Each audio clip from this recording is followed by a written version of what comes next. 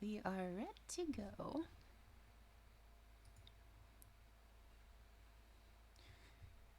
Okay, so I don't know if anyone's here yet. I doubt it, so I'll wait a little bit to see if people filter in. But I guess I'll just give the very brief broad overstrokes of what I learned. Okay, so one thing is you see this like L eyelid fold that I drew because I was like, I think I need eyelids. Yes. That's not actually needed. Oh. Like this entire thing was just a waste of time. Like this is not Okay. needed. This goes boom. Wait. I want to delete this layer. Yes. Hi, Olivia. Wait, that was Sasha. What? Hi, Lumi. So, Wow. yeah, I found out that this entire thing wasn't needed at all. Because what you will do is you deform your actual sclera to and your iris accordingly to fit underneath your eyelash when you blink. So what I want to do is hide everything else and just make sure that I'm pretty sure that I did this right where let's see. I think I just need to take away her like head.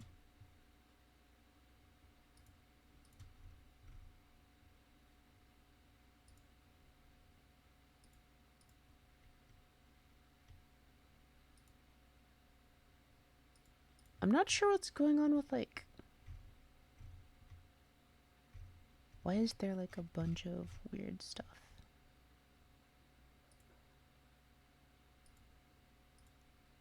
Oh, right. I know what that is now. Okay.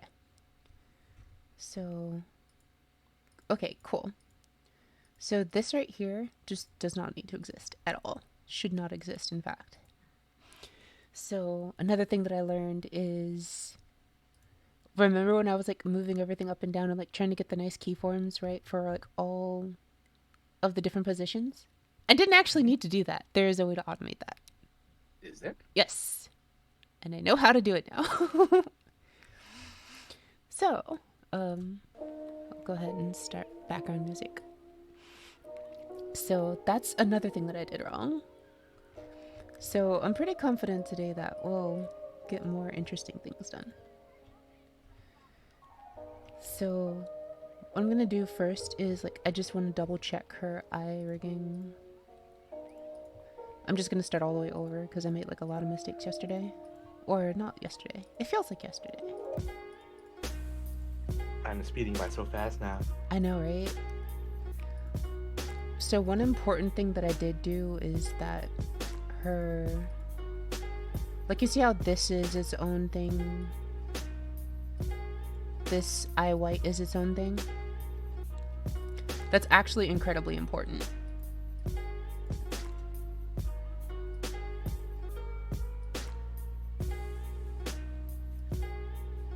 Yeah, okay.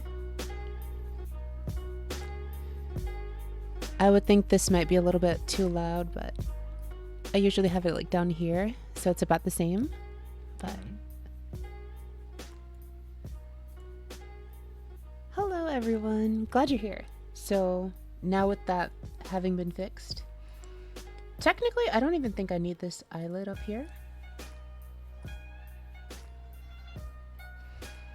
I don't think it'll necessarily do anything bad to have it. Potentially, I can do some interesting things with the like shadowing for that. And I don't actually know if my eyes are symmetrical or not.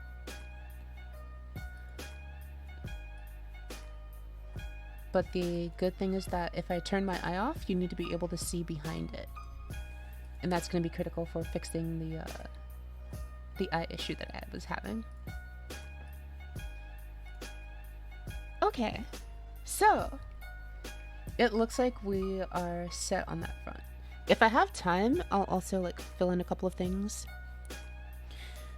I don't think there are any spots that I necessarily need to fill in right now. Though if you notice something that I didn't, please instruct me. So we'll go ahead and switch over to Live2D. Oop.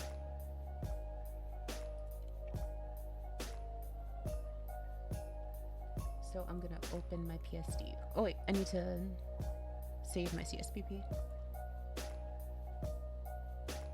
as a PSD.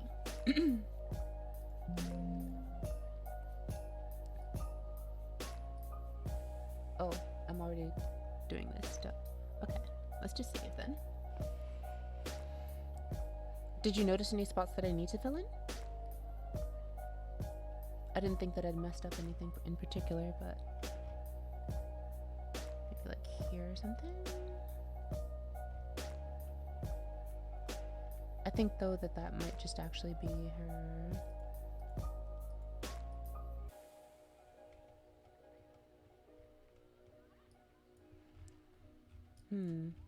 Maybe here I could make this?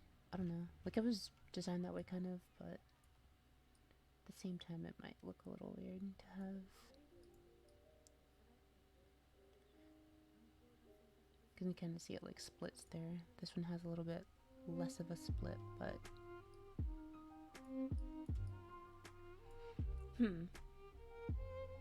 maybe let's fold this in just a little bit. I'm gonna do a quick edit and compare and see how that looks. This would be her left eyelash.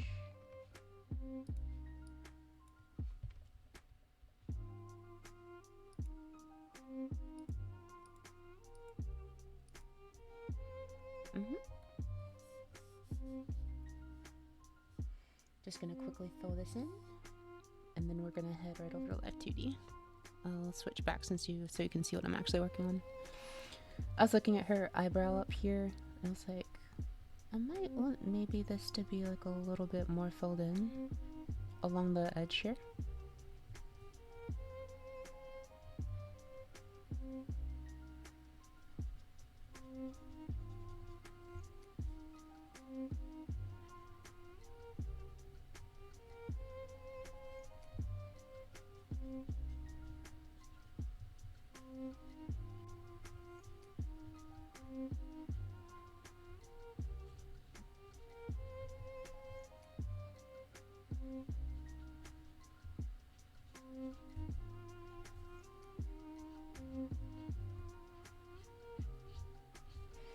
Just a little bit.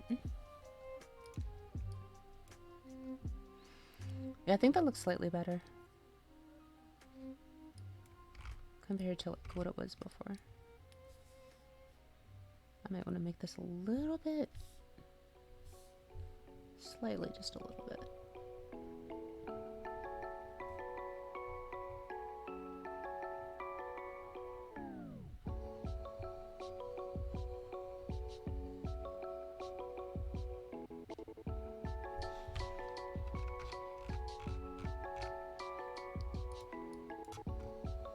I think that looks okay.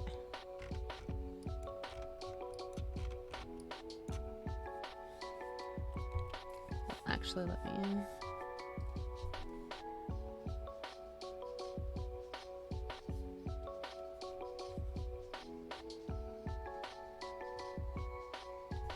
There we go. Okay, let's save this.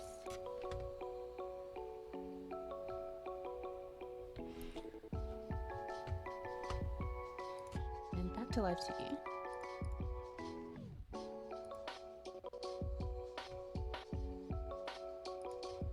Let's close CSPP.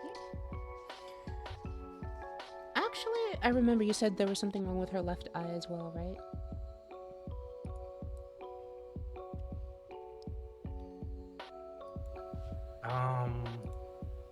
I think it was that's the top of her left eye. top of it has like a little bit of clipping on it. Yeah.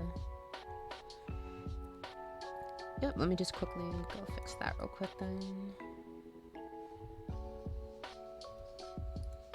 Okay, good.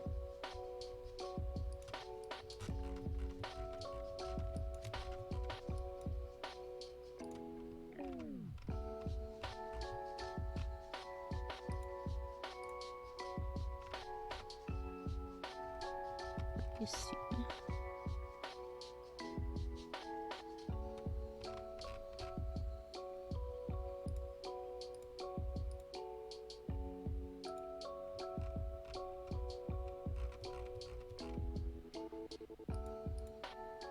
So on her right eye.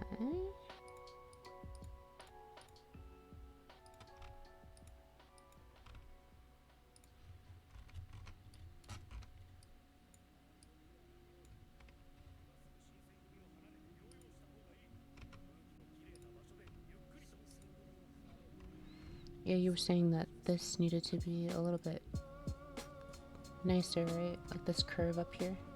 Mm-hmm.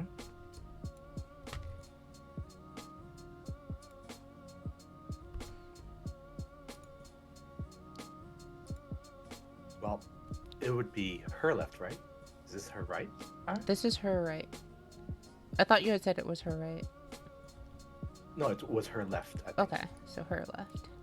This one? Mhm. Okay. Yeah. Okay, give me a sec to turn everything back on.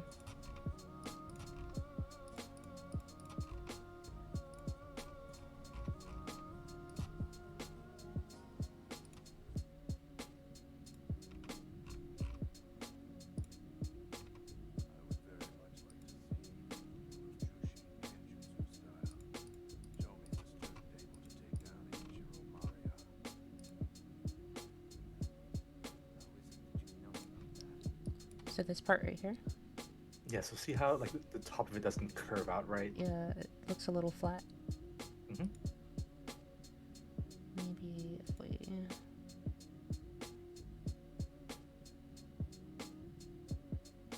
It's the wrong color. Let me undo this real quick.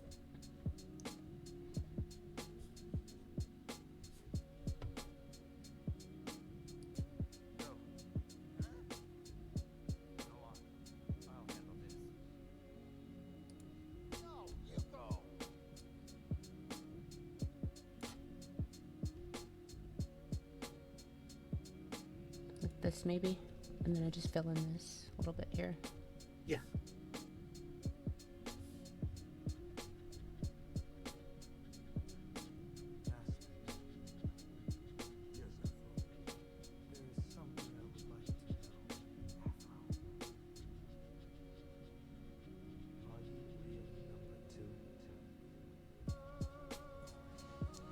This is sampling from Afro Samurai. I haven't seen that show in a very long time.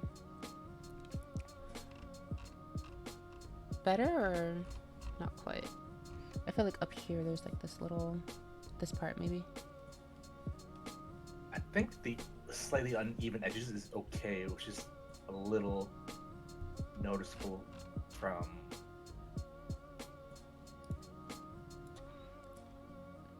Is it still noticeable?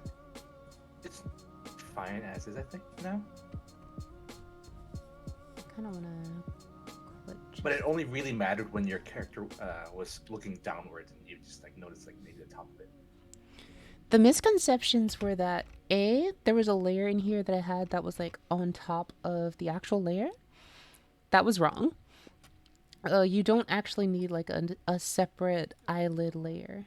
Like you just, like this. Like you see how there's this weird left eyelid full layer that I drew to like cover her eye? You don't actually need that. And in fact, you shouldn't have that. What you'll be doing instead is deforming, like the reason that you need the white part of your eye as its own layer and you need to inpaint behind it is because you'll deform that part to go inside your eyelash when you blink.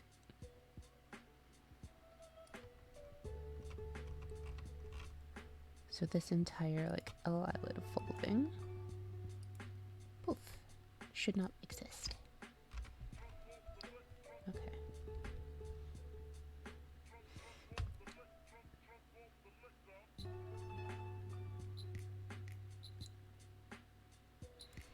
And also I need to save this as the Clip Studio format. I have 2 of them. I like keep different layers just in case. And see, I think the left side has the same issue. Either that or it's because I accidentally forgot to turn the right eye's iris back on.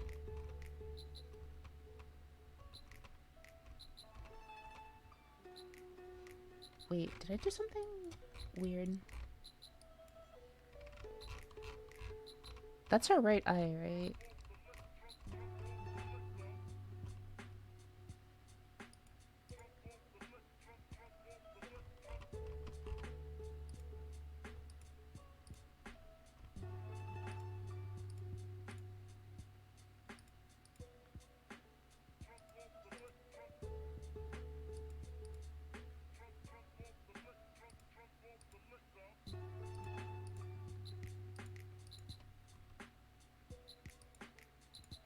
Ah, yeah, I did the same thing on this side. You don't actually need this either. Delete. Another thing was that when I was rigging the eye, I kind of fixed the first few like areas and then I manually rigged everything in between. You don't actually have to do that. You can rig the primary left, right, up, down, and you can also have it autofill. So I'll actually be showing the proper way to do that. And there are also some cool physics things that I've learned. I've got like 4 sticky notes all the way across my monitor that I want to show the results of. Okay, so I think with those cleaned up, I can save the PSD. Save the duplicate as the Clip Studio. It's easier to work in the Clip Studio because you'll get backup files and it has a little bit easier of a time retrieving from things, but that should be good for now. Let's go over to Live2D.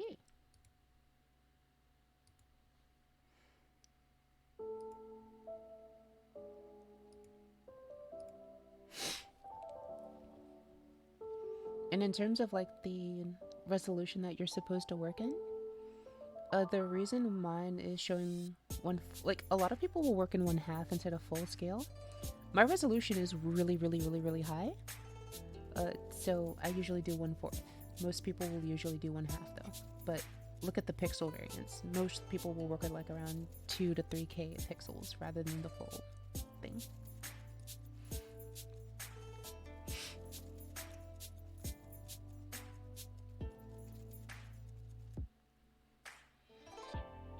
Okay, so here we are again. So one of the first things I recommend you do, and this is another mistake I made last time, was I didn't really organize anything that I had. So like you can do, you can make folders. These can be like,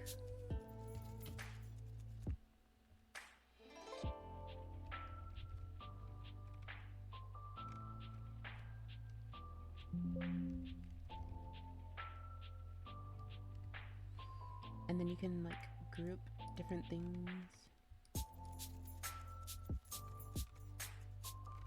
into these folders.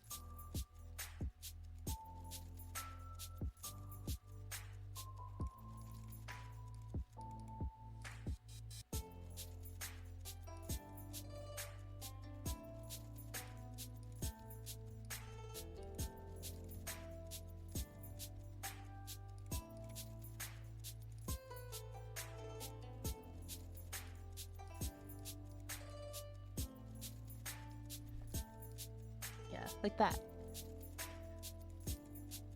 And then you can put, I'll do another one for eyes. So just in general, don't do what I did and mess up and like make your things like way more disorganized and harder to work with than they need to be. You can also make way more folders than I'm doing, and I suggest you do. I'm just doing it kind of short because I probably won't be getting to everything today, but I just want to also just give the concept, and that way when you're not looking at deformers you don't have to worry about them ever so much. This cheek one is also something that I'm interested in using today for smiling, so I'm actually gonna change this parameter to call it smile.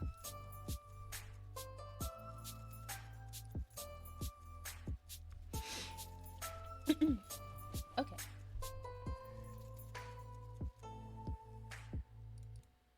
So today I'm mainly going to need eyes and potentially, let's move smile into there just because it'll make it easier for me today. Similarly over here you're going to want to, like, the deformer list doesn't actually organize everything for you. This part list gives you everything that you need for your actual like project, but it's not organized. Like this is the PSD layer side. So I'm actually going to move this over here just to make this a little bit more consistent. So this gives me deformers over here, and I know that if I'm over here, I'm dealing with deformers. If I'm over on the right, I'm dealing with PSD, and that way it's lined up a little bit more like CSPP is. Another thing that we'll do today is start organizing deformers.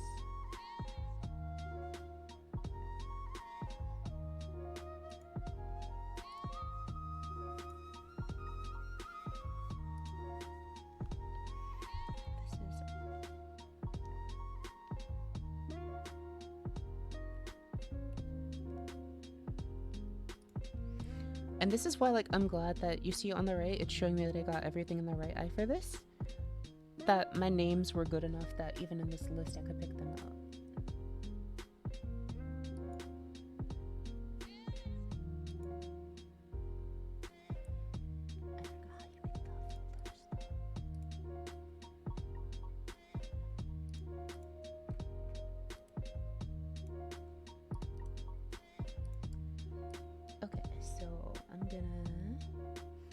Another thing is I made a lot of edits last time before, like I didn't do any meshing last time. I just did edits of the thing. And this actually permanently edits the art instead of the mesh. Like you can't revert after you've done that. So that was another huge mistake that I did. Like before you do anything, you're gonna wanna create auto meshes. Like technically, I would say like the first step that you do is do this and just get everything. Make an auto mesh and be like, wait, this looks wrong. This doesn't look like it has everything. No, it does. Okay. Do an auto mesh and be, this is like entire body.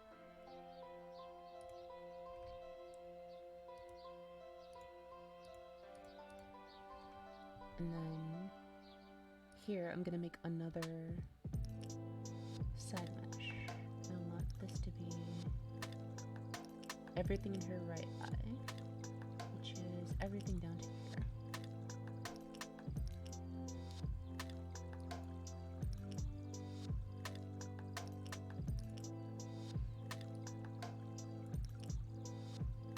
And this will be like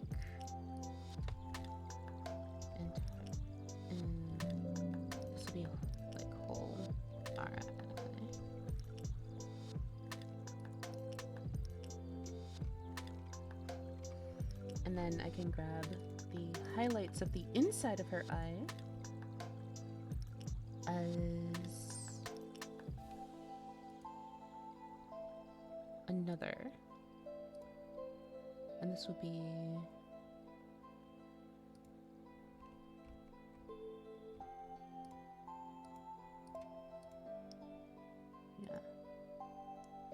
so the parent of this is going to be whole right eye, so this will be like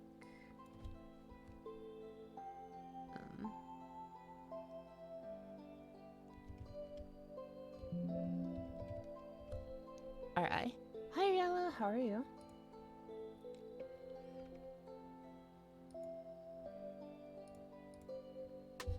And then this will be whole left eye. I'm good. It's good to see you. How's everything today?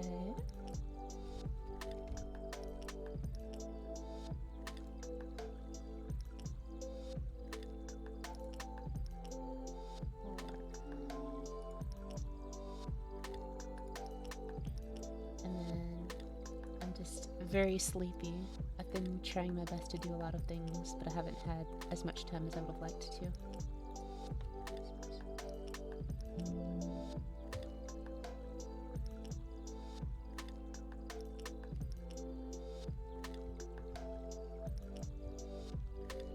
Oh, I messed up the names. Let me quickly fix this. That is her right eye. So this is left eye.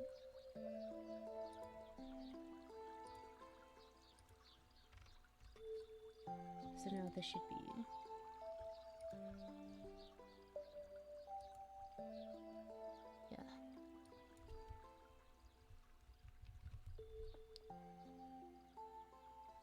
and I'm gonna do most of my rigging work on the left eye today. Hi, Inja. This is the comfy stream where we can chat about all the things.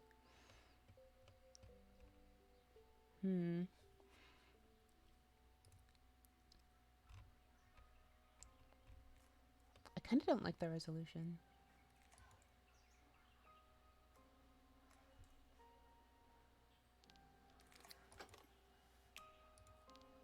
Let's go to 1/2 scale.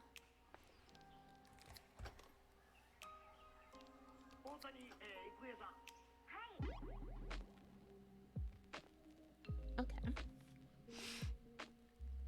So, first thing I want to do is, now that we have a deformer for this... Oh wait, save your work! Don't be like me and not save constantly.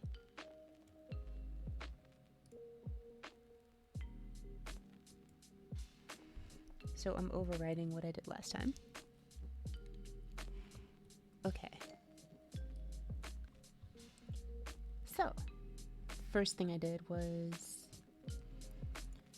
like I had worked on my iris directly last time, I kind of want to show doing the eyelash first. And I'm going to do this on the left eye and see if I can mirror my work over to the right eye. If I can, absolutely great. It'll save me so much work. If not, well, we'll cross that bridge when we get there. So for this left eyelash, I want to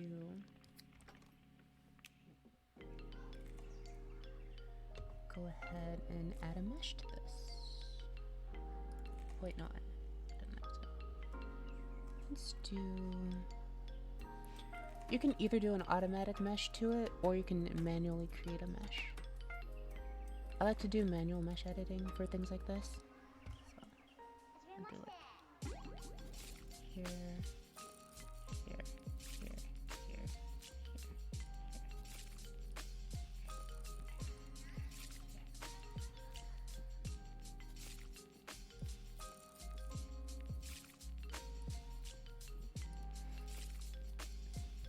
I don't like that it's kind of snapping without my consent. There we go.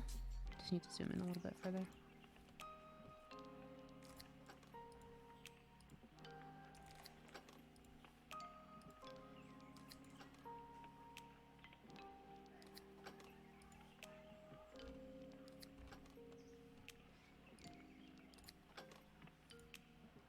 Manual mesh is usually pretty good.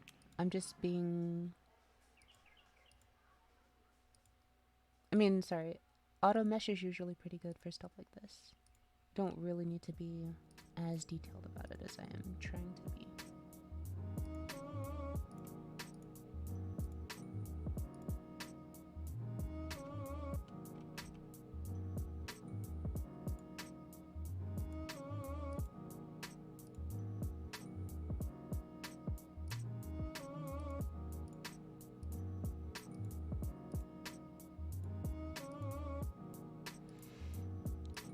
Also, don't worry about like manually connecting all of these lines together.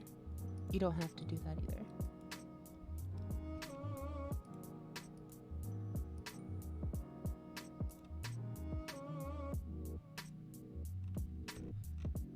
Okay, so now that that's done, I kind of don't like this bigger bounding box, so I'm gonna go ahead and get rid of all of these on the outside. So now we have like a very detailed mesh on the outside.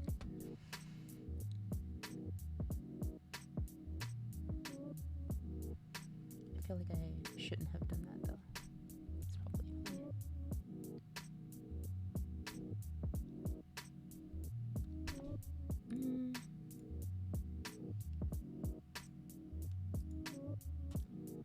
So the mesh is open. It's probably right here. Yeah, I figured.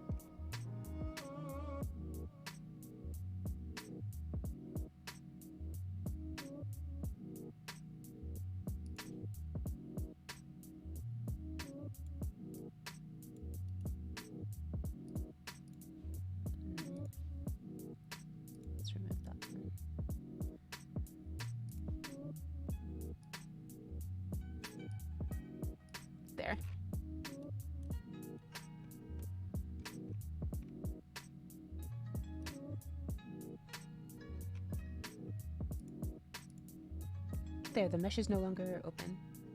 And then you can just hit auto connect and it makes all of your vertices. So then this is not the only thing that we want to do though. There's also another line tool that you want to use. And this one lets you put like connection vertices. Generally for this one you want to do, also let's click solo so we can only see this point. I'm going to put, oh no, that's not what I wanted to do.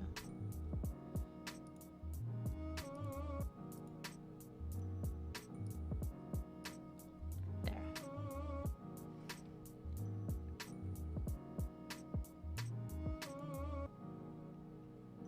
Okay, I think this looks good enough. I should probably still add more meshes in the middle.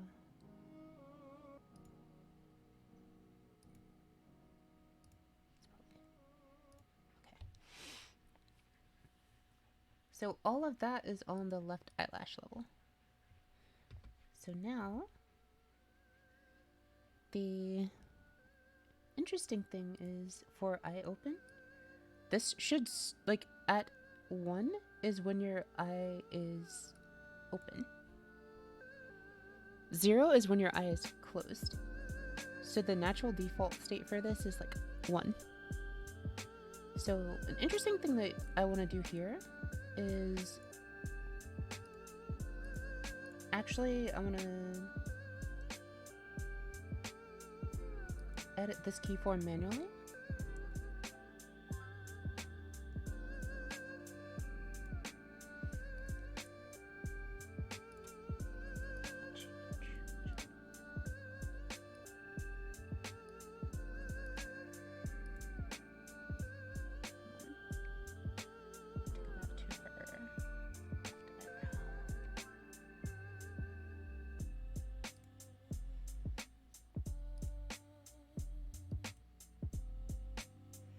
And I want to edit this parameter. So the reason I want to edit the parameter is because, like, as it is right now, default being 1 is fine. But if you get shocked, for example, your eyes are going to widen beyond what they normally are, right? Like, you're going to go like, wow! And your eyes are going to pop. So the max of this should actually be higher than that. So I'm going to say like 1.5, or maybe even 2. I'll go with 1.5 for now. I don't want to go too crazy.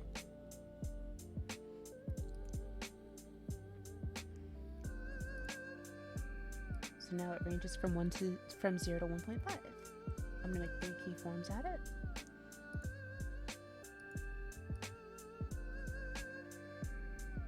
And then I'm gonna edit those keyforms manually.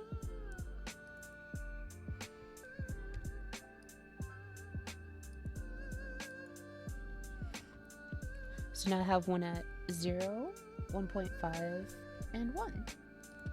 So this right here is my normal, like, tier 1, I don't need to do anything keyframe. So for my eyes closed, I'm gonna wanna, oh.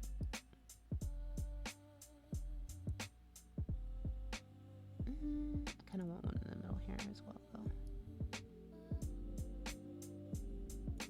Okay.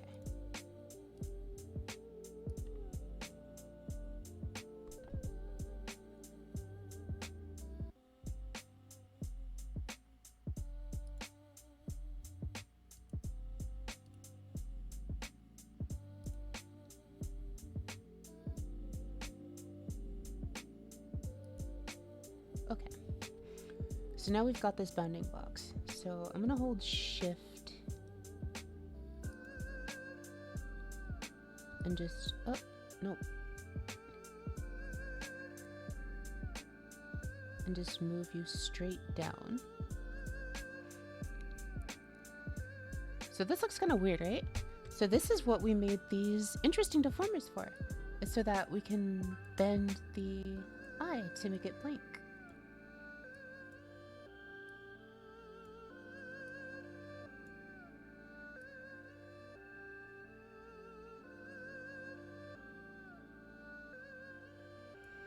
And see, here's a case where I realized I did something wrong. So you see how the spikes, since they're part of this same layer, I can't control them individually? I would want those spikes to flip over when I blink so that they're pointing downward. So this tells me that I should go back into my PSD and do these little spikes as their own layers.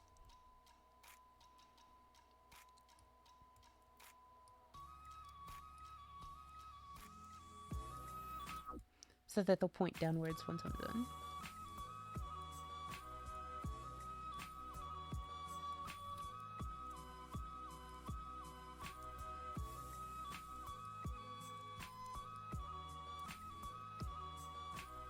And that's why it looks kind of weird right now. So in that case, let's undo this movement. Okay. I want to redo adding that one in the middle there. And then let's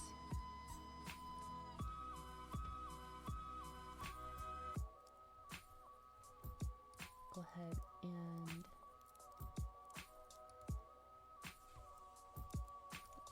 give me a sec. I'm reopening.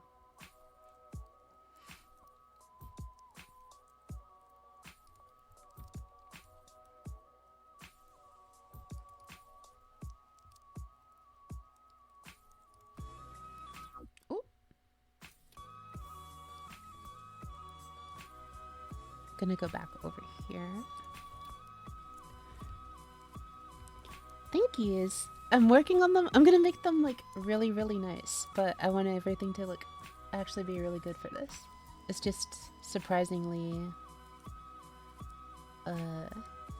involved to get working. Let's just open this CSD. Because I made a mistake with my eye spikes. I didn't put them in their own layer. I didn't think I would need to at first. Clearly I do. But see, that's the sort of thing where like you can only learn certain things by rigging. Like these two spikes up here should be like in their own layer.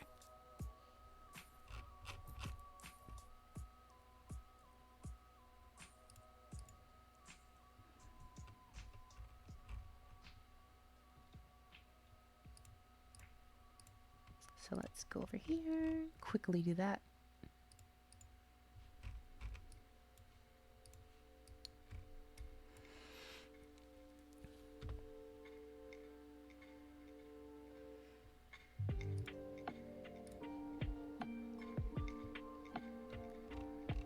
And let's hide everything else.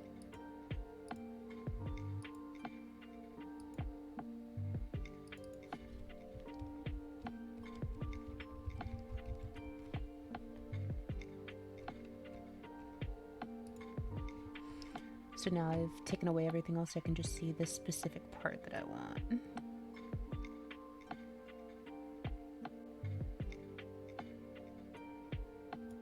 Oh wait, actually I have a tablet. Why am I not using my tablet?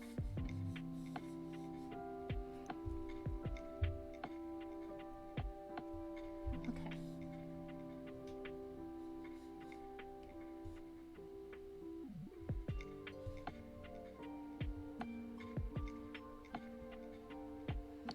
I don't need the entire thing, I really just kind of need these two spikes.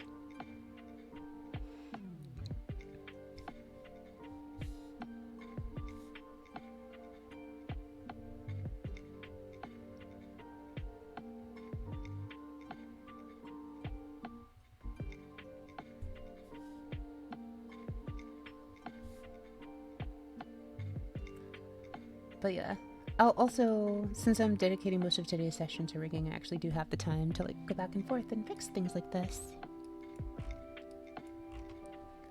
But I think kind of actually doing this sort of thing is pretty invaluable.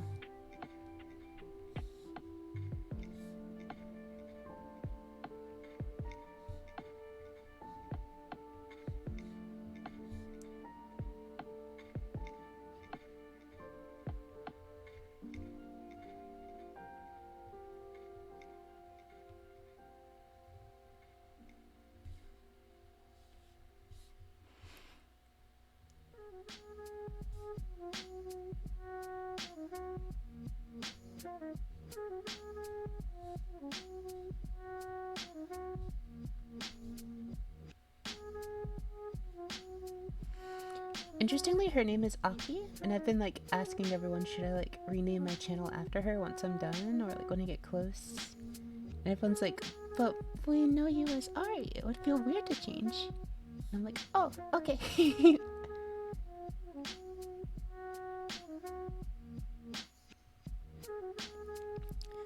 I might actually just copy this layer instead of like, I usually cut a layer when I get rid of it, but I'm thinking in this case it might actually be easier to just like copy the layer rather than delete it, because I do still need like the points underneath the spikes to be resident on the eyebrow. I think I kind of just want the spikes here.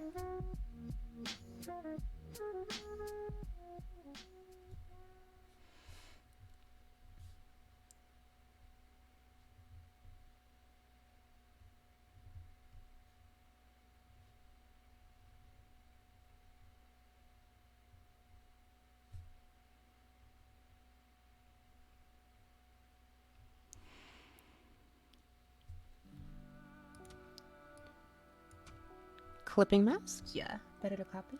Yeah, exactly.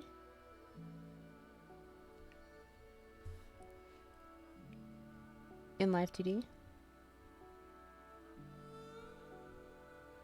Because a lot of my things, since I was actually cutting, I had to cut them directly. Like I actually had to cut to make them a separate layer and then like in paint. But in this case I think I can probably actually just copy paste. Oh. This is her left eyelash. Copy and push. Eyelash. Spikes.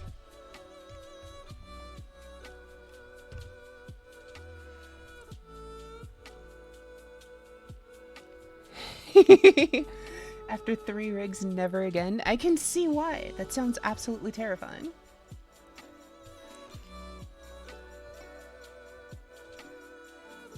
Cool.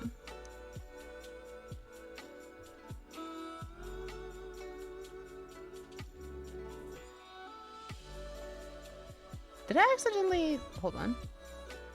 Looks like I accidentally did cut and paste. Let's undo that. Copy paste.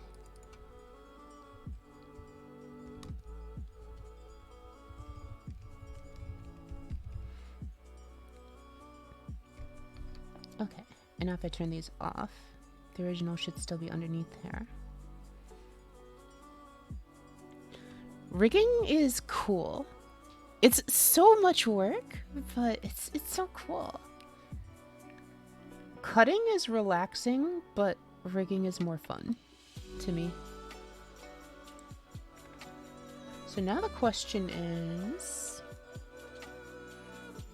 how do I want to do this?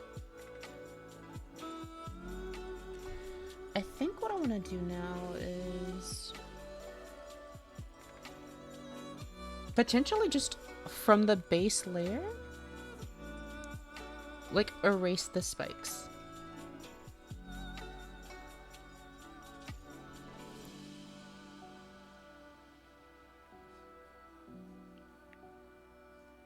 Because I don't want the spikes to show up on the underlying layer. They should actually be 2 separate things. Okay, go. So in that case, what I can do is same thing as before, using a lasso. Let's exclude everything here.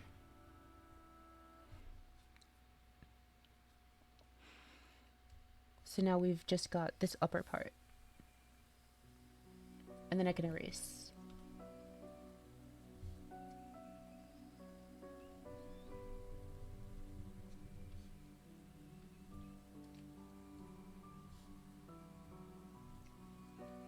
Just in this selection.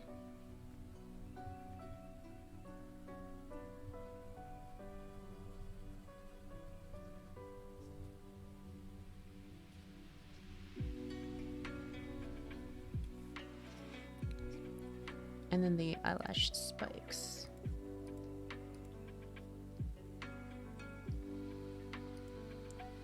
That's fine.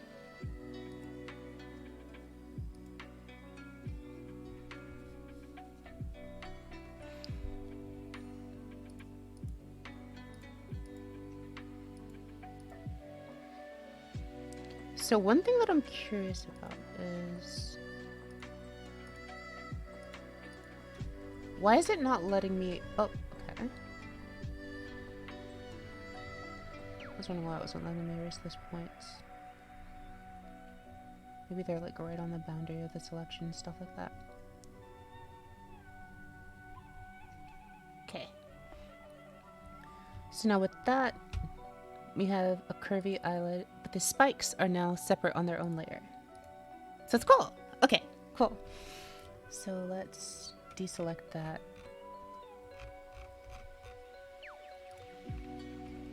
We turn everything back on.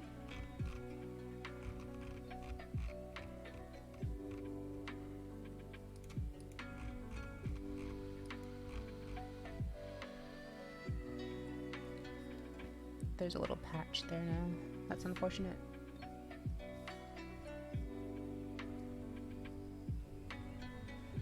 Thankfully, it's easily fixed, but still. It's kind of unfortunate that that happens whenever I like erase things. I might have used too big of an eraser.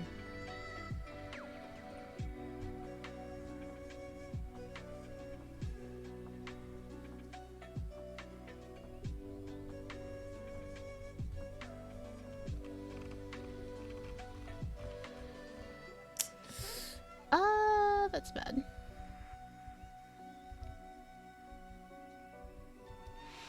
I did a stupid thing again. So is this upper head?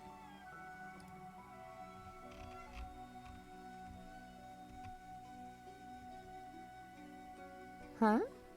No on?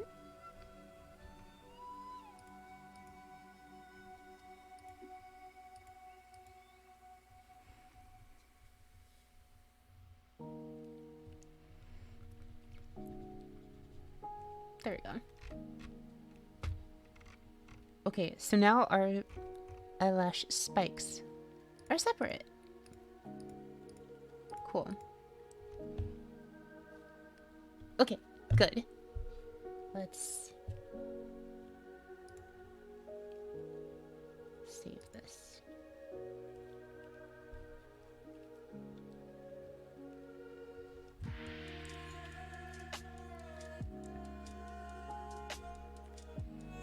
And then we go back to Live2D.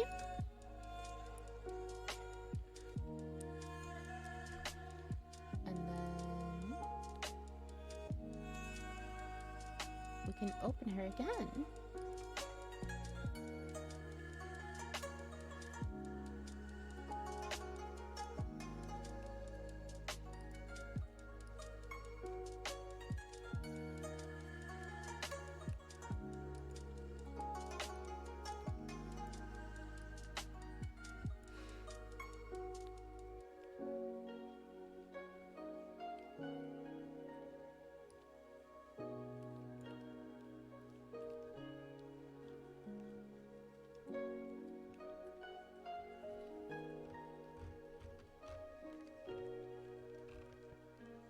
Hello?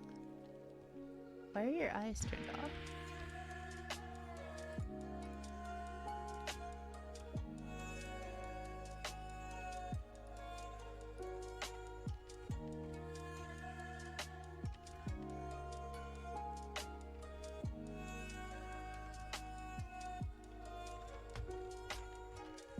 Did something weird happen with this import?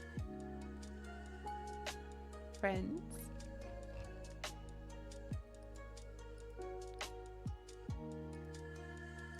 I am confused. I'm puzzled. Like, it kept everything, but let's undo that. Okay.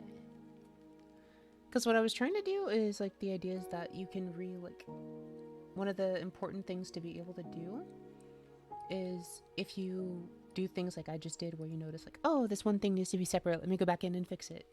You want to be able to reuse all of the rigging you've already done without redoing it.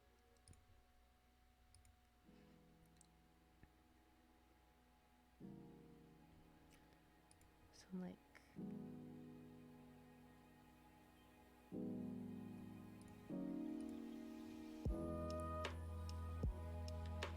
like I'm hoping that it doesn't duplicate everything all over again. Okay, how many meshes do we have? Oh no, it actually duplicated everything.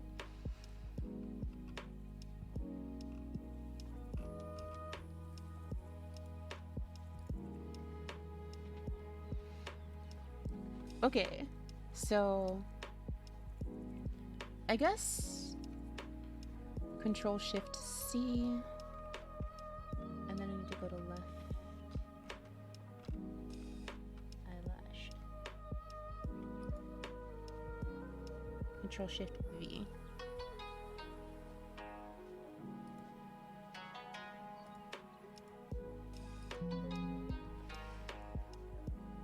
Paste form cannot be applied because the selected object does not contain the object from which the form is copied.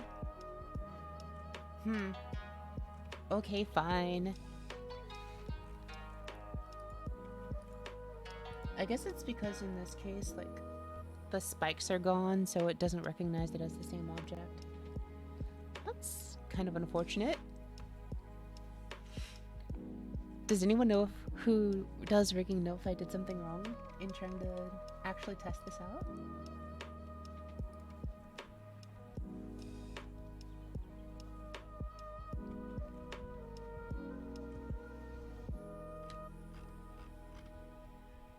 Okay. Let's see, we're back here. I'll reopen it.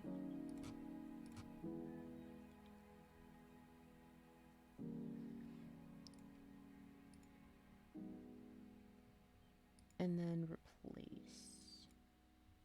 Is it just ordering?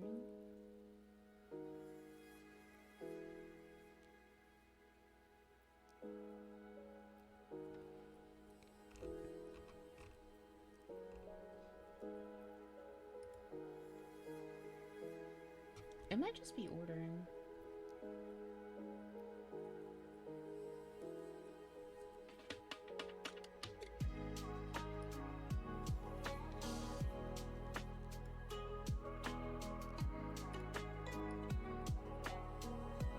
Please go up here. I want you move.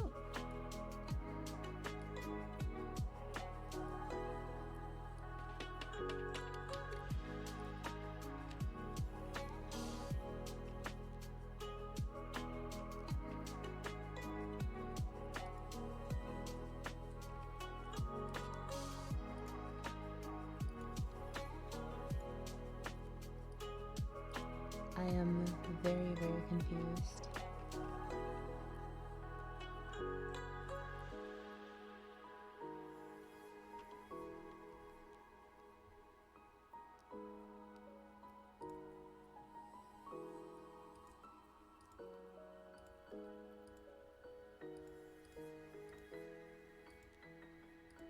What did I do?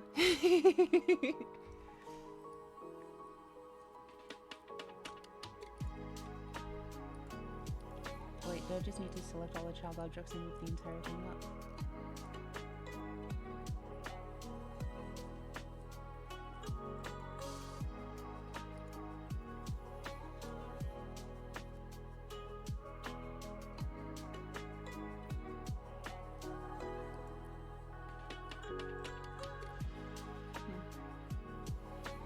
This is really important for me to figure out because, like, I need to be able to come back and make edits like this.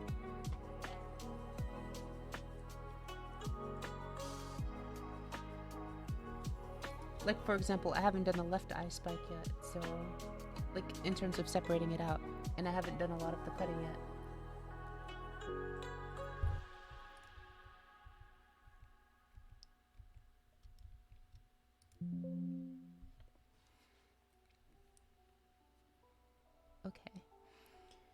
In this case, it's probably easiest to just, since I hadn't really done all that much, I can just redo it. But I'm definitely going to look into this. Okay. Oh wait, hopefully it keeps my parameter files. It's probably not going to keep them, but...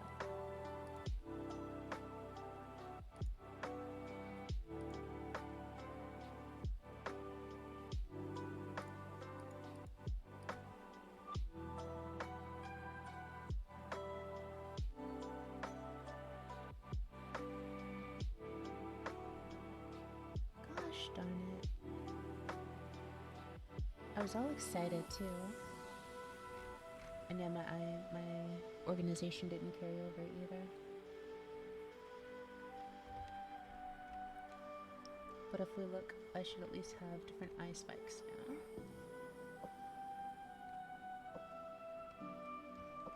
Get her left eye. Let's go ahead and do warp deformers.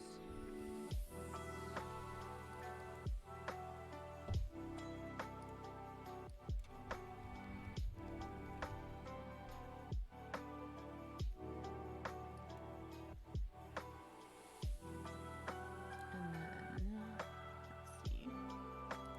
Here, all the way down to our eyebrow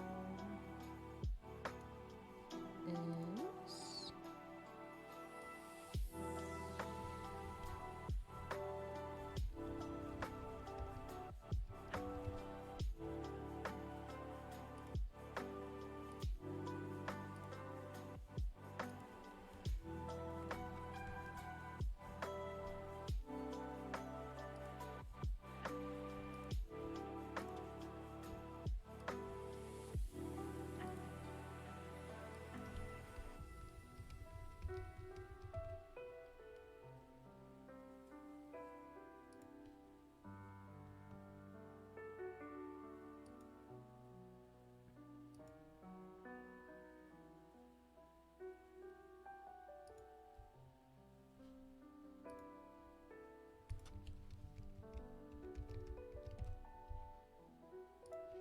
Okay.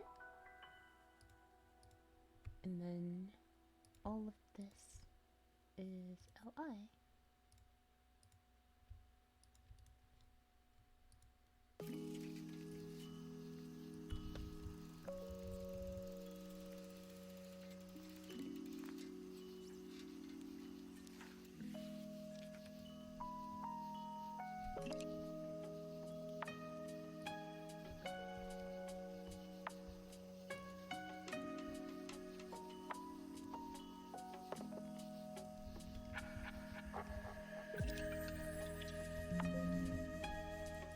I'm sorry, I'm being slow today.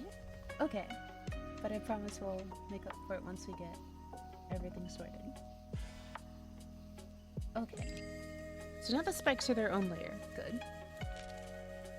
Now, for the left eyelash, let's go ahead and do... Oh, it's frozen. Let's do auto mesh.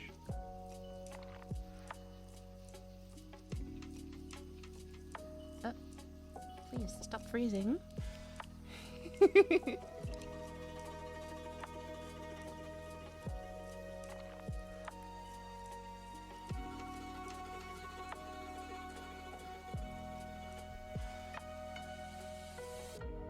Scratch, scratch.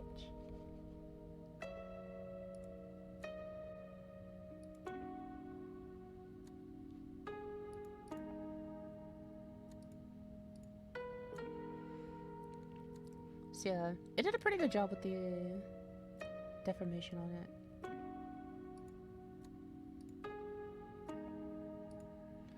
So I'm also still going to do the same thing with the deformed path editing.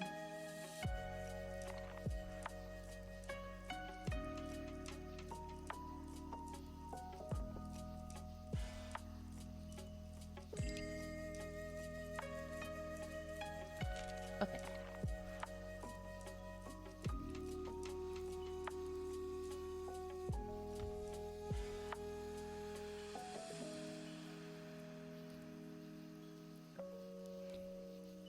Hi, clown. Volume of the music or volume of me?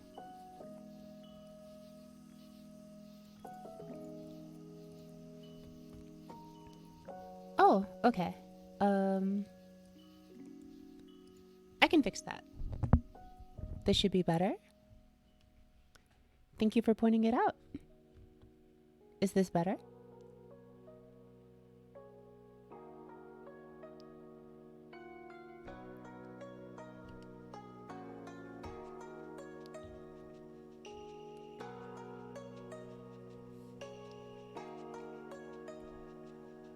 All right, wonderful.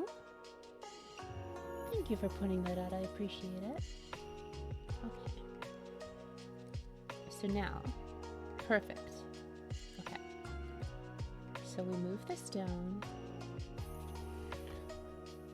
Oh, wait, no. Let's not do that yet. I almost did the horrible thing again. Remember, don't do movements before you make your keyframes. I keep doing that.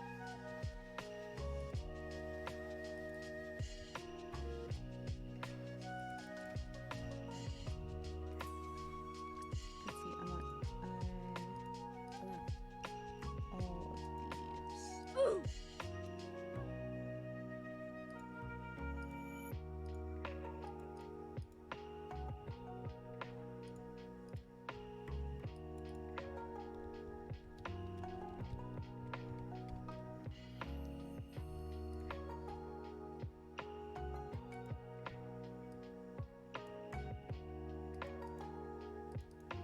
There you go.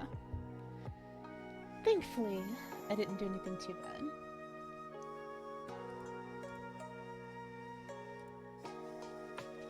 Like I said, here we're going to want to edit the eye open parameter and make sure that we increase the maximum so that we're able to make surprised faces. The default is 0. I mean, minimum is 0, default is 1, maximum is 1.5.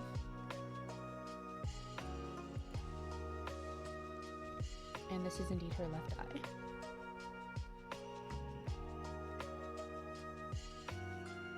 Okay, so next we go over to eye open.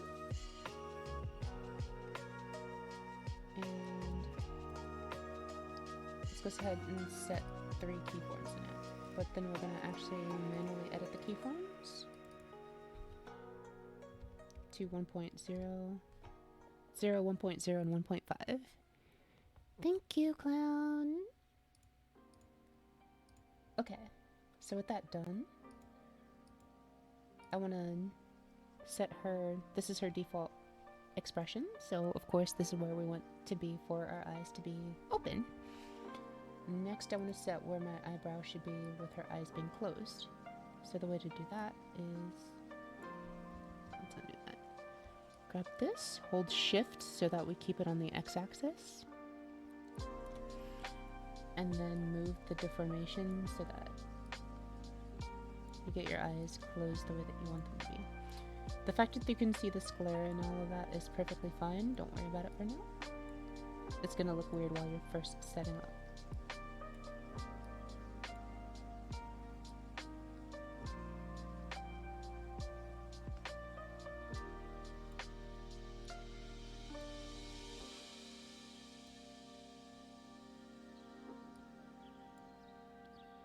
Let's see.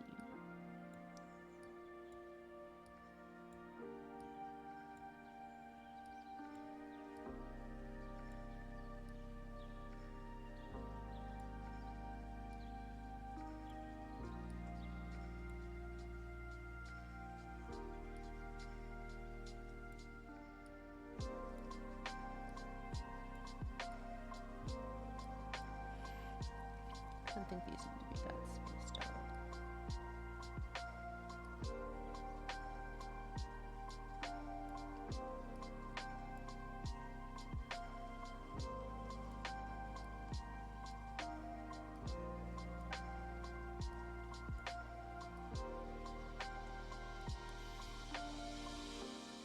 I don't want it to be like all wiggly like that. We can spread these back out. And that's what the little white dots are for, so you can like fix it looking all weird and jagged like this. But you see how since I did auto mesh, it's kind of like way overdone and it doesn't really control the edges like I like it to. So that's why I like doing manual meshing. So instead of like trying to fix this, I can actually just go back, do manual mesh, grab an eraser,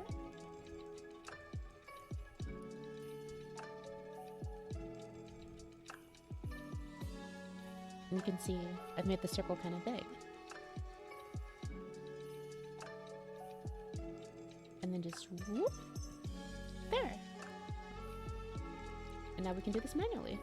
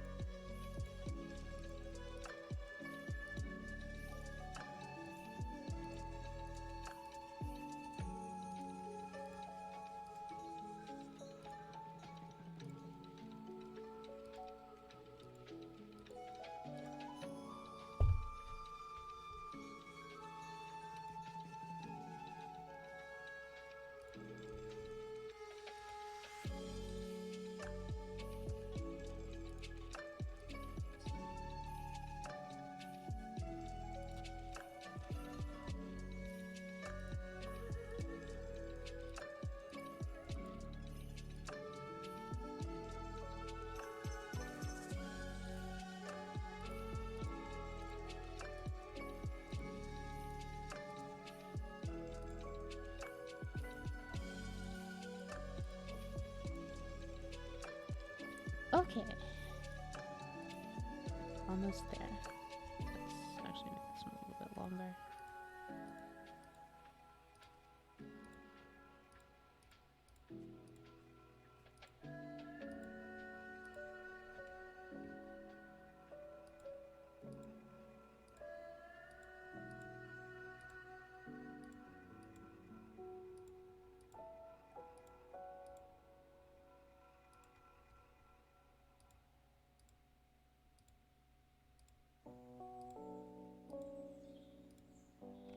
There. Mesh is closed.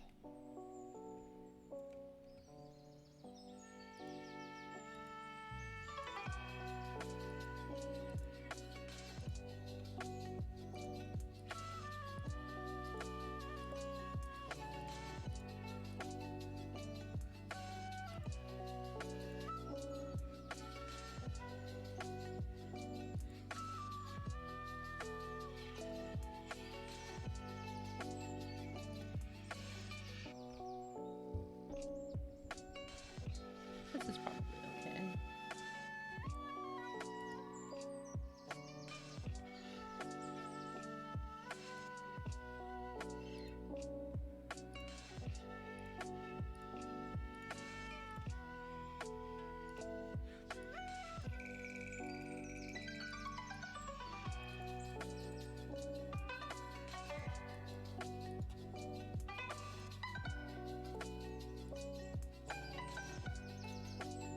Let's go ahead and get rid of these points and then redo this. I don't think we needed quite so many points.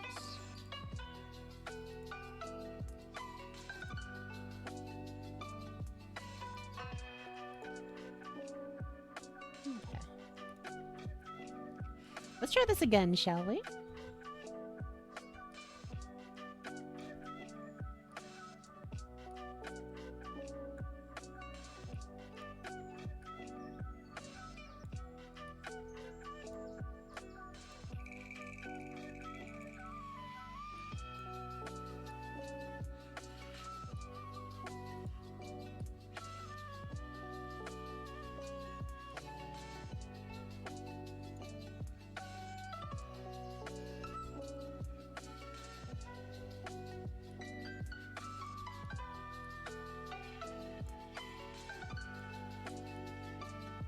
I think that looks a lot better.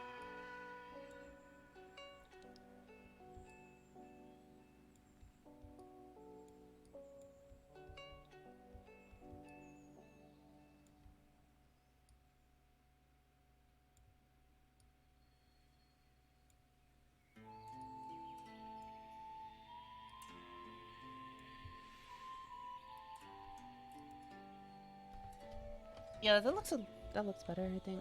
But right here, you see how this is like a little jagged? We can actually just click on this and drag this out just a little bit to make that curve look a little bit better. There. Better, right?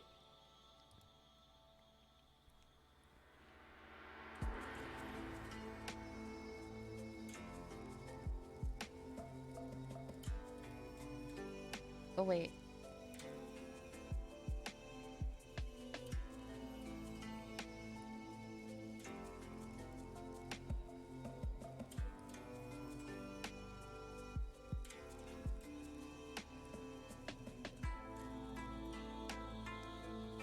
Okay, so you see what I did here? I accidentally set my I being basically open to being closed on accident.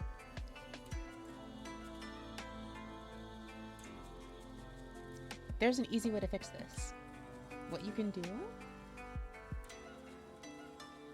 is delete your third keyform.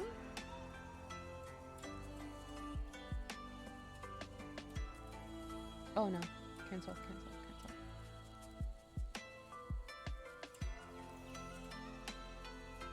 Definitely want to edit this manually.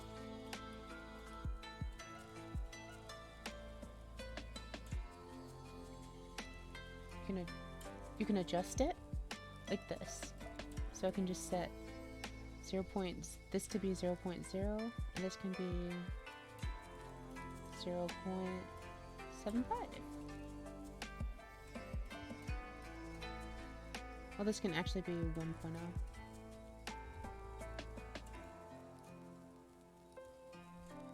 There. See? Easily repaired.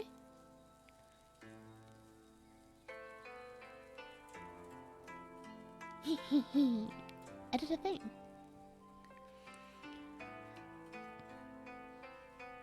Okay. So next is getting the spikes.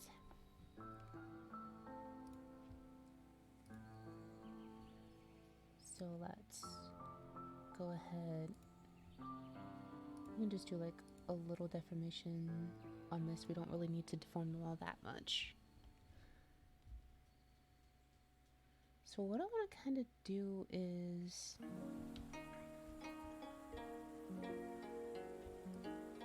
reflect them. See how I'm reflecting them on like the y-axis? And then undo that. Move them straight down.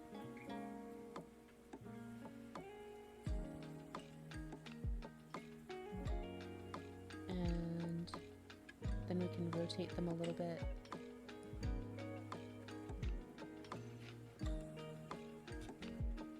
Zoom in, kind of like push them in a little bit.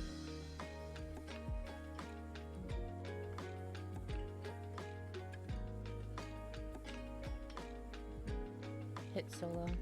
Oh wait, no, I actually don't want to solo this one. Let's do settings, keyboard shortcuts. There are a couple of show shortcuts I want to set up. For hide selected state, let's put that to H. And then show hide bounding box, Control H. Let's hit OK. So that's what this looks like right now.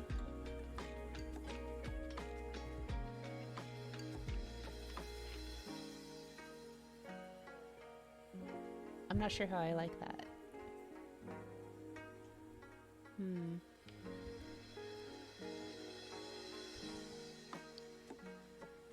Like a little more in, a little narrower, perhaps.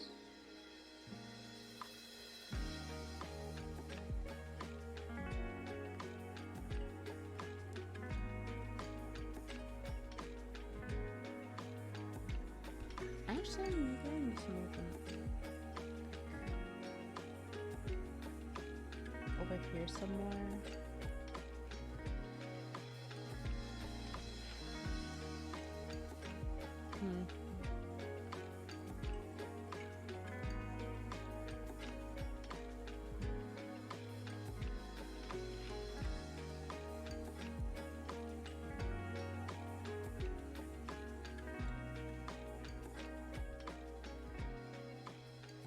feel like this... No, they definitely want to be... I feel like they just kind of snap right here. Like, this looks a lot better, I think, right?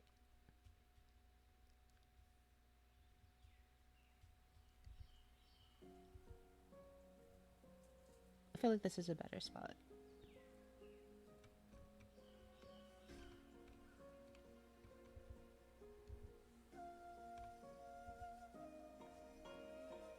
Hmm?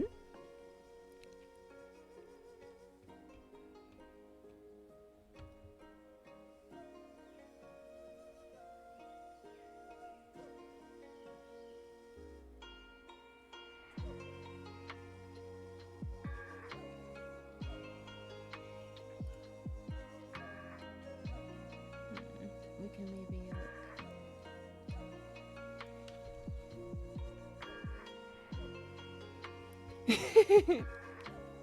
Let's do the brush tool. And I can... I believe it's...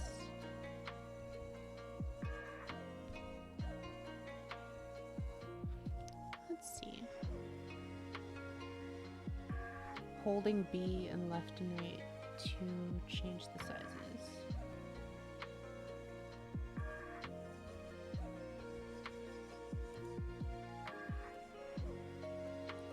Can we like... I feel like maybe this. And then... Let's rotate these as well.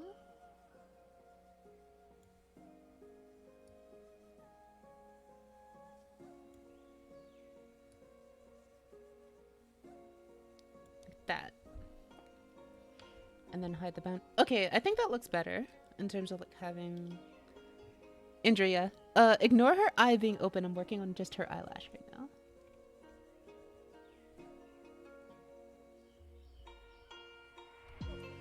And then I think her eyelash should go on top of the spikes.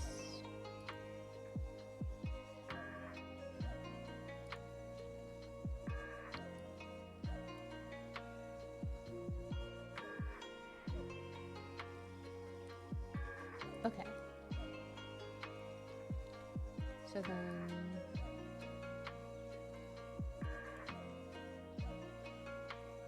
I did the stupid again! I'm so dumb. Why do I keep doing this?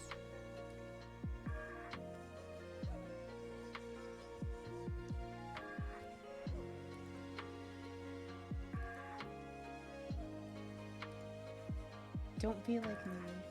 Always fix your stupid keyframes and actually create them before you do an edit.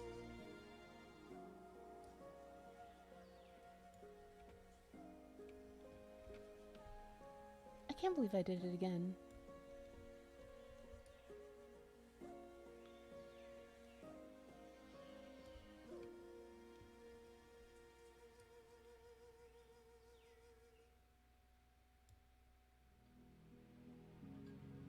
Yeah, but I've done this like multiple times now. It's actually like starting to get quite annoying.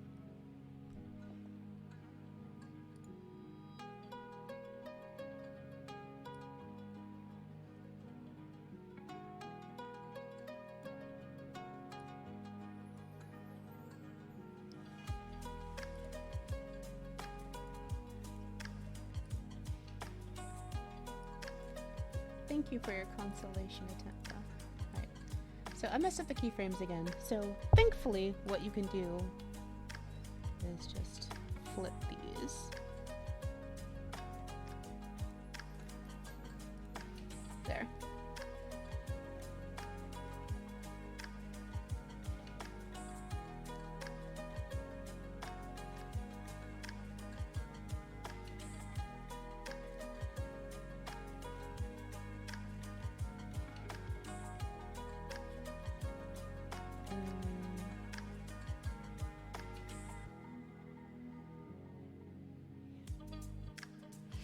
I kind of don't like that in between frame. I really don't like that in between frame.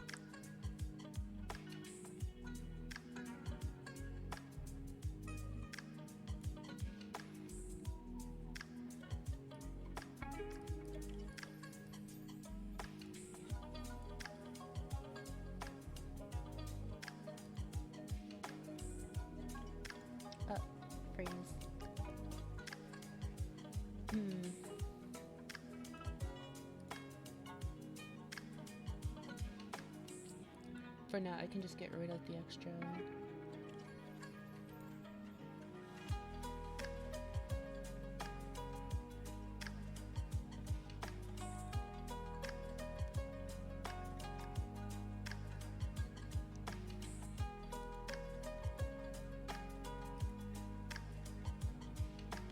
Let's just delete the specific keyform.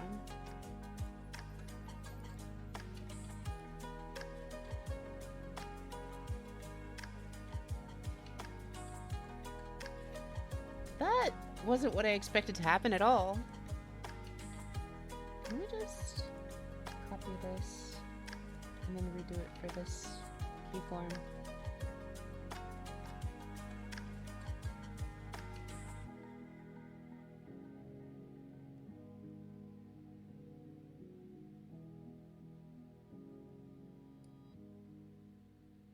That did not do what I wanted it to do.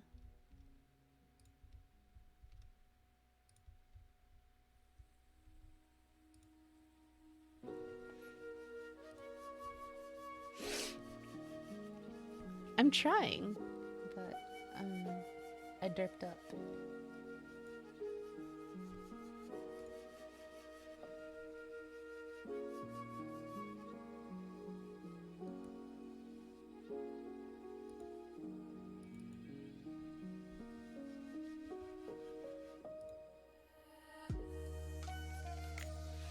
Like, what I want to do is just reset this to, like, I want to duplicate the 1.0 keyframe into the 1.5.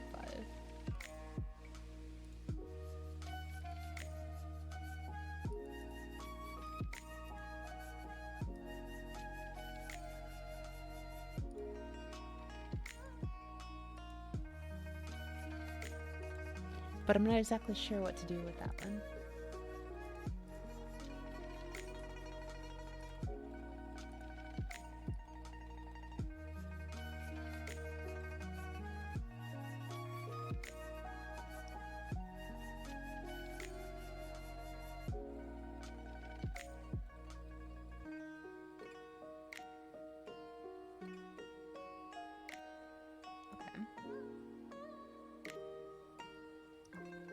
I can always just try to fix it.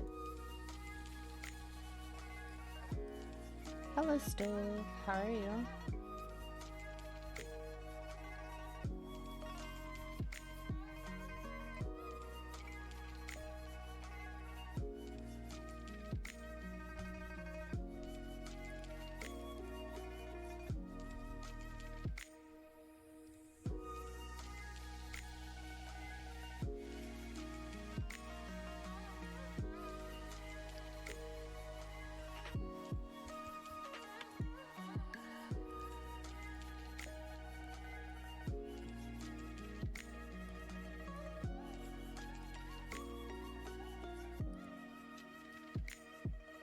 There we go.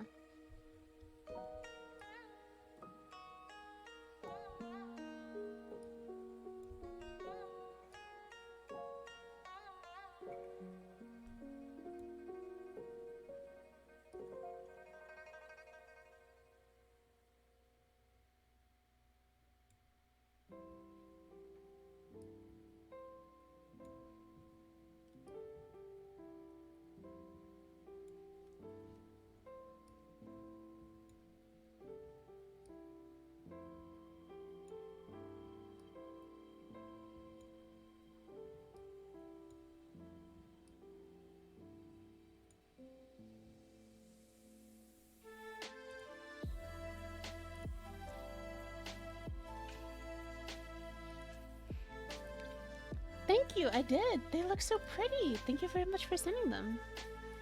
I have an outfit that I actually go really nicely with.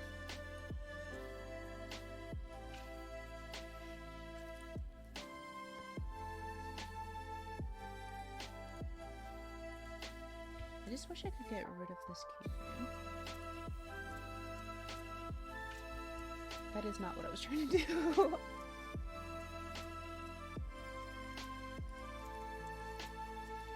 Well, I'll have to redo it later anyway when I make the surprised expression, so I guess it's okay for now. Alright, so I will fix the eye stuff now. go back to iOpen. Let's go to iClosed. Click here. Make sure to make the keyframes first. Don't be stupid like I was last time.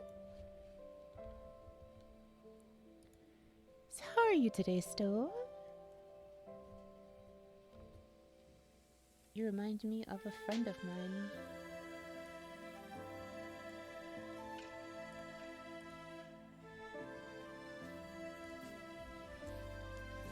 Sleepy and drunk? Manda drunk?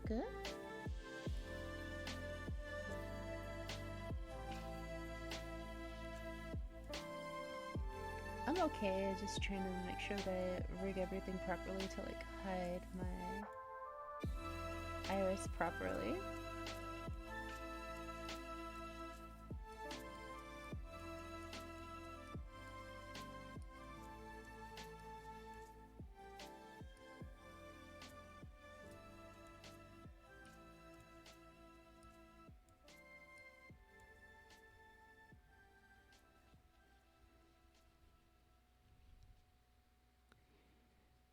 I see. Well, I'm glad you're enjoying your beer at least.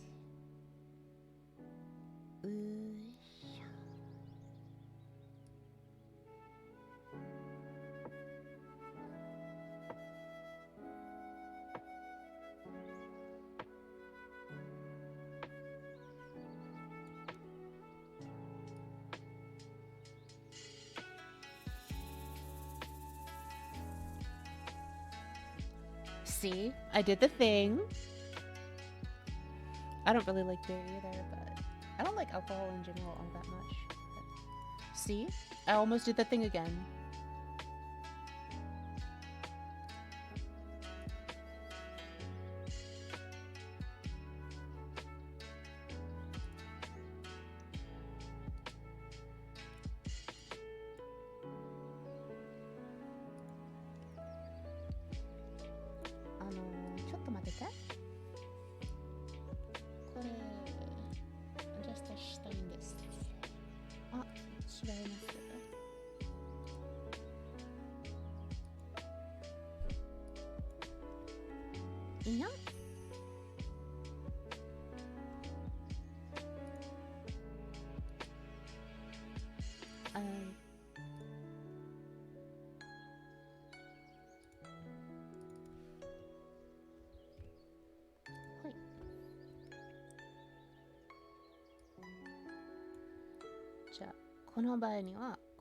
Squish!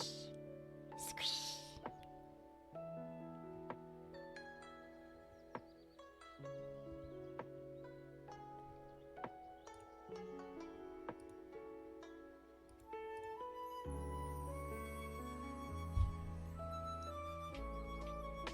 Oh.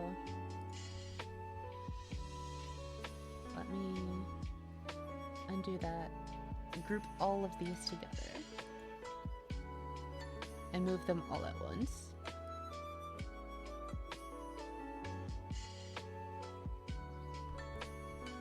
Except for the fact that I need to put keyforms on all of them. Oh, that was close. I almost did the thing again.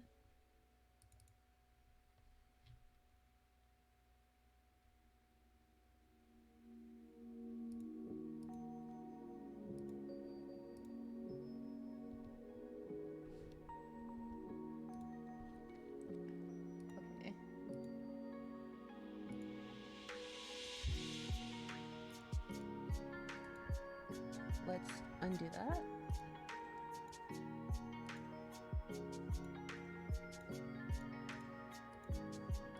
I see. So since I merely only did the iris so far, I have to do the rest of them independently. So let's create keyframes and then manual. Perfect.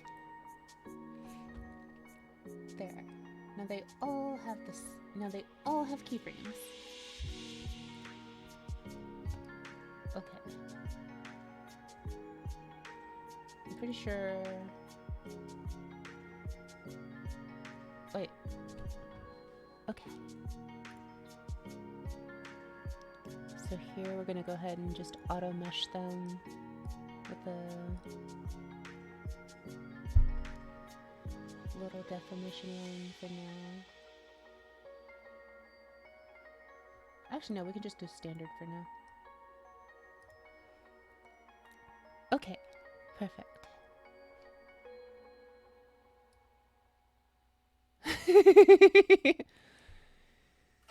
この番組はご覧のスポンサーを提供でお送りします。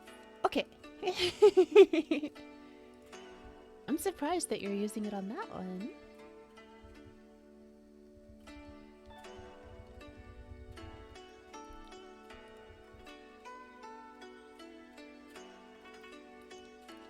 Oh, wow.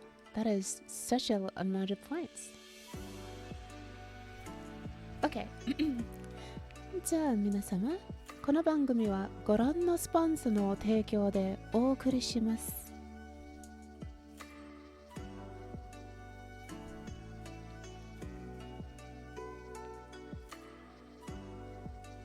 Did I do the accent properly for it?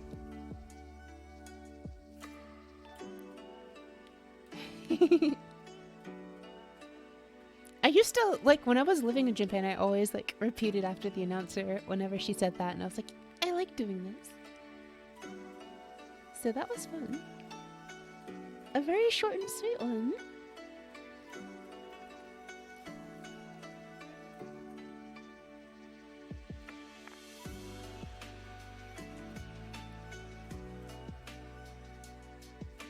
It was short enough that I'll do one more if you want. Like, repetition of it. Okay, so, with that, all of you, become squoosh.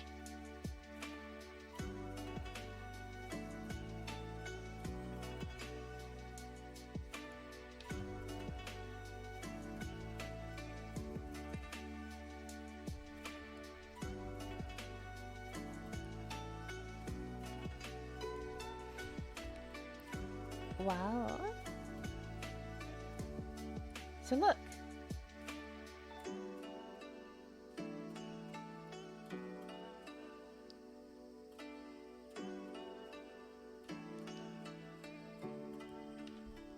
I kind of don't like the way that it shrinks as I'm closing it though.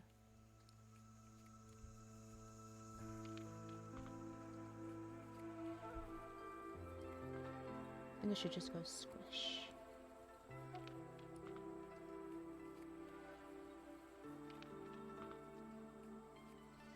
But it should be... Let's clip this to the... What's the left eyelash for this? Art mesh. Left eyelash.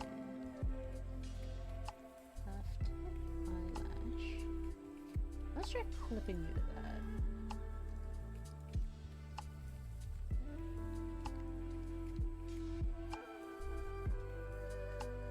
Edits that cannot be designated as a mask are cancelled. Oh, this didn't save.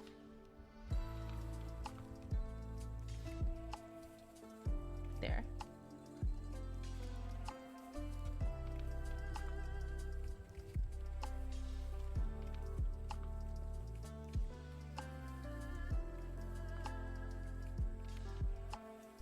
Oh no, this is supposed to be clipped to this, to the... Let's undo that clip.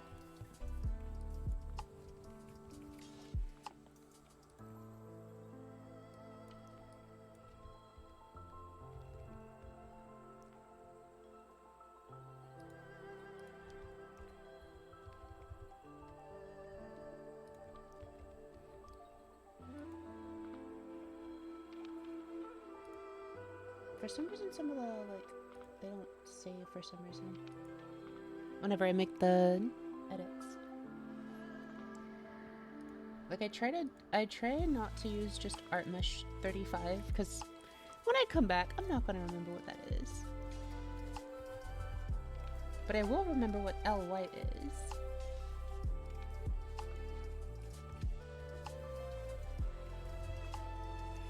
So if I did this right...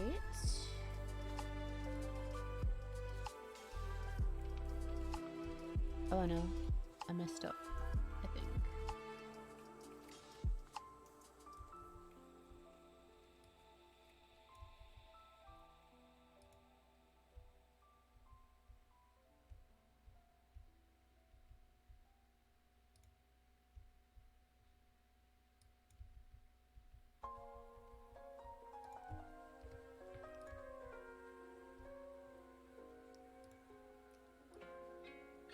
Uh-oh.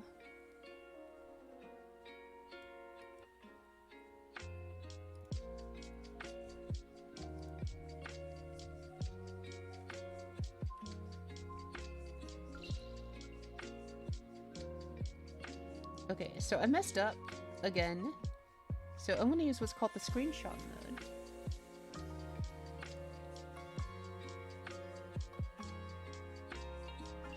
You can use screenshot mode to take a picture of what your model currently looks like, and then you can change stuff. And after your change, you can actually see, like, see? Like, you can see what it is supposed to look like. So since all I did was squish it, I can fix this if I just properly line these up so that they overlap exactly.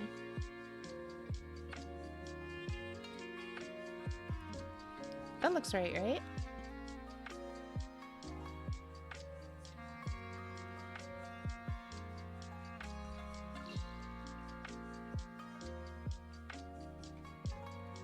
Oh, FML. I need to grab the entire thing. There we go.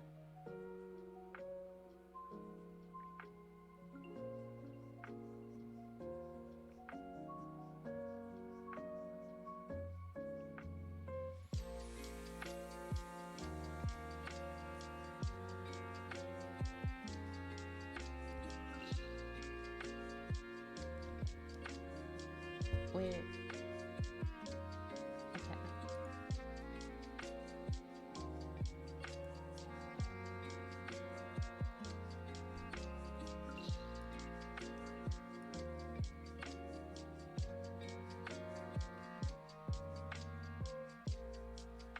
Okay, so no, I didn't get it exactly right.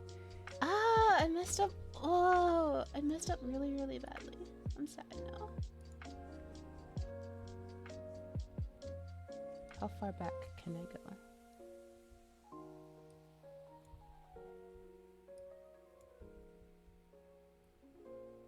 Okay, I think this was where I messed up.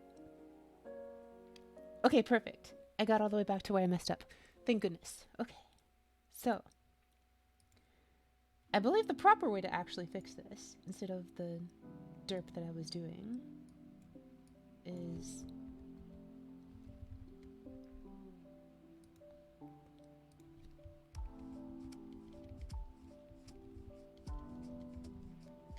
to do this clipping properly, so that when I close it,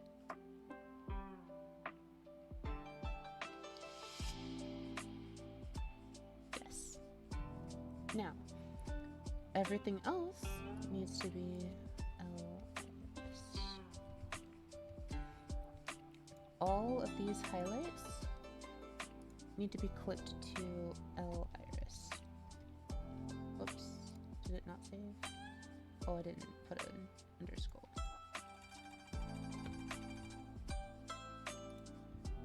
All of these clip to L iris.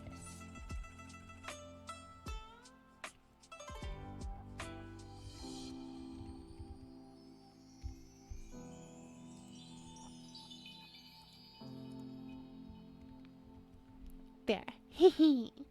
So now,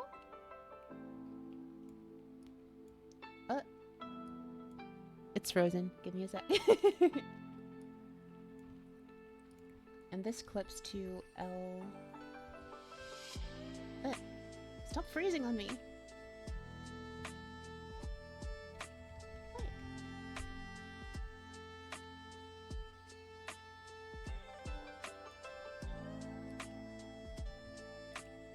These are all clipped to L iris.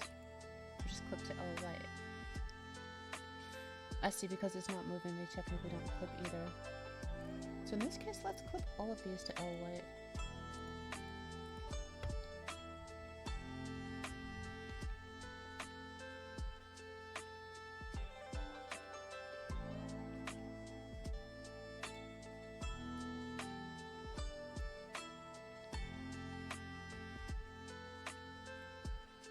Almost.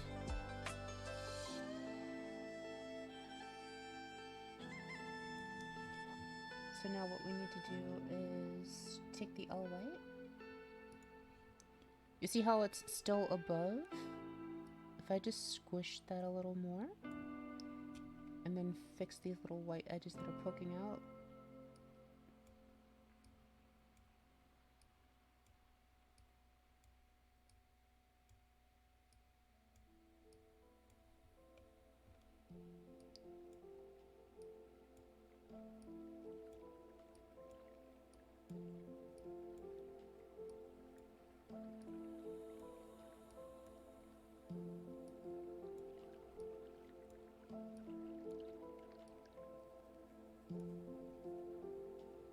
This.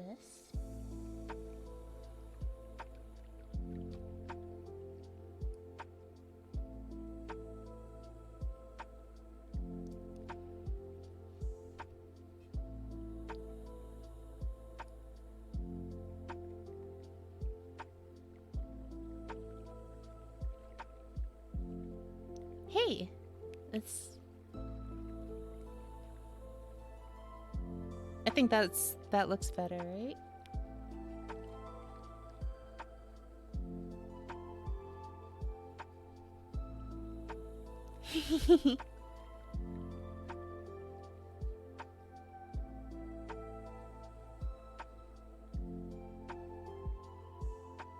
Terry Drippy look.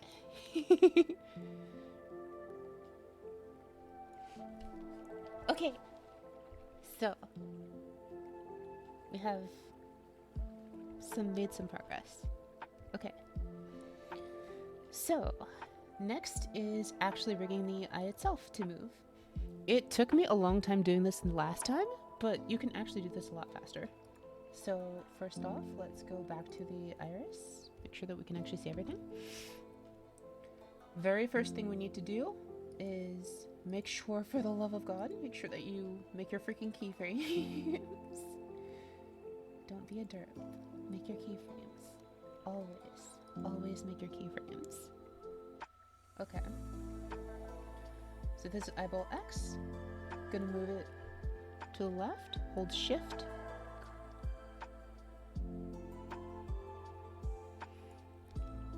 Wait, let me move it just left.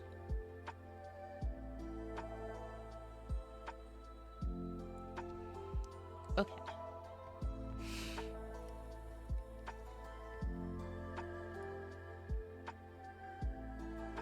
And then for all the way to the right, move you over here.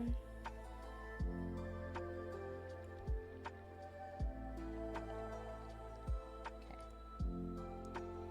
Next, eyeball Y. Let's make sure that we reset this to 0 and do another 3 keyframes. Oops. Do another 3 keyframes. This is 0, 0 for sure. Now eyeball Y. At negative is looking down, so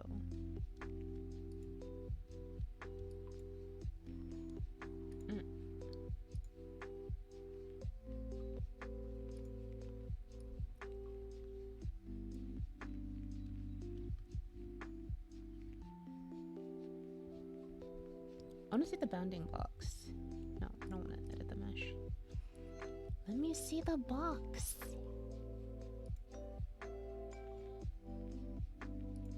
Oh, it's laggy again. Okay.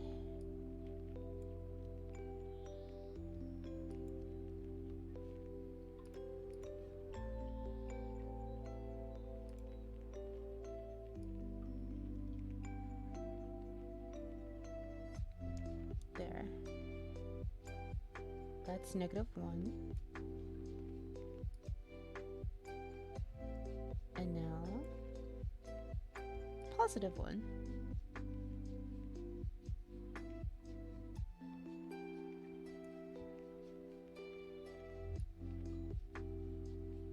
Okay. Now, here's the cool part. I'm gonna do the same thing for all of my highlights. But before I do anything else, save. Yes. Please overwrite. Okay. Now, here's the hard part. I have to redo all of the edits that I did the first time. Before I do anything else, I'm gonna triple keyframe on all of these pieces for both eyeball X and eyeball Y. There.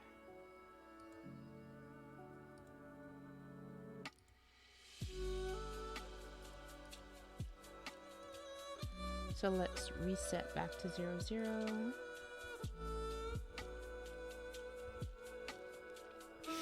Okay, so now let's move eyeball X over here. Now for each of these components, this shine shouldn't... Like, I don't want to move everything at once. So let's undo that. Click just this one. I'm gonna click and move this here. And like reduce it in size. And make it rotate a little bit.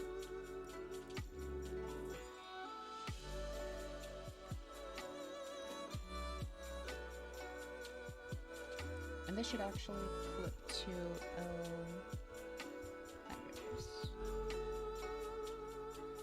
Wait, does that mean that it won't work when it blinks? Oh, it does. It has to be clipped to L light. Okay. Let's make this a little bit smaller then.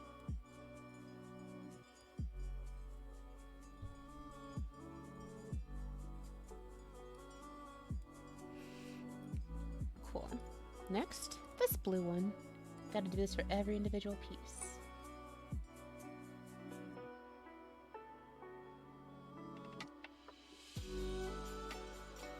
I want to rotate this a little bit. So,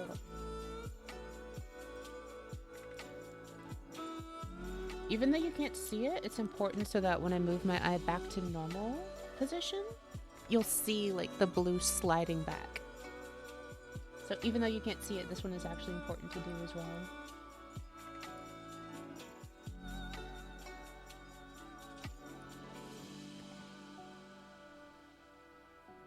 And again, I made all the keyframes first, so I can just quickly do...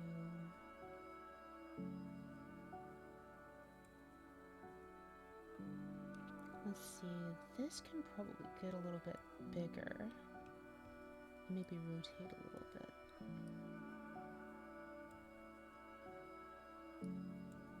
I want to make the edge of this kind of match up with that, the curve of over there.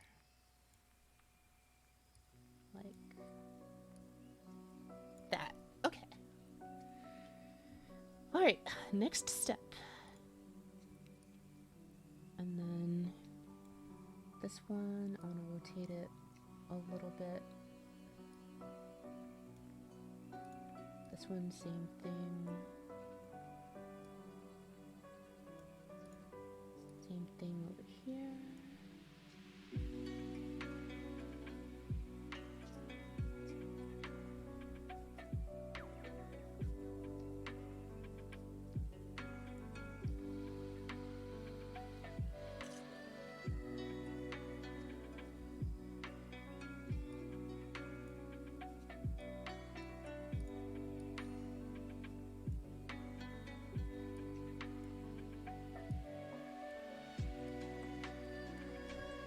There.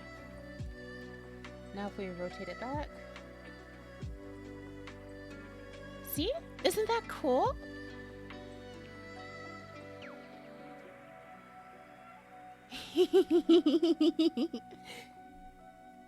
Isn't that awesome?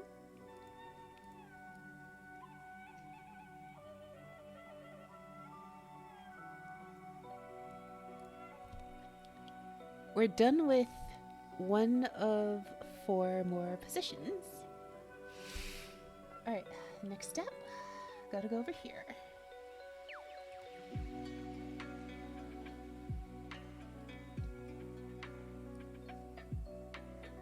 Soro. こ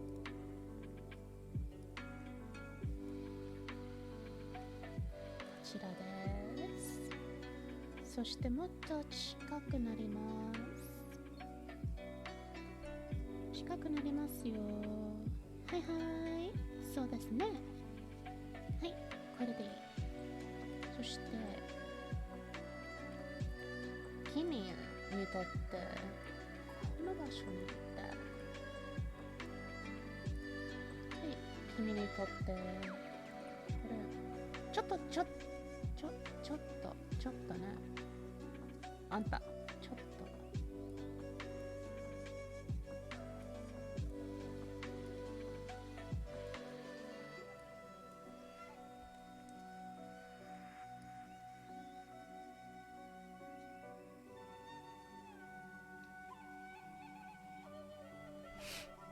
Yeah. So the interesting thing that I learned as well is like you can see how that big one kind of like travels all the small one kind of travels all the way around. If I don't like that, I can make individual keyframes in between for that. So like I think this one, like maybe it should slide around my eye rather than like right here. I think it should like maybe slide around my eye rather than going through the middle. What do you think?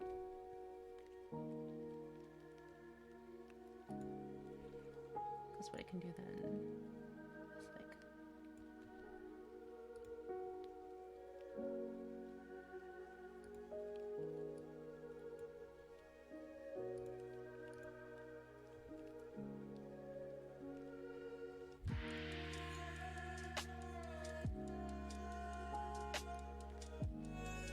It's like no.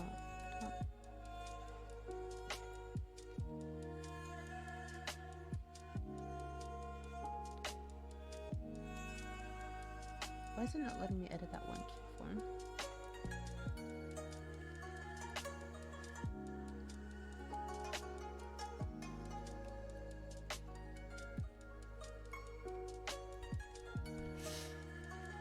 That's odd. I don't know why it won't let me edit this one particular keyform without like shifting everything else. Is it because everything else doesn't have a keyform here? Okay.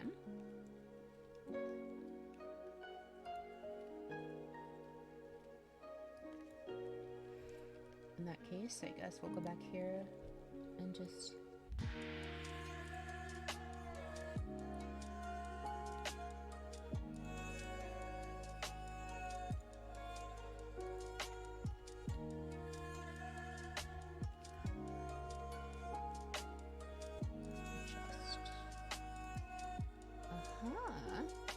I see.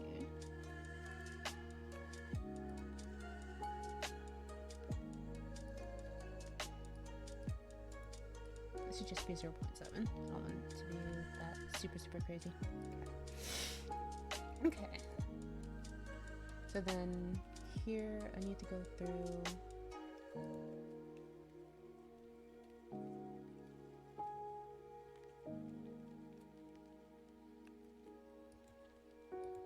and then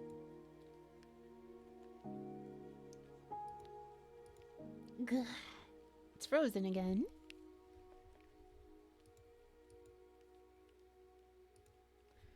After I'm done with this, I can actually do like a physics experiment to see like random eye movements blinking and make sure that it looks good. I think it'll look pretty cool once I'm done. It's just a lot of work getting there. My main problem right now is that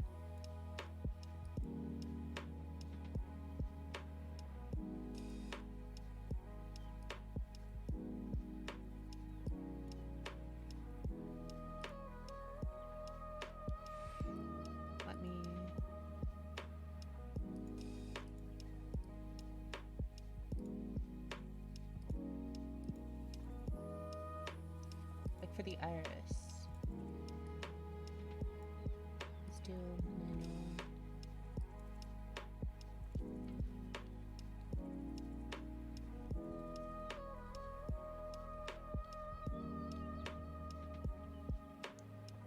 Let's do 2.7. Oh, no, this should be 0.7. Okay? Okay. Cool. Now, this little highlight. Can I move you now? I cannot. I guess it's that everything in this entire group needs to have a keyframe at 0.7.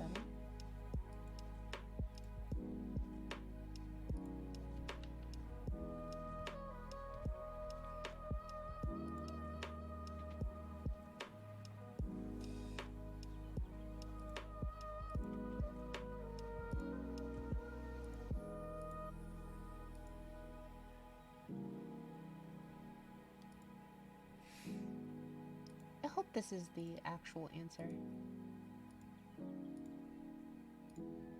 Because like when I was studying all the different tutorials, this never came up.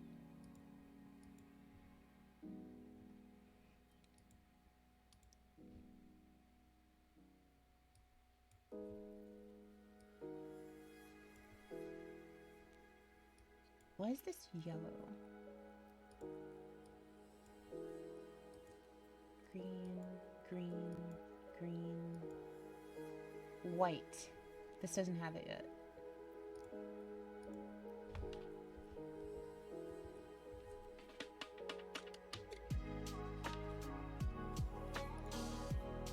Add. Green, green, green, green, green, green, green. Okay. So with that, this should be editable now, yes? Why? I don't understand.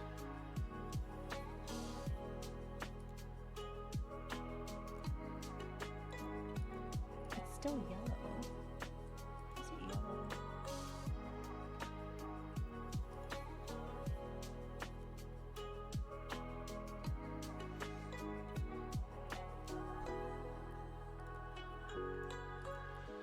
Interesting.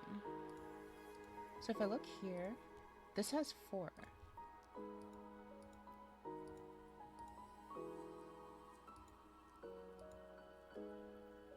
This one.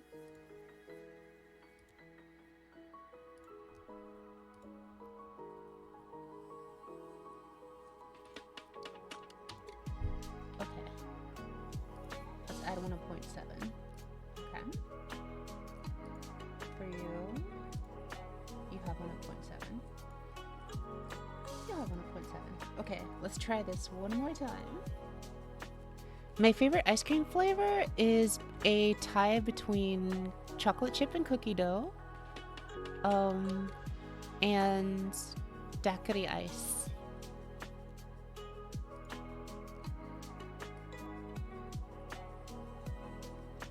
There we go. Okay, that was the problem. That was actually the problem.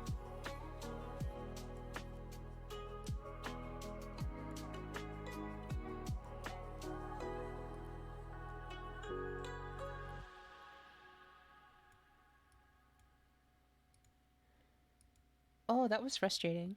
But I got it. The things I do for like having really nice eyes.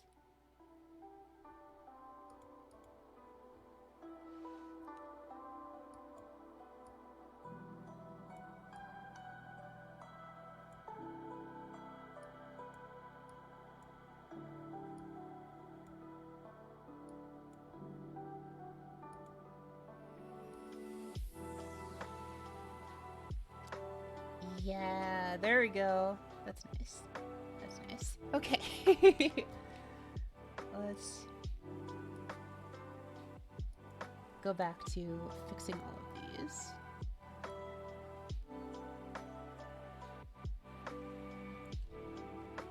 So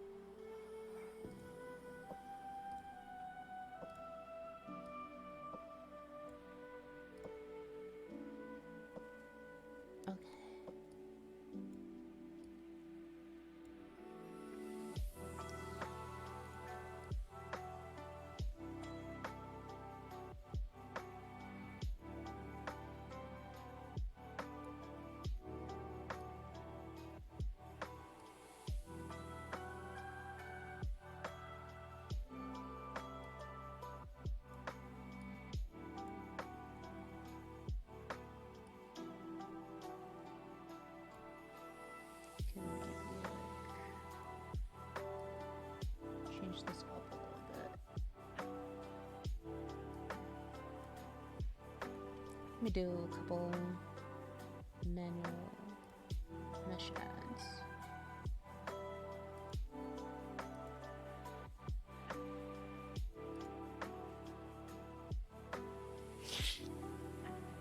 And then auto connect. Close that. Accept. No.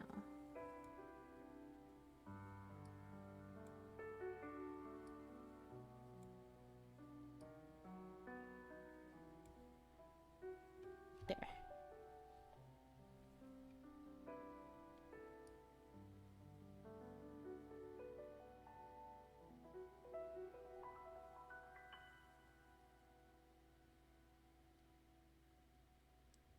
That is weird. Oh, I see. Because I defined the keyframe first, I now have to do the 0.7 for everything. Okay.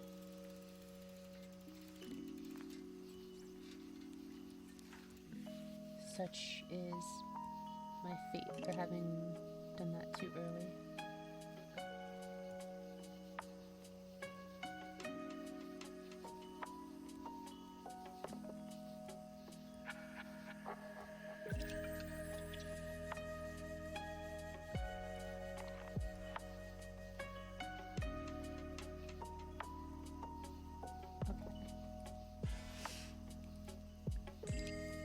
Oh, no, don't do that.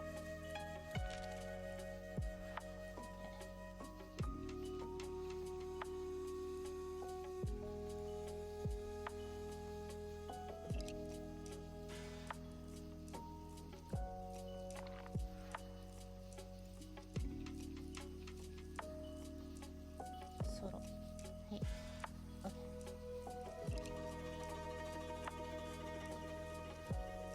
So the small one is actually supposed to be on top. Okay, got it. Let's move you on top, rotate you a little bit. It's so much work, but it's definitely worth it when you get like when the result is finally done and it looks really, really nice.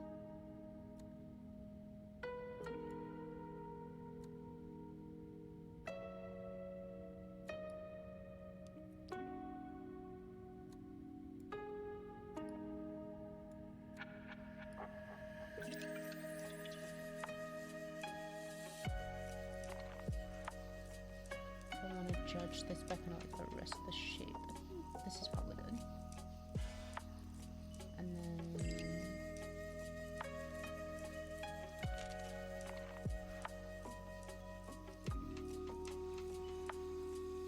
obviously it's not going to be happy about that.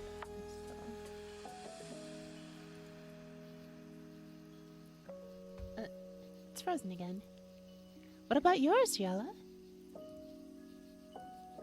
Sorry, I thought I had axed it a while ago, but what's your favorite flavor of ice cream?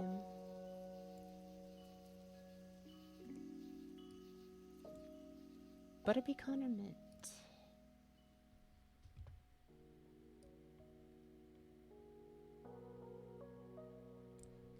There, I did it! Doesn't this look pretty?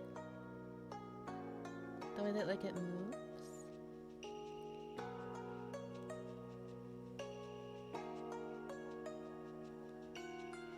So here's the hard part. Now we need to go down to detail edit on the iris.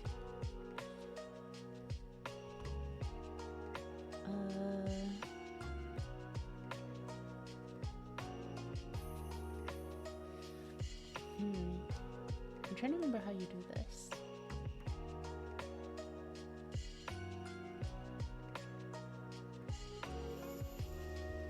Let's see.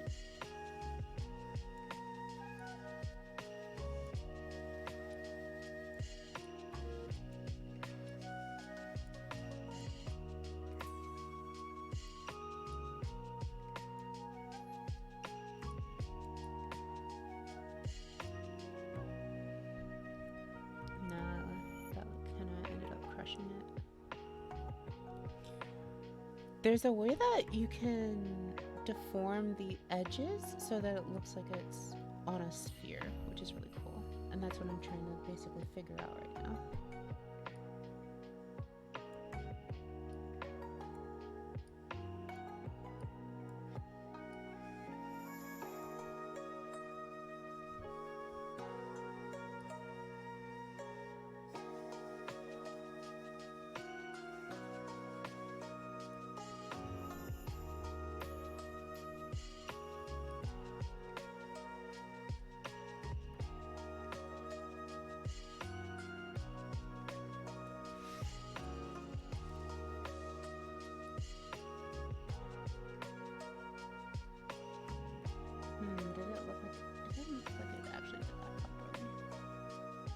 Or did it just deform the entire thing?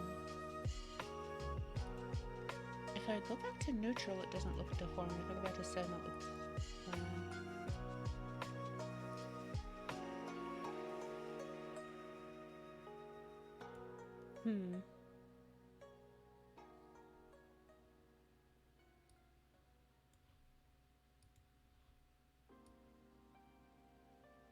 I'll figure that one out later.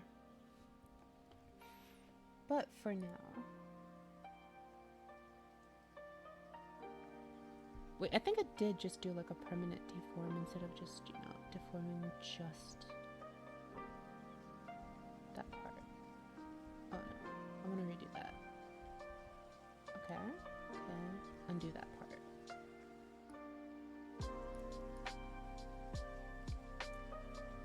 Okay, cool.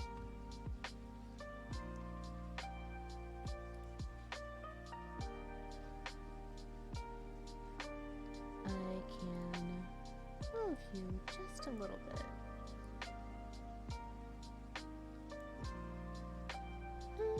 Actually, overlapping kind of slightly is good. Okay, cool. Now, we're almost done. Now, still keeping it neutral, we need to move all the highlights down, and then move all the highlights up. And then we're done! Like, you know, I haven't done the corner cases, but I'm going to share something cool that I learned that I was really looking forward to being able to show off today. Let's rotate this a little bit more.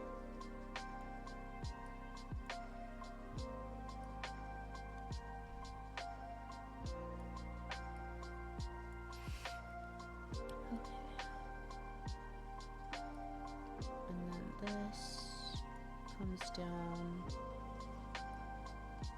rotates a bit, gets smaller. This can come down. Oh, it's frozen again. Oh, no, cancel that. Yes, don't do whatever I accidentally made you do. Okay. Come down, friend. Come down, sit a while.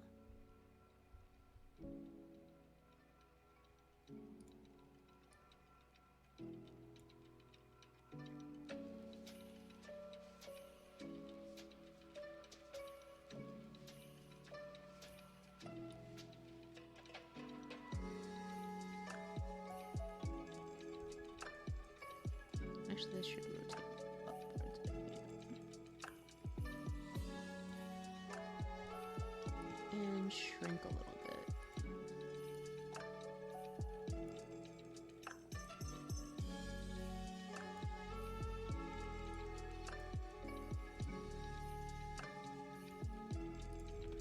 Let me reset this to make sure that this looks... Yeah. Okay. Then you come down here. And rotate even more. Actually, I'm gonna make you a little bit narrower.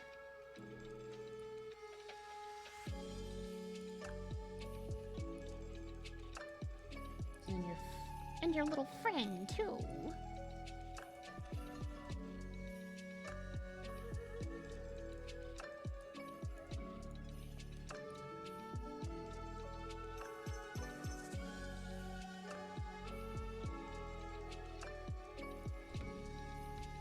Okay. And then this one is... Don't want you to be upside down over here, maybe. No, that light being here at all doesn't really make sense. So let's undo that. Solo mode, and hide you up here. As for you, same thing, solo mode, you get to go up here.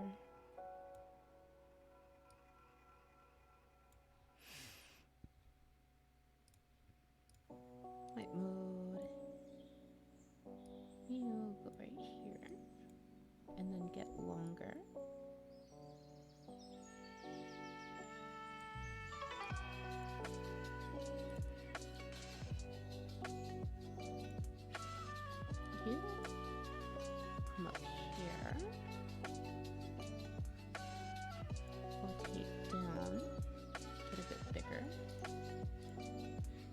same for you.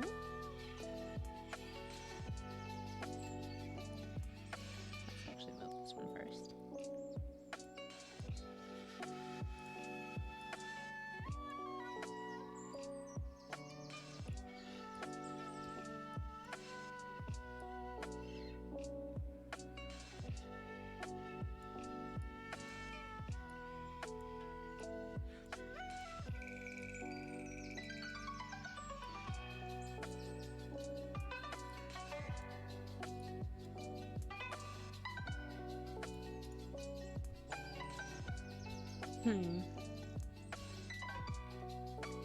Says the transition look okay though.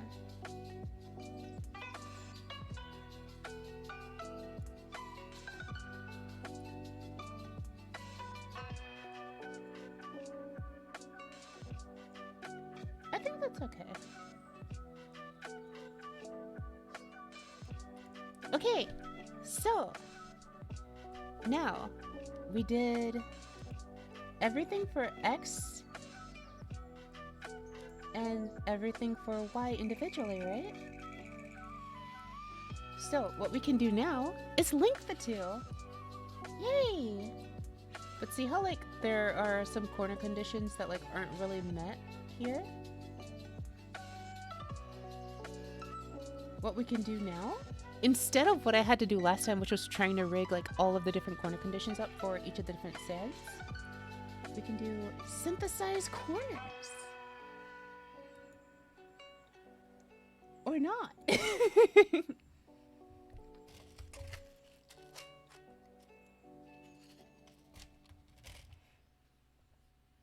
Interesting.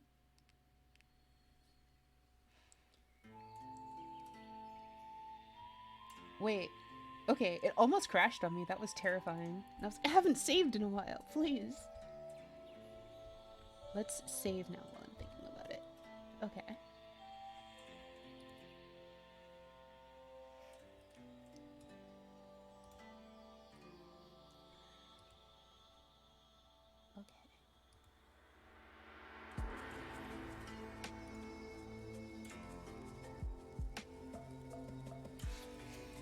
Okay. It might be because this X here has different like interpolations than everything else. Oh right, I also have to. This is fine.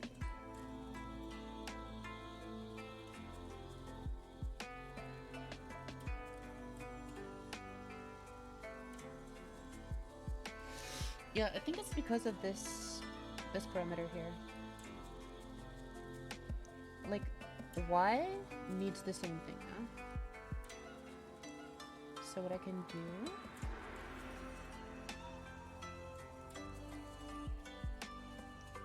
is do this.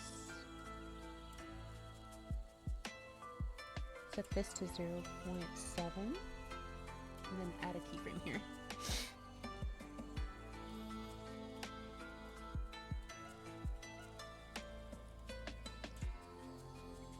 Oh, okay. So now the reason this is unhappy is because I'm binding everything to L white, but L white doesn't have keyframes at 0.7. So I need to add that here.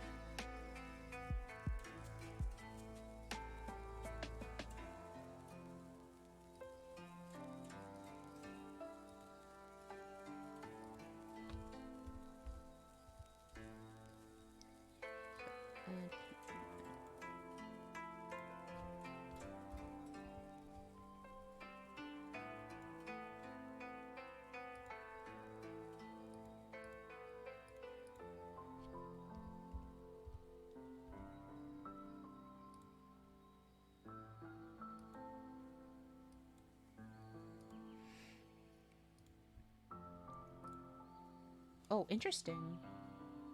So somehow L white didn't get any of them.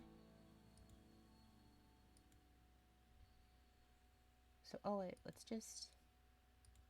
let's undo that real quick.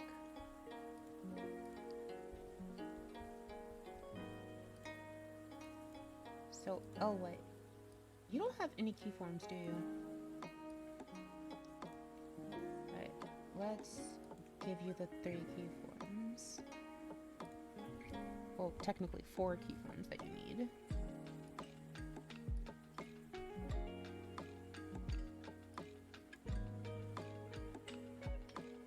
It's fine here.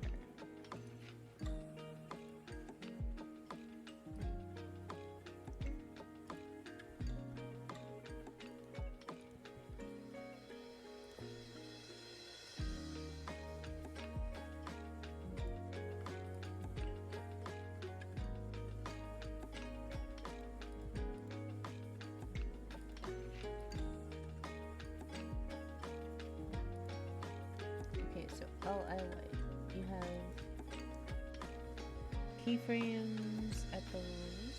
You are missing a keyframe at 0.7 here. Okay. So now, if we go back to the virus.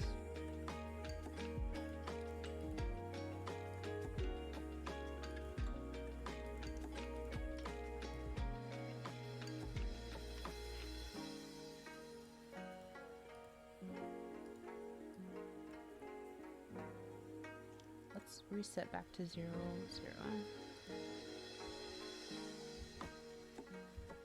Okay. This looks good. Everything is missing a 0.7 at white, I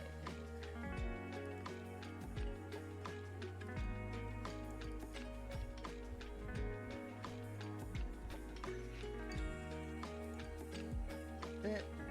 Oh, sorry, it froze again. Okay. Add a keyframe there. Next. Same thing.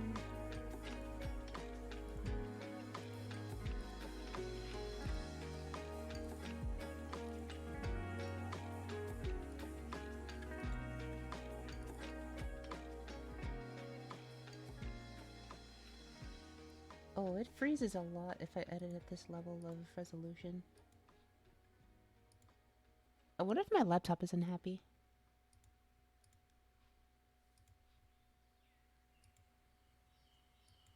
Okay. Now, all of these should have a green light here, and white should have 8 green lights.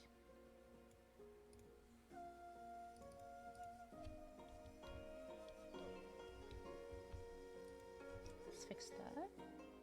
And then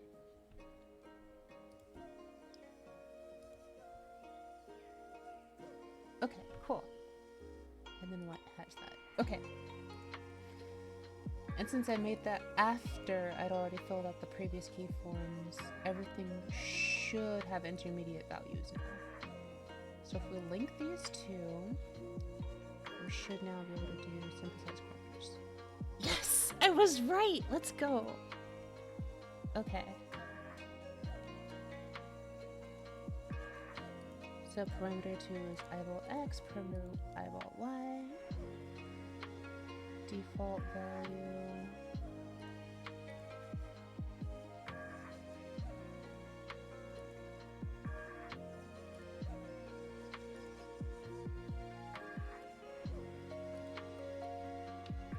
Wait, let's cancel this real quick.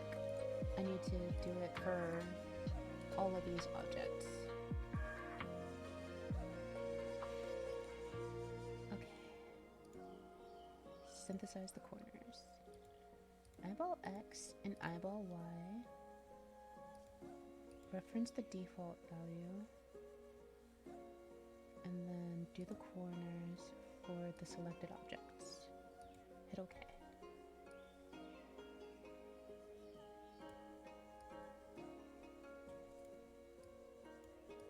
Wait, no. Undo.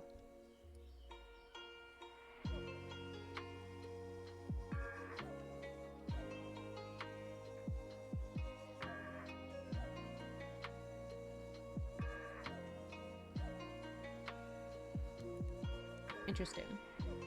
Is it these corners that are missing?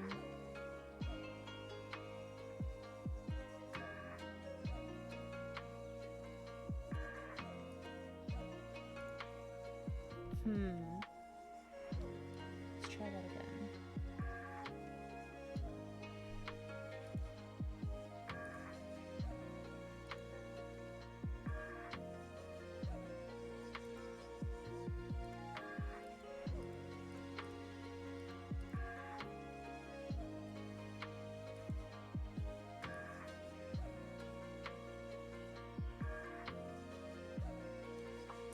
Interesting. I don't know why it doesn't like that. It's probably because I added that extra 0.7 parameter. That has made my life so much harder than it needed to be.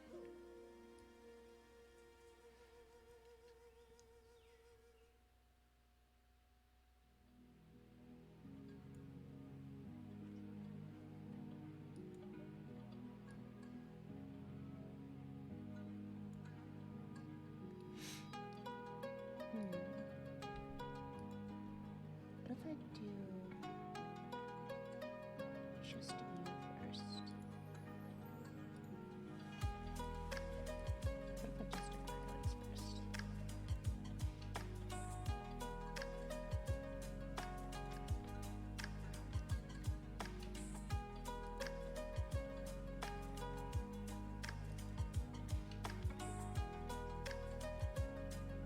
Nope, that definitely doesn't do it.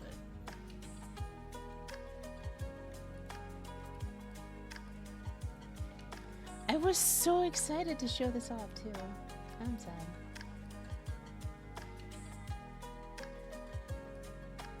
I'm pretty sure it's that 0.07 deformer that I did, because now it doesn't really know how to like figure out how to make corners.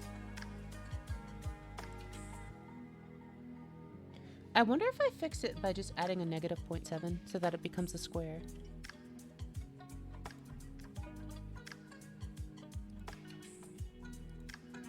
That might actually work.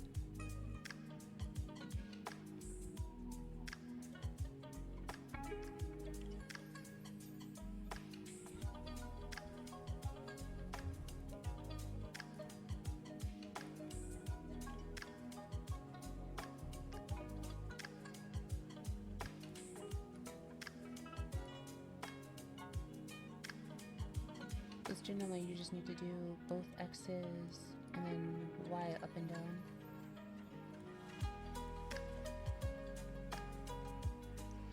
I'm just curious. Let's see what happens if I delete that keyform. Let's reform it. And for all of these, including the eye white.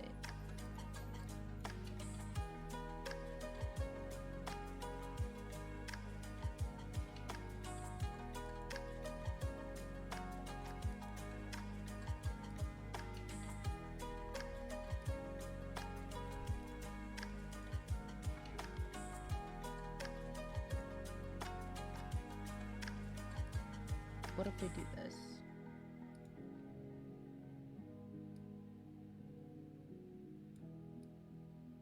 And now there's no keyform on that.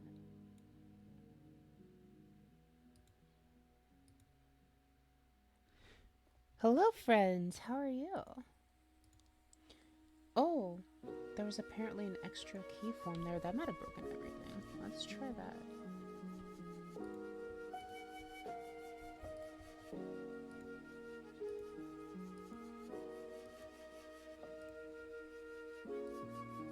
How are you?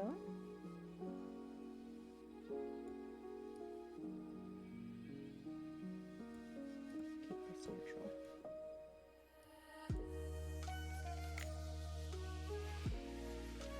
That's good. Welcome home. Hopefully you had a good day.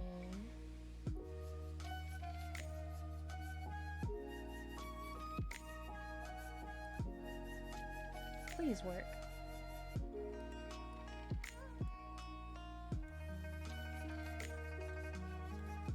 Nope. Okay.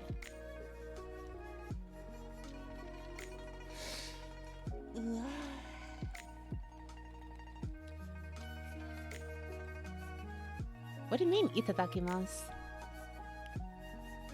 Are you about to eat something? Oh, nice. You missed earlier. Tatsu paid 10k points for me to announce that this program was brought to us by our sponsors.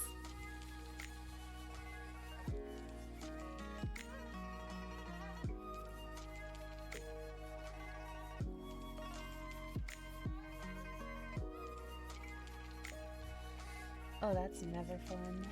Trace route or different, or did you have to go like manually through like Wireshark or something else?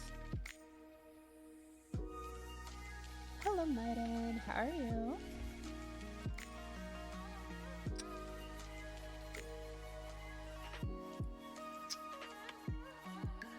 I don't know why it's having... Ooh, Cisco. That's no fun. Ugh. That's even worse.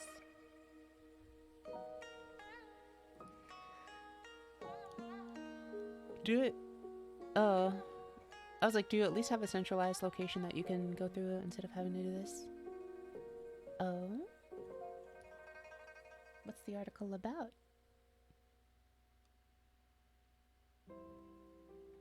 Like, I mean, you notice it on people on Twitch, but just curious.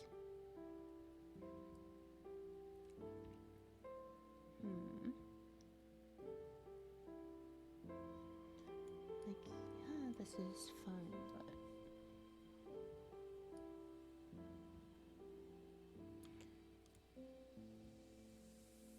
Oh dear god, that sounds horrible. 118 devices through 3 layers of switches? Why? Where's your orchestrators? Where's your orchestration solution? What were you trying to do? Were you like tracing an attack?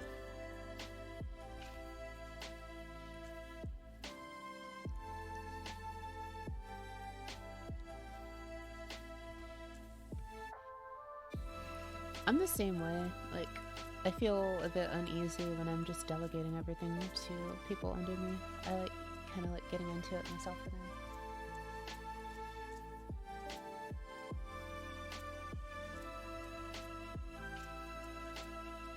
Oof. That's the worst. And Madden, I haven't read that article. What was the central point of it? Alright, let's see. I'm gonna try just to see if it works. There is a yellow one.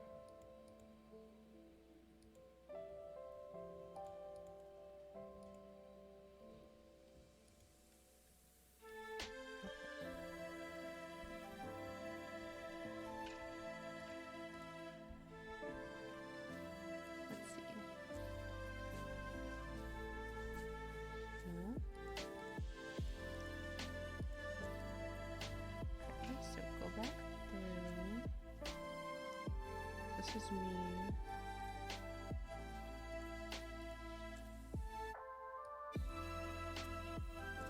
Oh, that's a problem.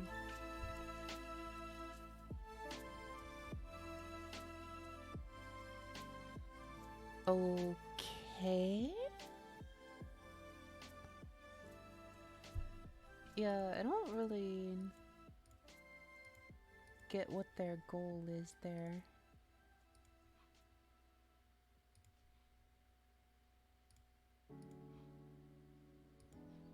I'm not exactly sure what like they're going for. Okay, so everything has a keyframe. White has issues with 2 keyframes. This should only be 0.7. Okay. Currently, we're good here. Ethernet?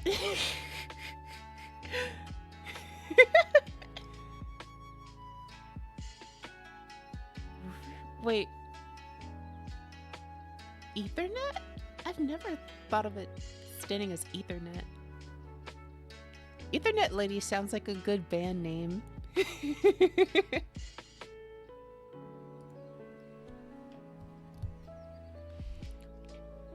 and their first album would be Land, and their hit first single would be Wired Up. I'm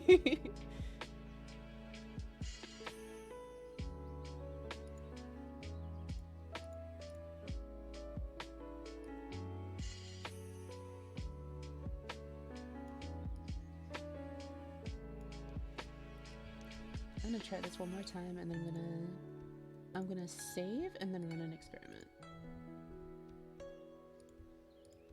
to see if it is what I think it is.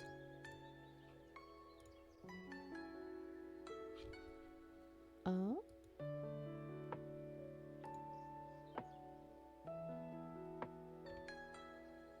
Wait, I thought I had fixed that. You posted mind in a box. The way that you, it thought that that was a net address.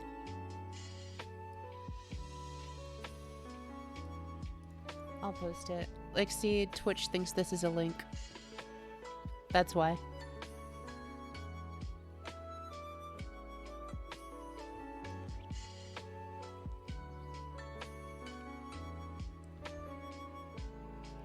Okay, let's try this one more time.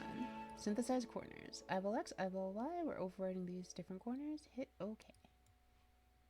Now. That broke all the keyframes again. Cool. Cool beans. Okay, so let's run the experiment. The experiment is step 1. Let me make sure everything is still working. Okay.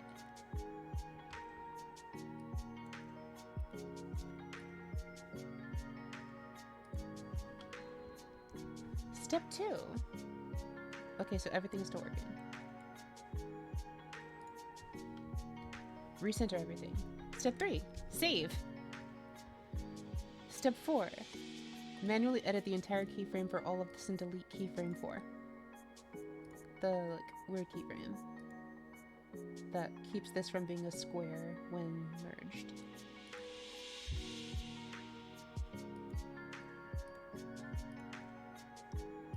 Step 5. Verify that things still work as they did before. Yeah. Okay.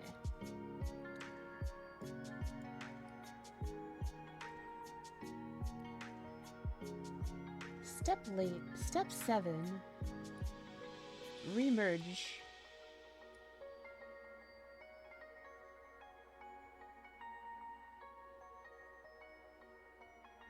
Step 8. Rerun synthesize corners with what I actually wanted to do.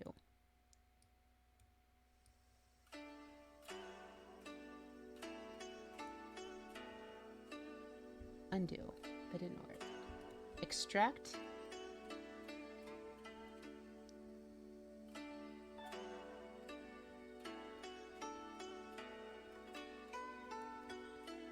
Okay.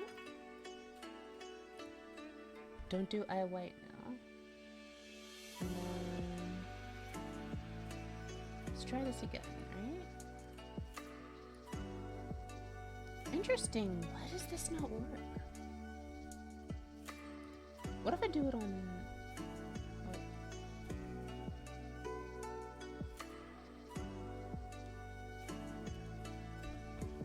Oh, Tatsu clicked it.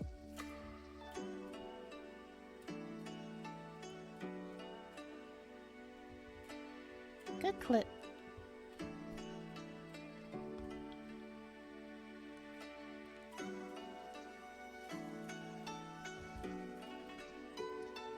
Isn't this working now? That's the thing that bothers me the most. I don't understand.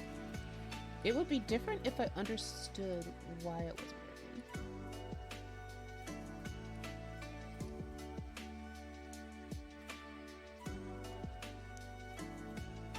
Yes.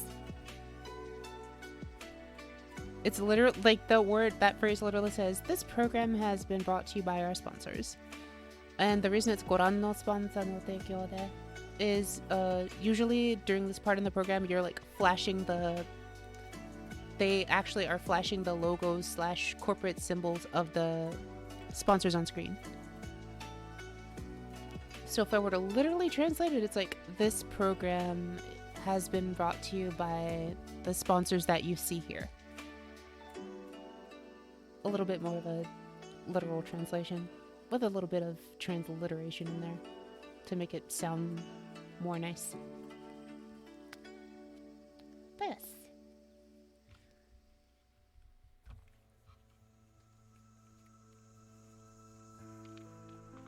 Yeah, basically. Though the Goran no is like the honorific version of like to see is Goran ni naru. Like, so there's like a lot of mixed stuff in there, but that particular phrase just translates to the equivalent of what Tachi said.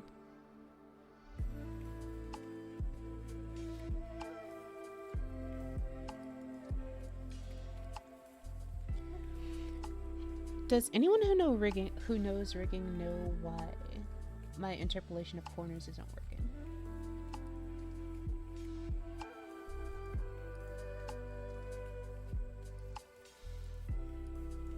My synthesizing of corners isn't working. Because like, I've got the up, I've got the down, I've got the left, I've got the right. And like all of the tutorials I was looking at, they're just like, yeah, if you take parameters, you take your X and your Y, make sure that they're a square, and then you do it on the selected object, and then you hit OK. And then it should give you the 4 corners that you need. I don't understand.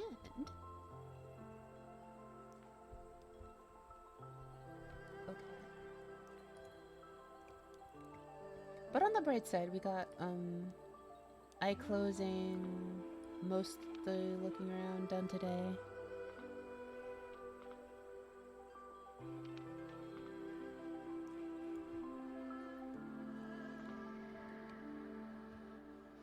The problem is that when I interpolate the corners, it's resetting all of my keyframes. What I am trying to do is I have 5 reference points. Center, up, down, left, right. I just wanted to interpolate the 4 corners. This is a built-in feature that it usually will do. I thought it was having issues because I was doing on either too many things at once or because I actually have a non-square like layout that it was struggling to figure out how to put everything together. But it turns out that even if I just go down to my iris and just do basic up, down, left, right and trying to get the corners of that, it's still overriding all 9 keyframes. Which doesn't make sense whatsoever. I didn't do anything different. And it's not like I forgot to put an art mesh on my iris. You can see the mesh right here. And I made sure to put meshes on everything I was editing with.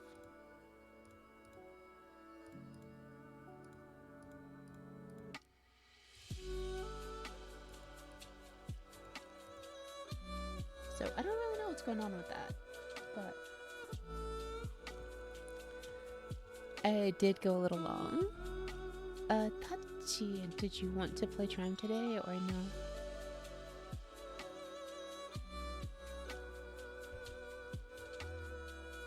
Oh wait, Tachi. Nah, I was muted. Oh. If you are in a groove, you should continue. I don't mind. Okay. Like, I'm kind of in a groove, but at the same time... Yeah, continue. At the same time, I want to figure out why it's not doing the corners properly. Mm-hmm.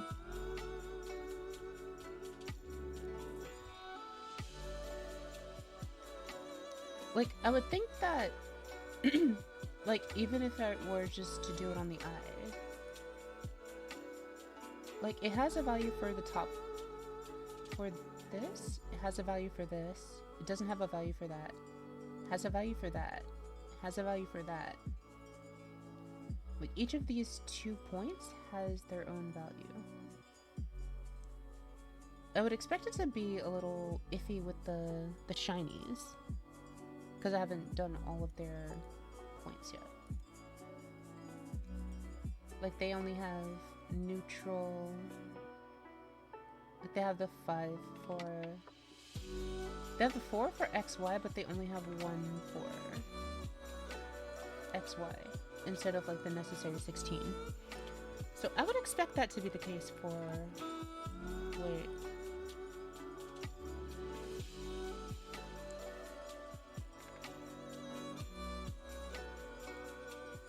Because generally you would only need to define full X and then 4 center X and Y.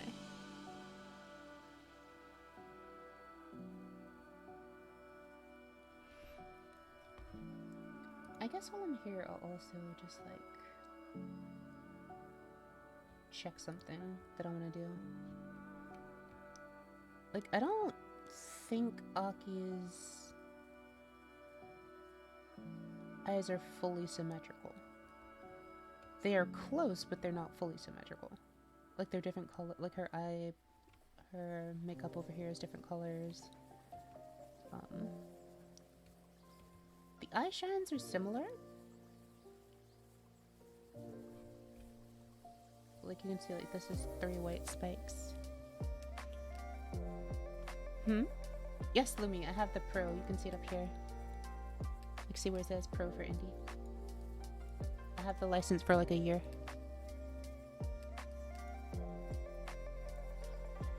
Oh, okay.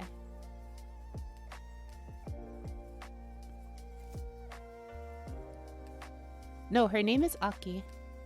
She is also a kitsune. Let me make this smaller. Maybe over here.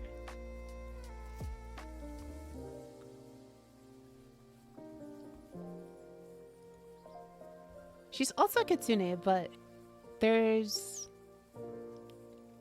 Her name is Aki. I'm Ari.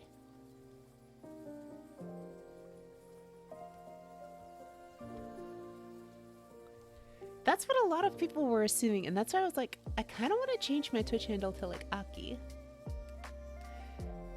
Like Aki channel. But from before Twitch and like in a lot of games I play, my name is either Dreamslayer or Ari, so I did that for like recognition purposes.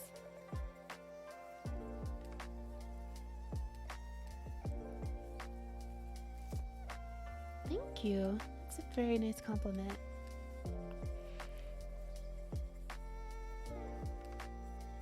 And what do you mean I'm limited with 3 parameters, Lee?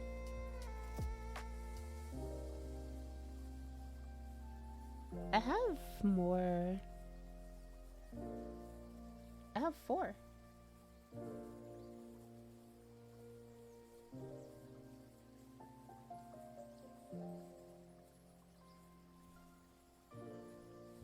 And everything has its own mesh. Like even the little tiny shinies have their own mesh. And even my eye white has its own mesh.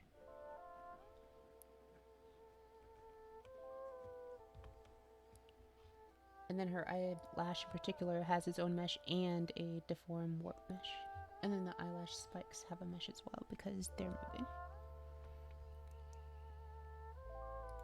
But I checked it, even if I delete the 0.7 keyframe on X and Y and then interpolate between eyeball X, eyeball Y, on just the iris, it still overrides all of my keyframes. And I don't think I have any limits because I'm using the Pro license.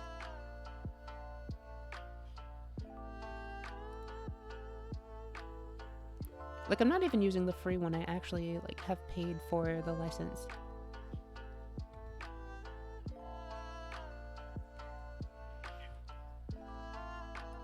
Okay. Well, I guess technically if I really wanna, I can go ahead and I could manually redo this. I was really hoping to avoid having to manually redo it though. But I did that last time because I didn't know about synthesized corners.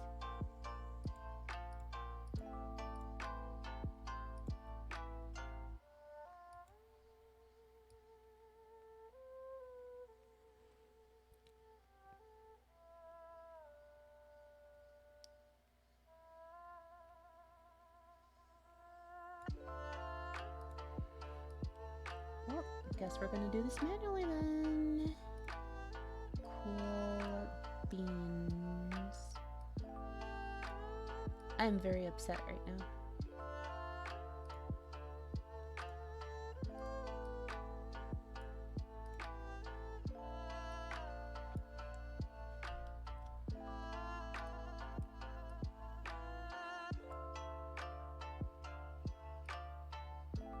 I was like, this was actually one of the most, like, things I was most excited to show off today.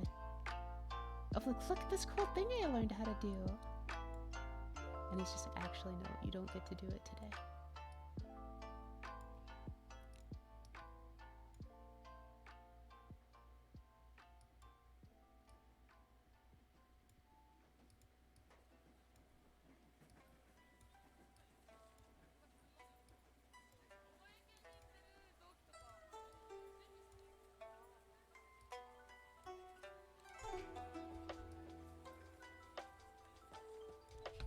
Oh, my phone's going off.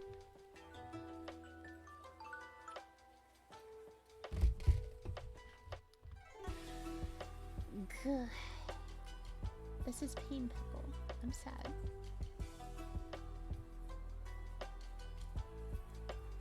Rotate, please. And remember, hydrate or die. Thank you very much. I will drink tea.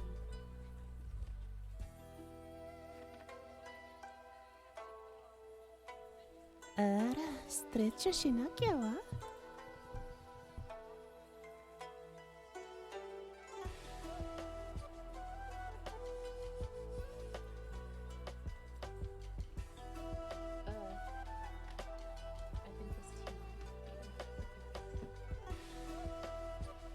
Tastes like broken dreams and fragmented memories.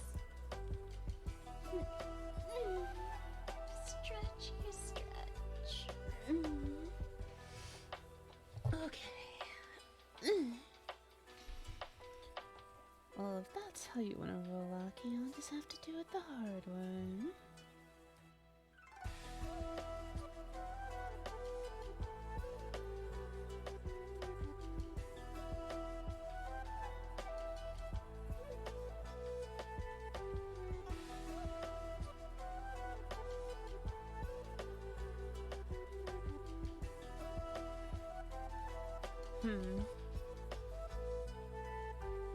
Because this is as far down as it goes. Did I derp? Yo, I derped. Cool. Reflection!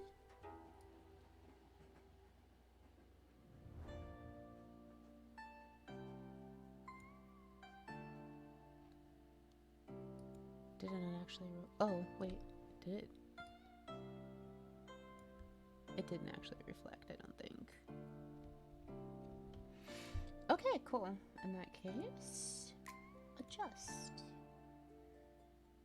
You shall be 1.0. And you shall become negative 1.0.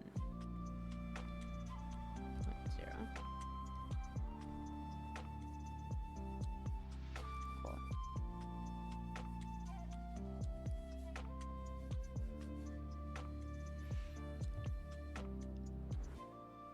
Wait.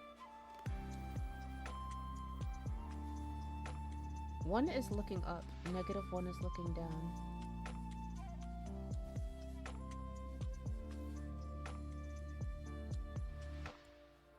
Oh, I know what I did wrong.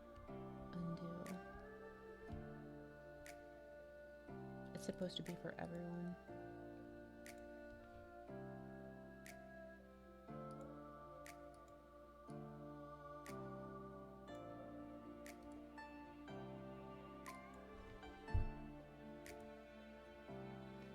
Why does that keep happening?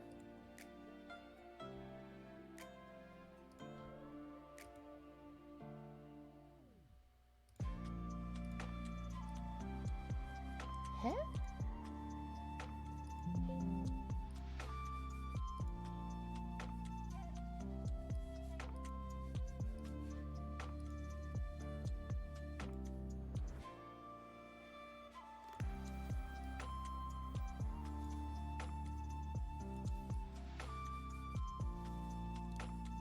That goes down, that goes up.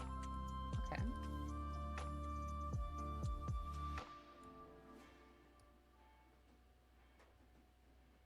This should go down.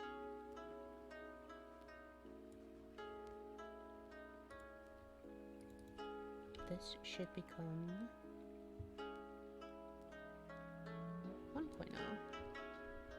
This should become negative 1.0. Okay, right? Cool.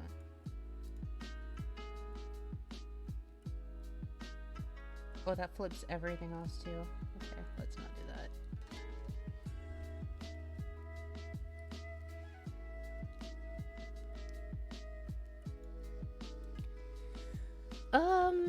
It's going mostly okay, except for the fact that I messed up one particular keyframe and I can't fix it now without like just redoing everything.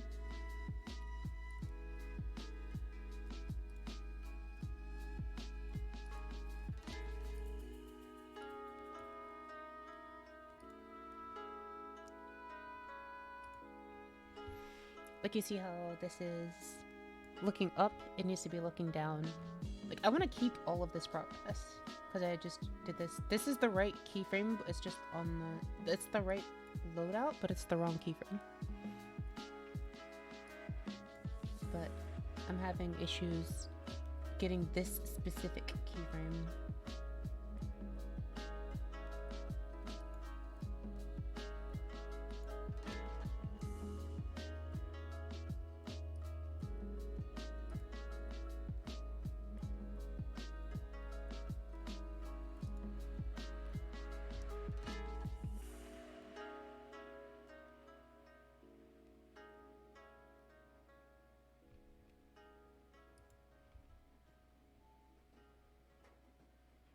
Yeah, I guess I just have to redo it. It's not that big of a deal, I guess.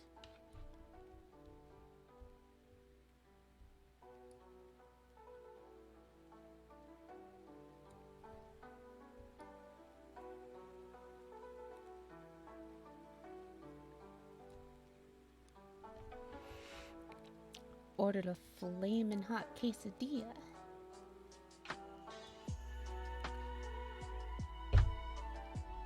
Why will you regret it? That sounds good. Oh, okay. That sounds significantly less good.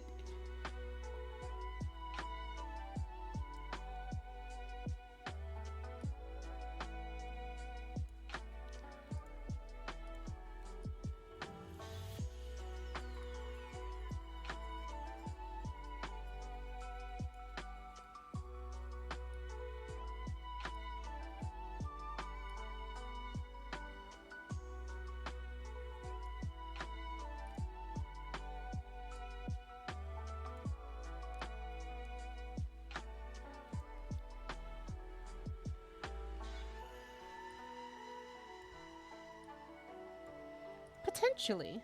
It could be potentially good. It could also be potentially not very good. It all depends on who you ask.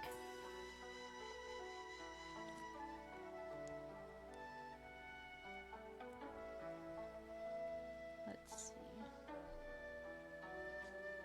I want it to rotate.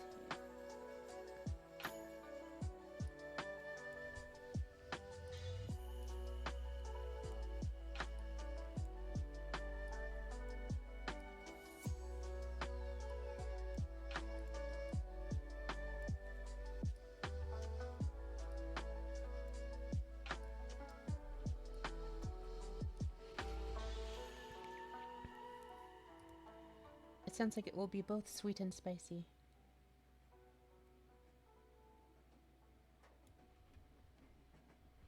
Ah. Friend. Come back. I need you.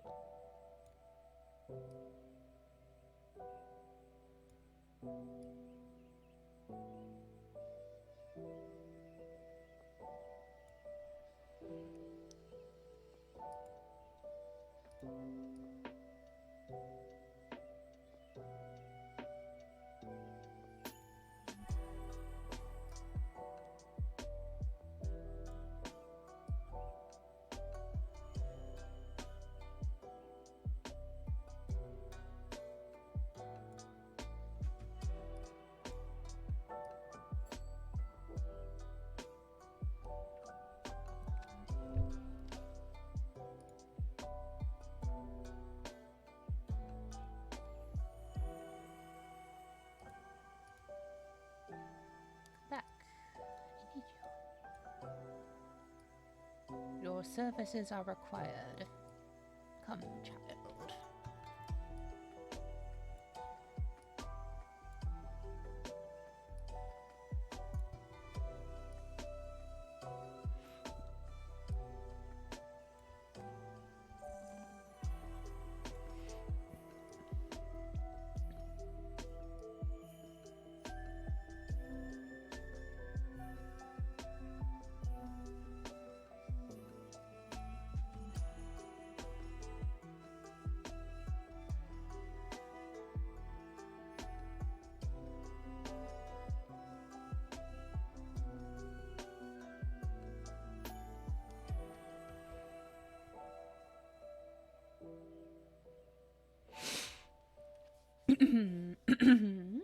I have an idea.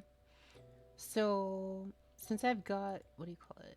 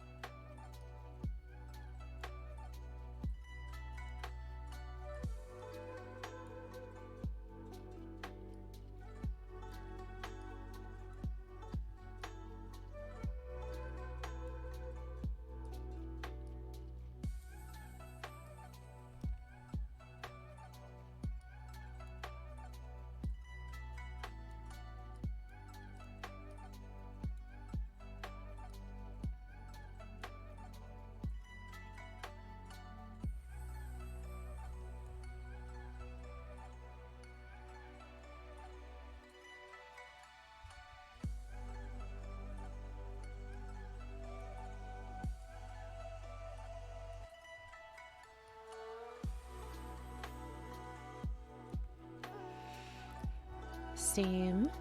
It's very, very relaxing.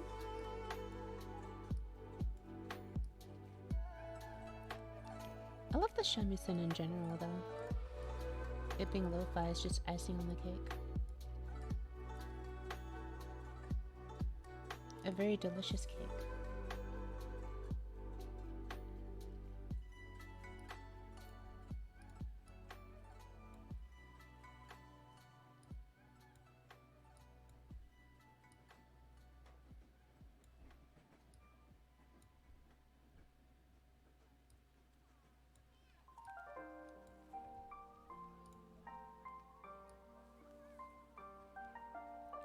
Okay. So, at this point, I can officially conclude that the 0.7 that I added is adding significantly more trouble than it is actually worth. So, I'm going to delete that keyframe.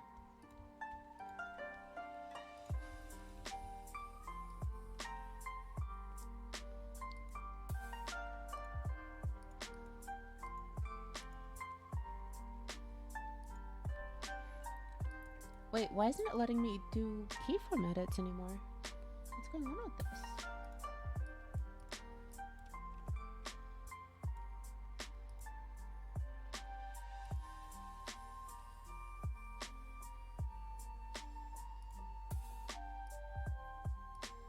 Okay, so eyeball X is fine. Let's delete this keyframe. Ooh, hit OK. Eyeball Y.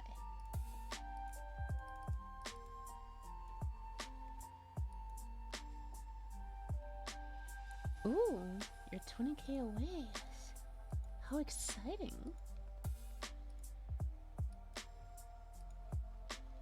Oh, I guess it won't let me do that because there has to be a conflict. I see.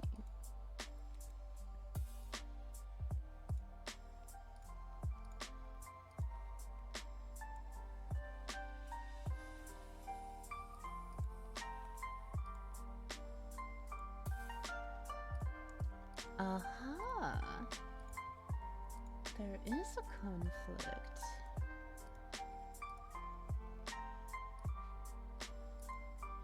little annoying child.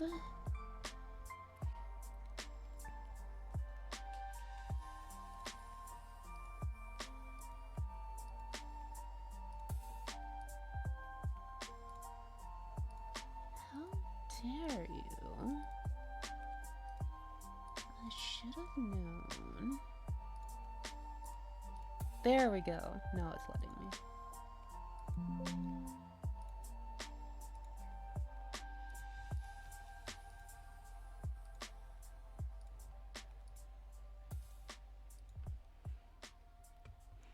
Oh, I was quiet yesterday? Oh no, why did no one say anything?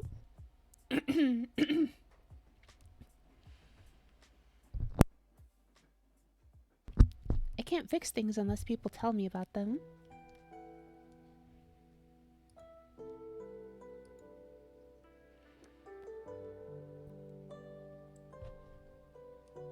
Is this better? I can probably go up to here and make this look better. Oh no. I was worried because my mic was hot, so I like turned it down during the stream, but it might be better to, because like my laptop gets really hot sometimes and it makes very loud, like a fan. You can pick up the fan. It picks up the fan. And that's no fun.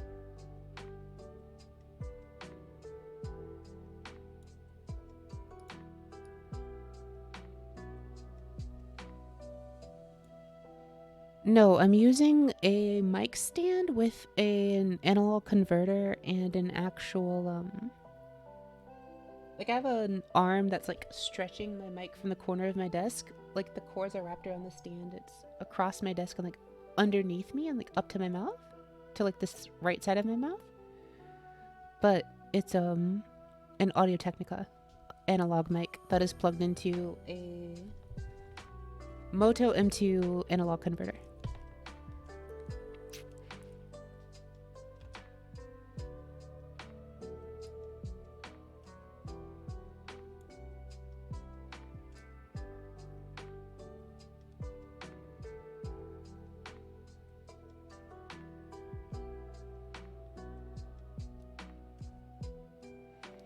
So this is 1, so this should be up. Let's undo that real quick. Hold shift.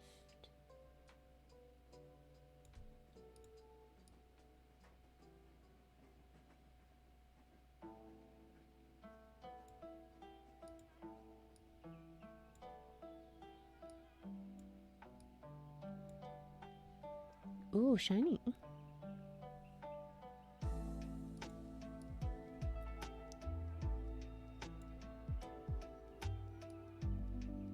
Yeah, all I did was tweak the gain a little bit.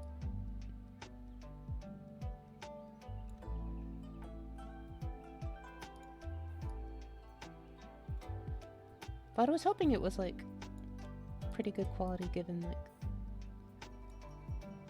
a cloud lifter. What is that?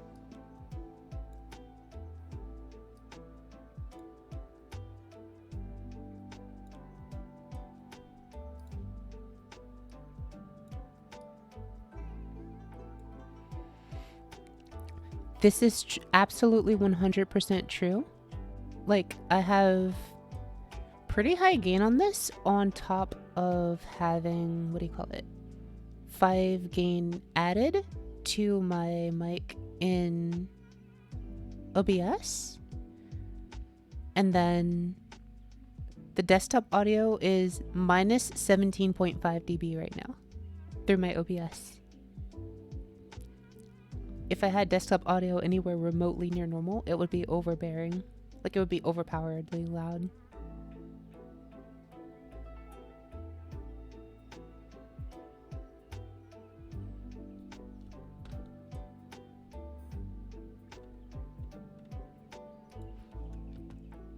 Dang it. Please, everyone, let me know if like I'm having audio issues and or you can't hear me clearly. I guarantee you literally that the worst thing that can happen is I'll be like, oh, okay, maybe like I was doing this for a reason, and then I'll explain why. The best thing that can happen is I go like, oh crap, I didn't know, and then I fix it. The net positives clearly outweigh the negatives here. You know what to do.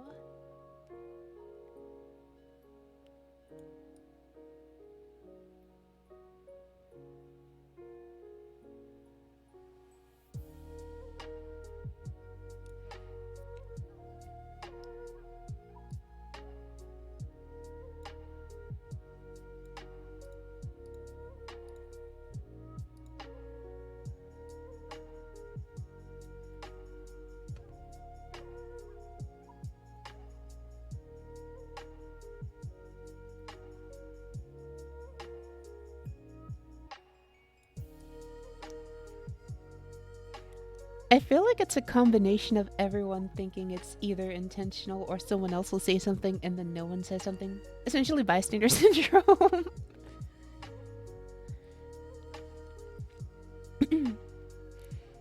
Cloud brand cloud lifters. I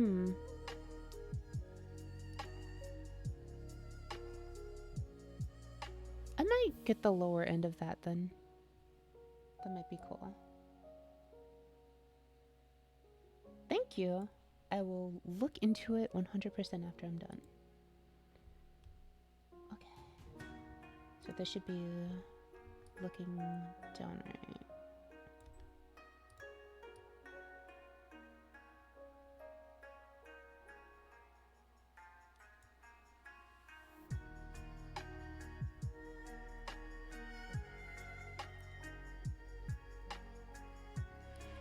Yeah, I think I'm using the AT2020.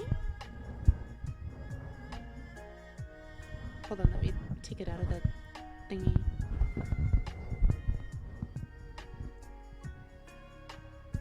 This is an ATR 2100X. There we go. That's what that's called. That's what this is called.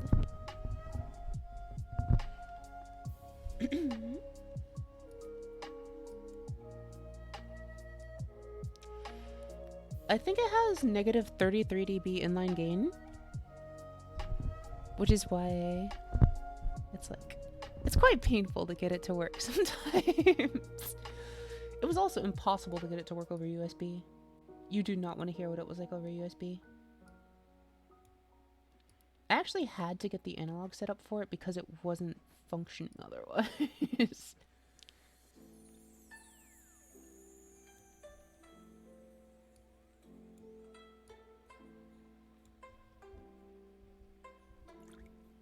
Oh, that would certainly help.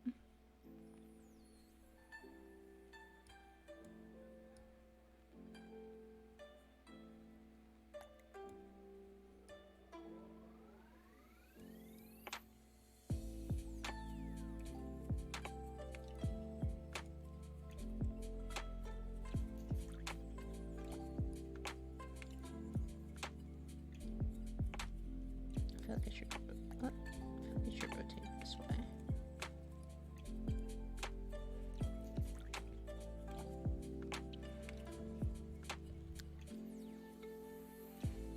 I do have them set up so that they move together, but I'm intentionally moving all of the shinies individually.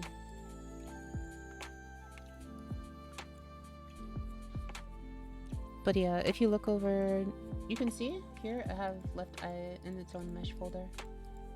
And then I have the whole left eye in its own mesh folder as well.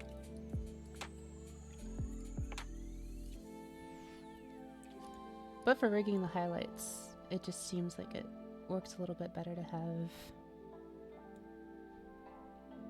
like, just in terms of quality, it feels like it's a little bit better to do each one individually, just so I can actually fully control what the shinies look like.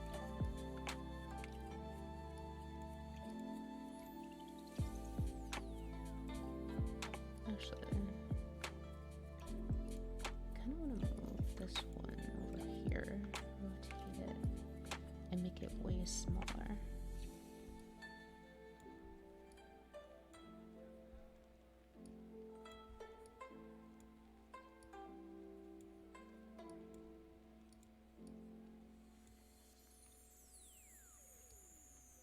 Thank you for the tip, Lumi.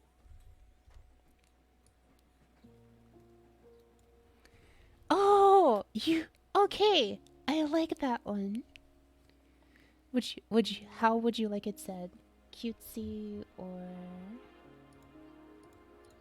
normal or sultry or okay, cute. Okay, like this maybe.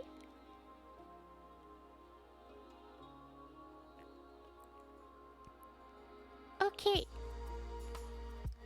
Oh, would you like me to turn on the music first or say it with the music?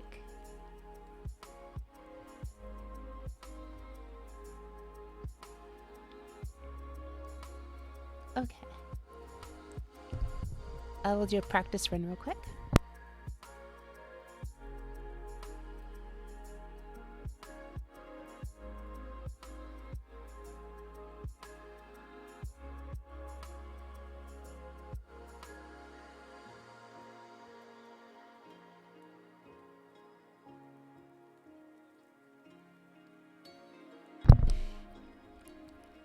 Okay, last thing. Frigton is intentional, right? It's Frigton? Yes? Okay. Okay. So, everyone, are you ready? Okay. Please remember that when you feel scared or Frigton, never forget the times when you feel it happy. When day is dark, always remember happy day.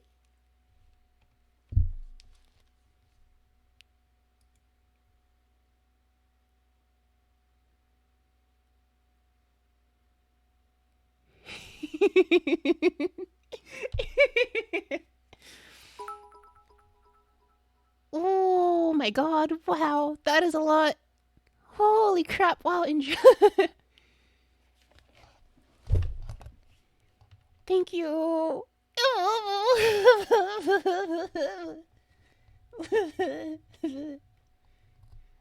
Wow. Happy day. Now my day is happy day.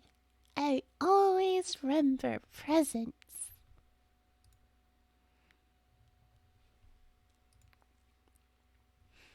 Which kind of...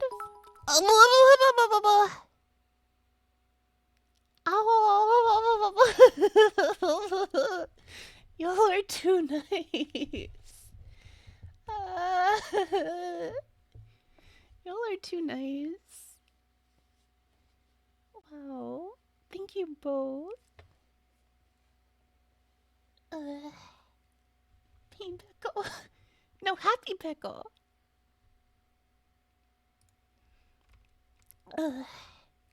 Wow. Wow, wow, wow. Wow. Wow. Thank you. Truly. Wow. Ooh. Everyone is so nice. Today, it is all about the ooh.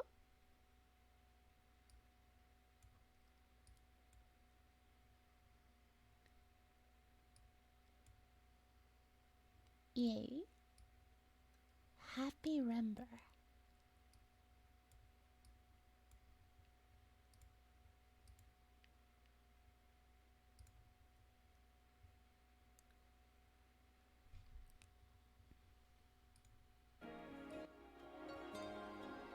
Ugh. Ugh.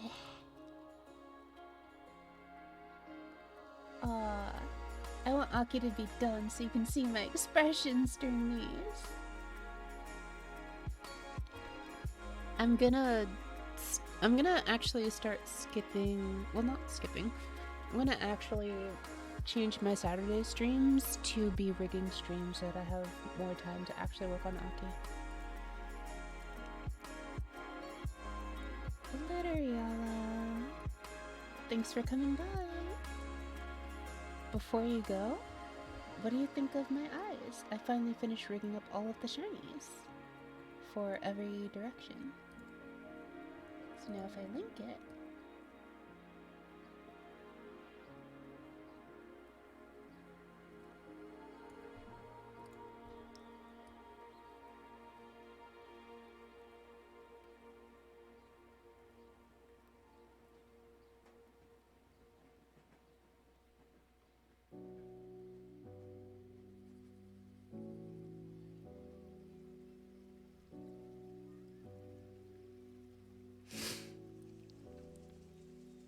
The one thing I don't like is that from here, like you see how it crosses across my eye? I wanted it to not do that. But like adding more keyframes for that meant a lot of reanimation, which was fine. But I think there comes a point where I'm spending too much time on one detail rather than working more on her to getting her to a usable state.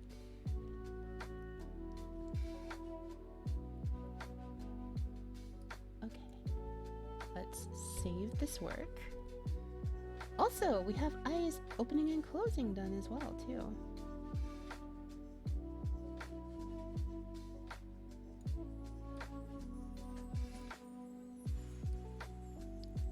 If I'm like looking up here, I can even do like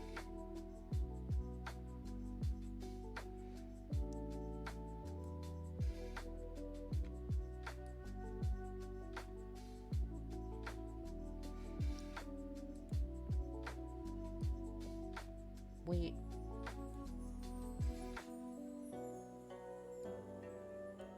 Oh. Okay, so what I need to do is adjust.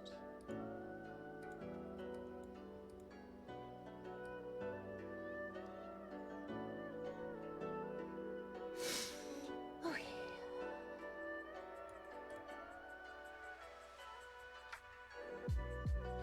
Okay, so I think this was for her left. Let's adjust the keyforms.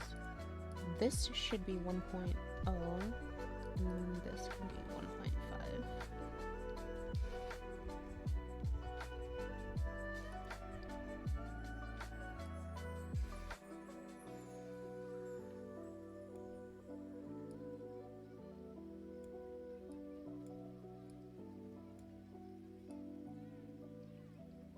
Okay, so what I want to do is, with this, I want to flip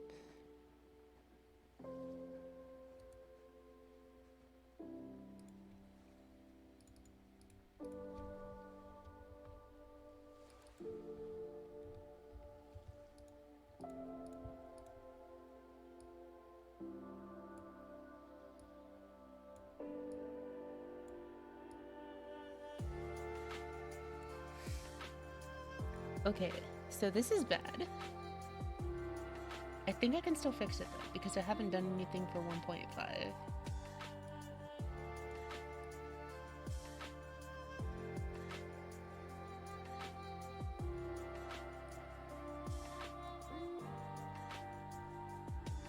Okay, so what I can do is go here, and then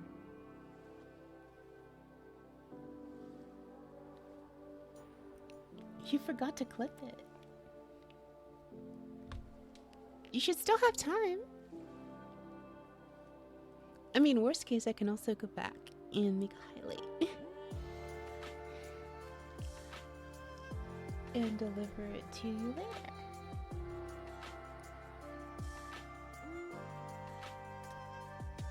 I can make a highlight and then send it later then.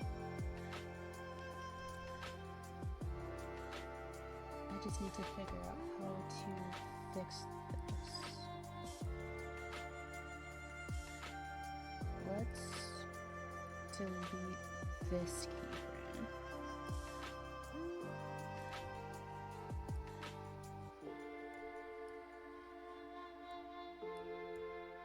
Right? Okay. So then I do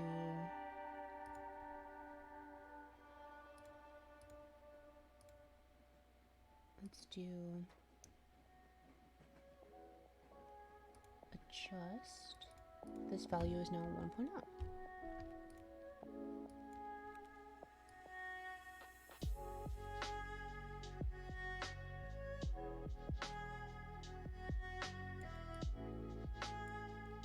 Okay, so that broke a lot of things. Let's not do that.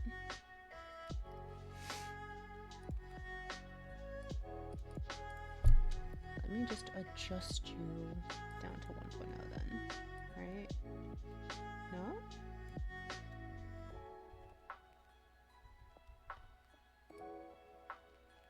Okay, so, we have a problem.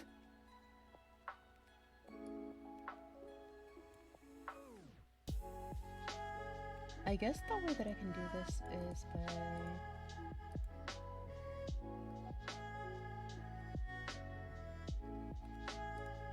setting the default to 1.5 and then the max to 2.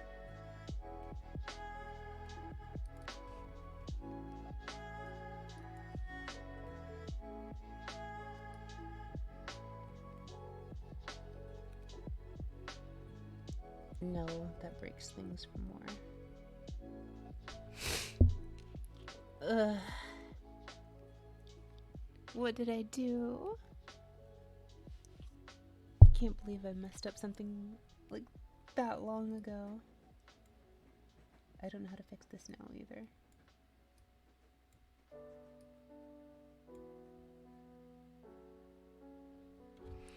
Lumi, are you still there?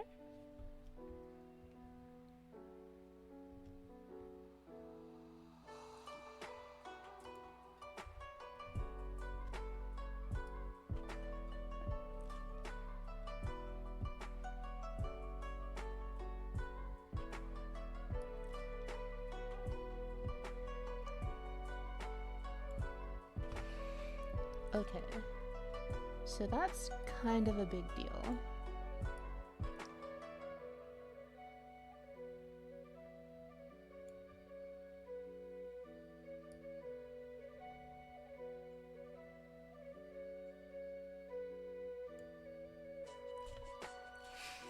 Ah, this is bad.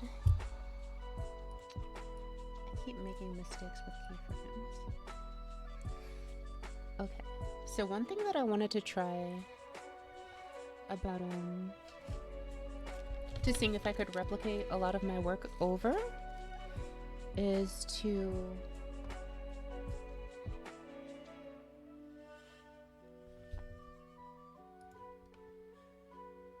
technically could make it symmetrical.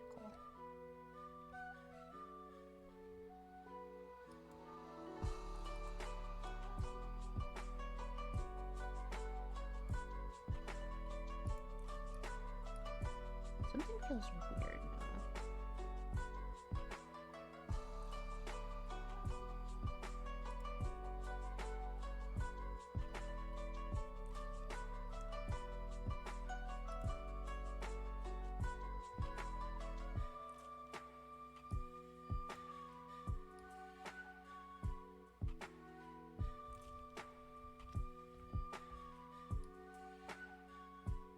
Let's stretch this up a little bit. There. That fills the gap that was there.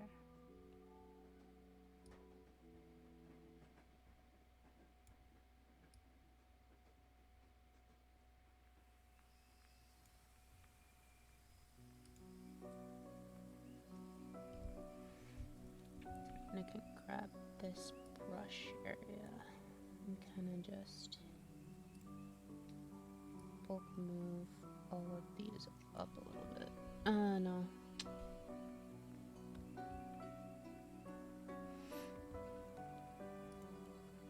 Tachi has you covered. Congrats.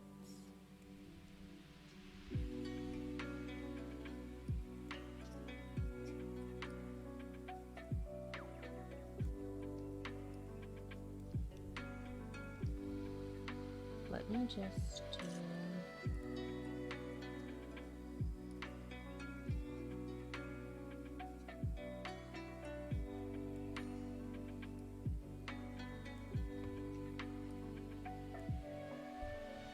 that.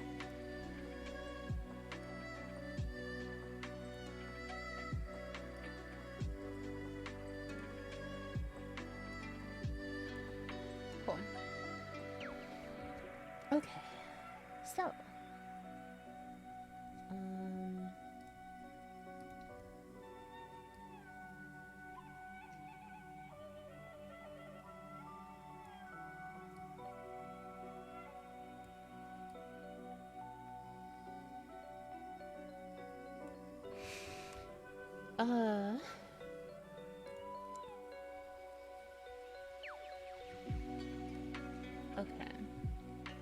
so now we need to do... Yeah. Okay. I need to study more and figure out how to fix this. Because essentially everything that I did at 1.5 needs to be at 1.0. But for some reason,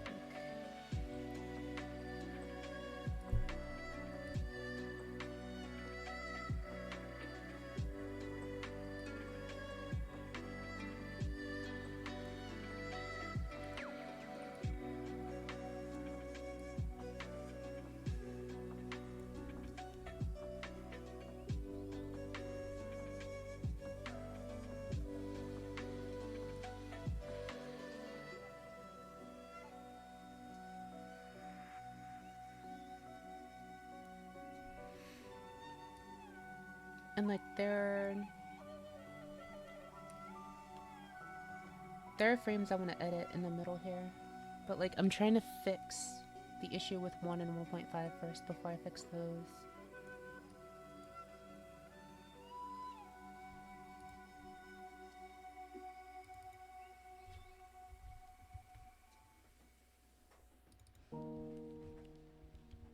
Can I do this?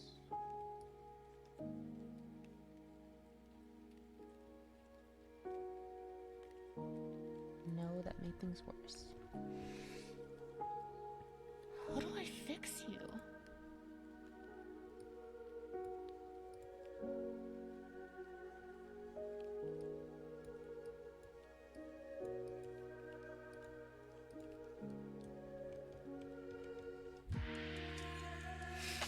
I am legitimately confused.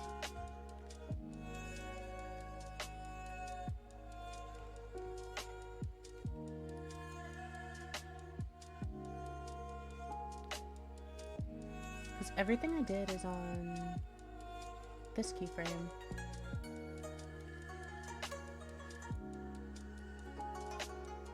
And I needed to be on this keyframe.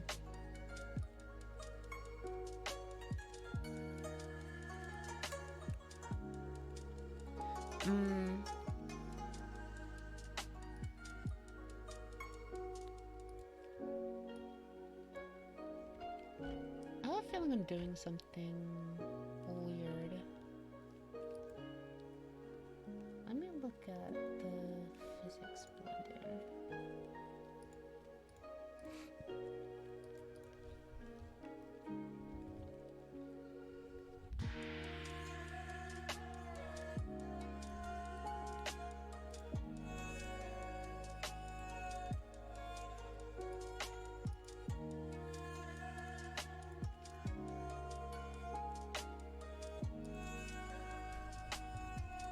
I'm just doing this as a test.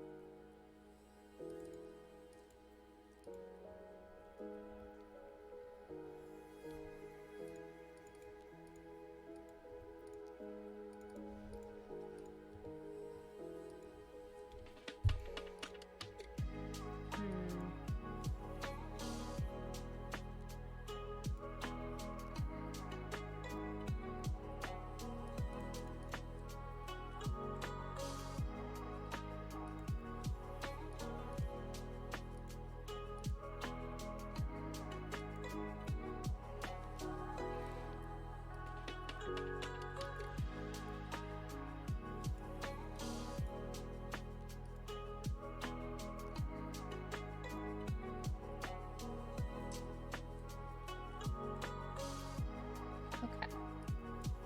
Let's close that for now. Ah, pain pepper.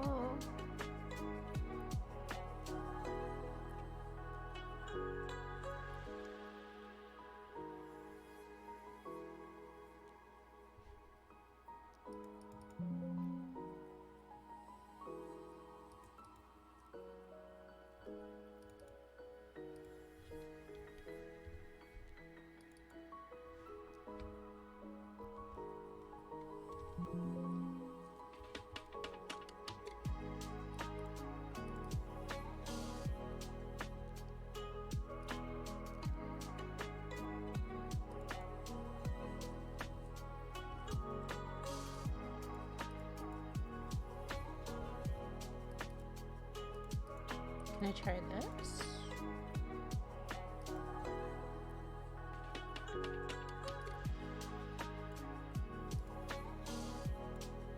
It didn't actually change anything. Good.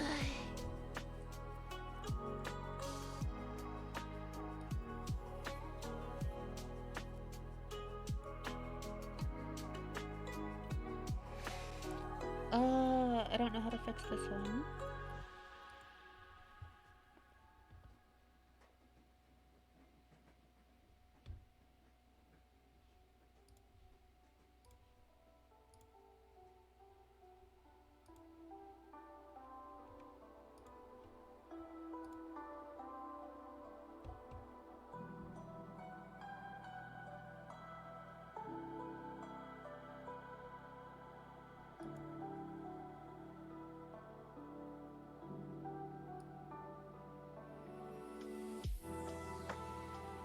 Okay. Yeah, I don't know how to fix this.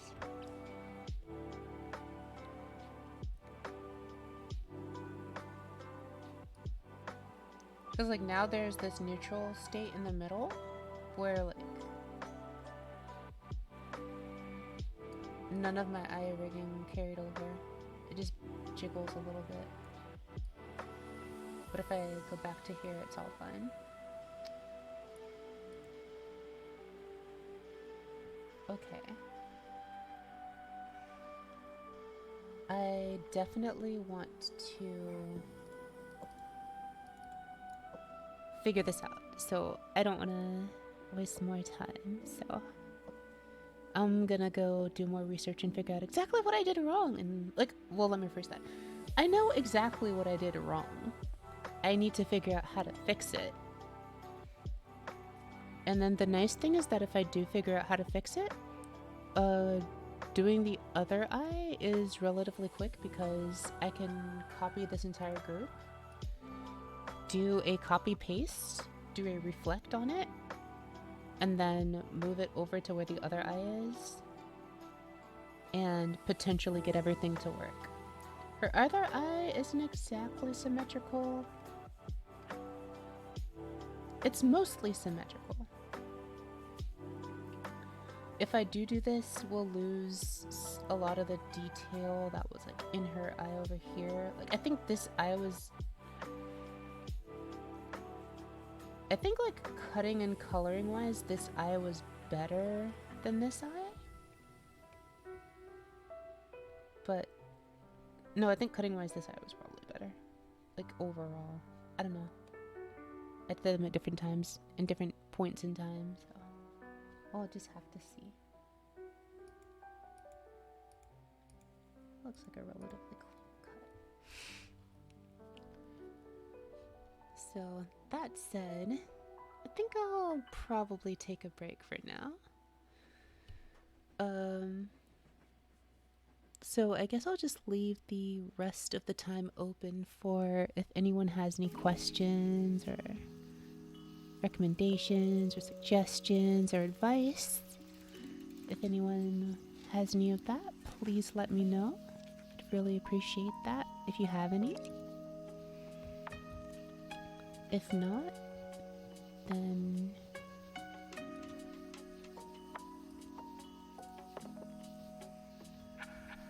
let's see. Let's look at the cloud lifter. You plug it in. I see. So it's input output. It's just that it has analog in the middle.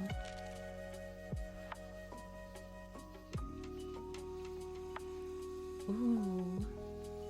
Oh, and it has only phantom power.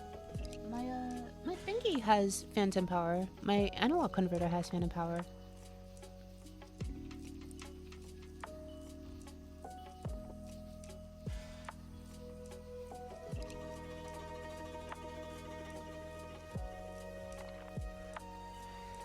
Wow. Okay. It's so small. It's expensive though. But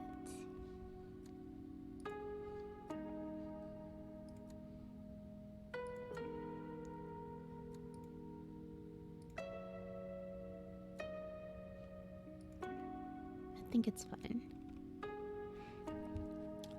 Alright. In that case, let's see. A Scarlet Solo? Scarlet Solo? What is that?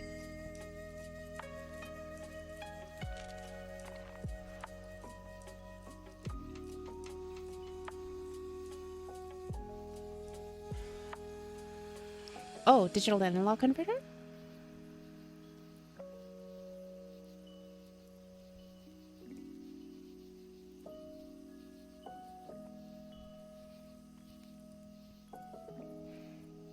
I am not.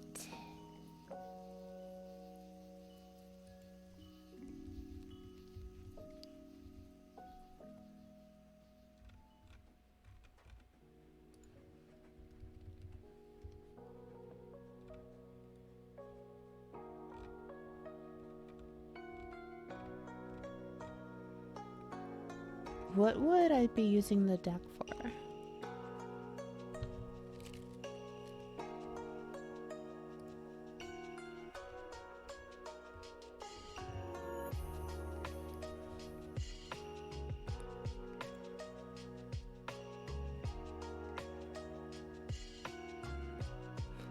No, I'm using an audio interface that has built-in conversion.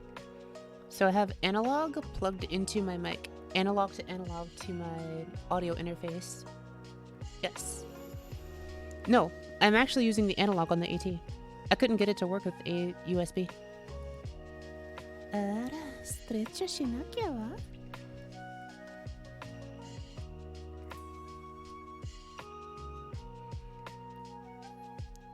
Thank you, Ronnie. And remember,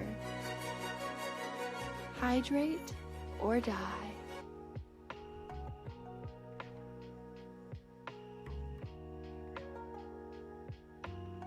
Yes. I am going analog from the AT into the Moto M2, and then from the Moto M2 to my PC, to my laptop. It is my deck. That's why I was asking, like, why would I need another one? Like, what would I use it for? No, Moto into, not modal. Hold on. I'll give you an Amazon link.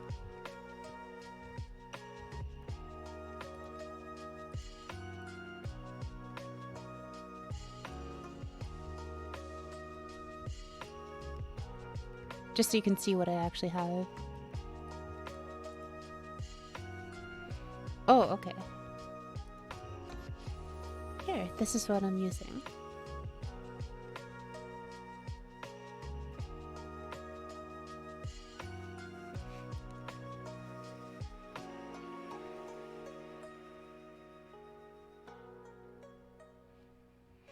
And each of the analog ports on that do support phantom power. So if I got the cloud, I would just plug it directly in line. No, motte. Motte.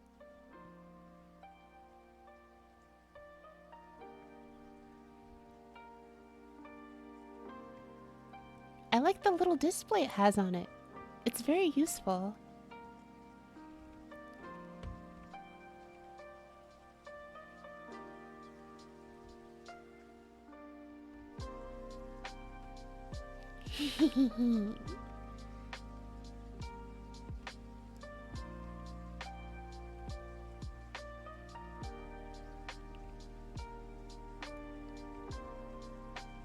Very useful. I can always check if I'm peeking my mic when I'm singing. And then I'm like, oh, gotta turn the gain down.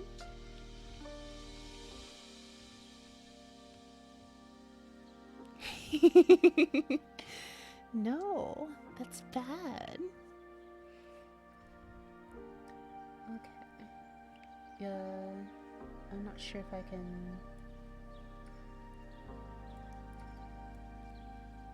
Oh god, no. Scary.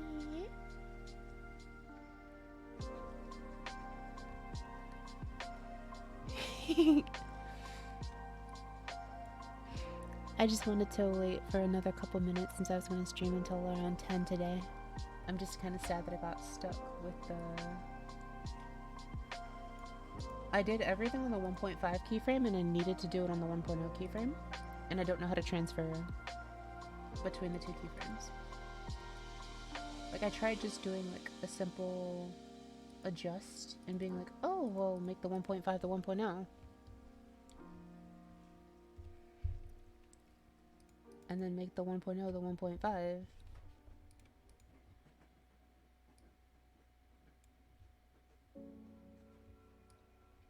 Wait.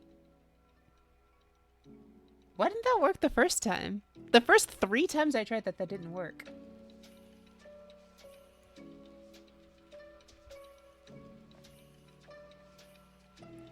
That's why I was so sad, because I was like... Cool. This is exactly what I needed to do. Yes. I refuse to give up.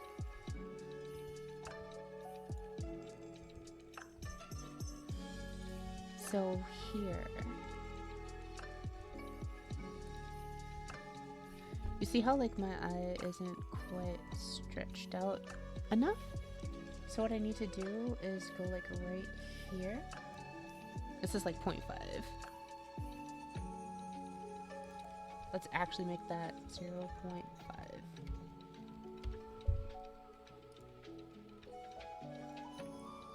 Oh, I said 0.5, you fool. And I'm gonna actually add another keyframe here so I can start editing this.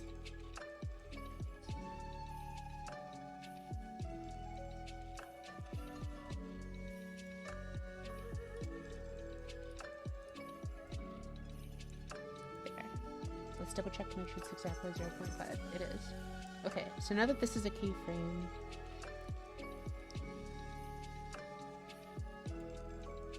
like you see how my eyebrows like being kind of weird here?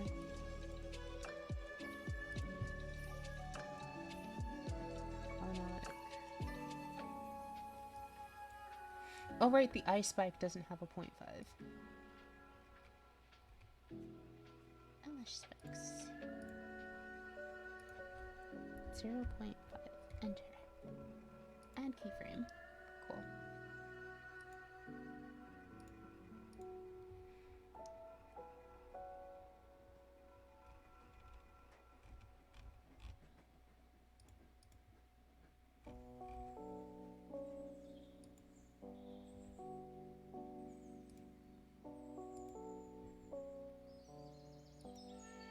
Okay, there. I should be able to start editing this part now.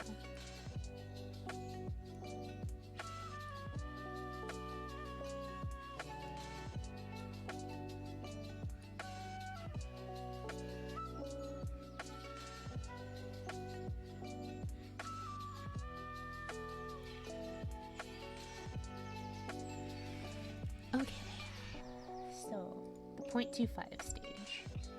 I need my eye white to also have a keyframe here. And then I need to stretch it out.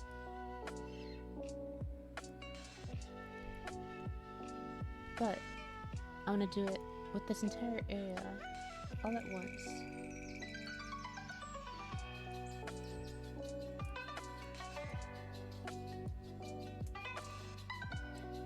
Stretch.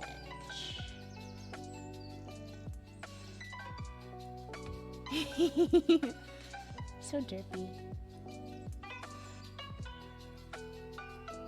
Okay, that's actually clipping this. So in that case, let's undo that.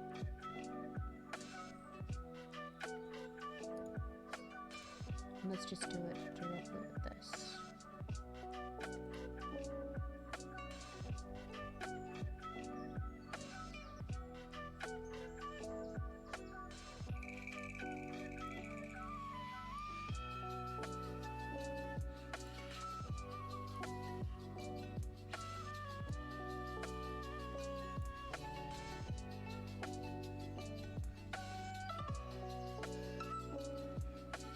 Let's do brush select and move you up this way.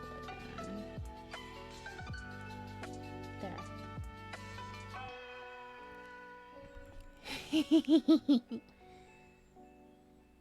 I think this looks better. Let's hide this. Hi Mush, how are you today? We're going surprisingly long.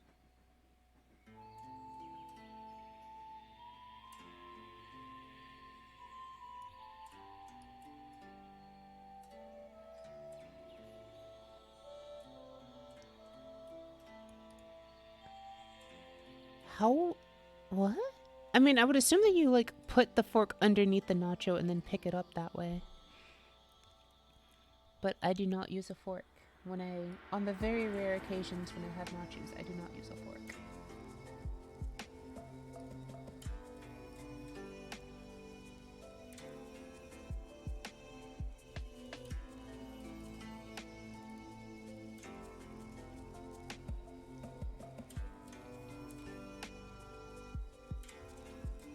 Huh? Huh? あんた大丈夫のかなちょっとね、これやばいんじゃない？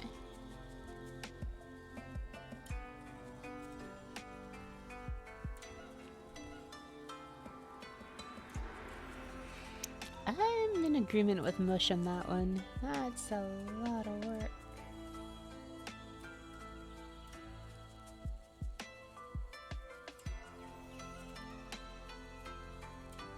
Exactly. Like at that point, I would rather actually just have chopsticks.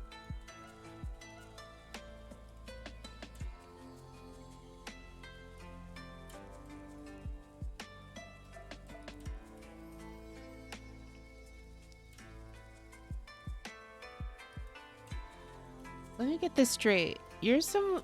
No,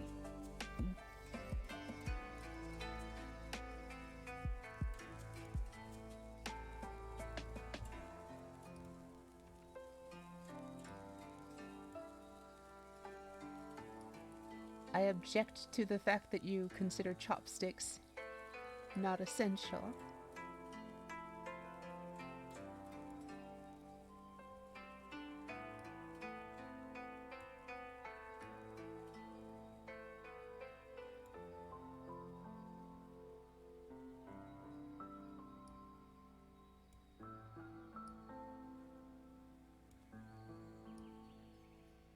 How dare you?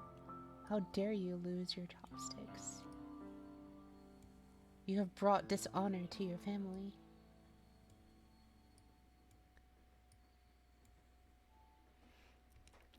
You bring dishonor to your livestock and to your family.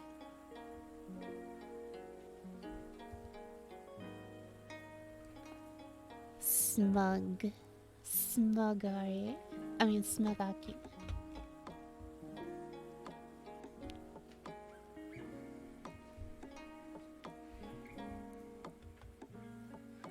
Oh, you have a lot more stuff on your nachos than I would have expected, so I could see why you would use a fork for that.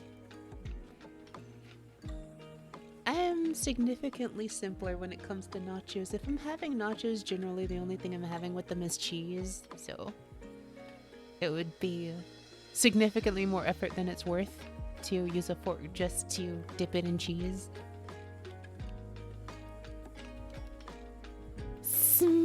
Smugaki. Oh, kagata kurunaka. You coming at me? Huh? Smugaki.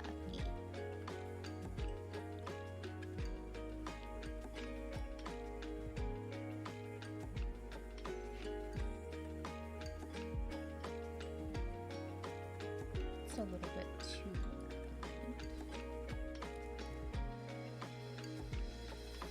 Let me see. Let's take these. I don't like the bottom set of vertices on this thing. Let's go ahead and kill those. And put in some better vertices. Connect you.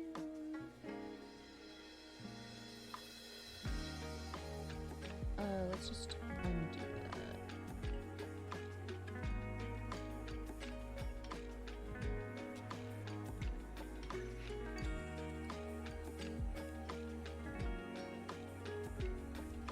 Okay, so what I can do is just select you.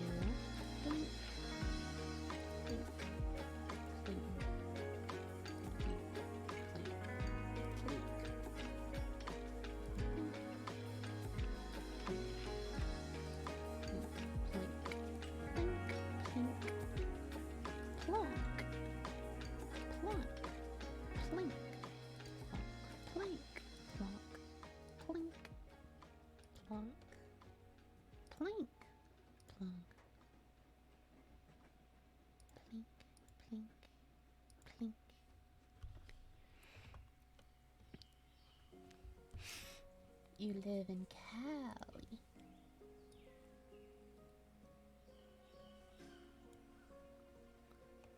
Why is my thingy so much bigger now?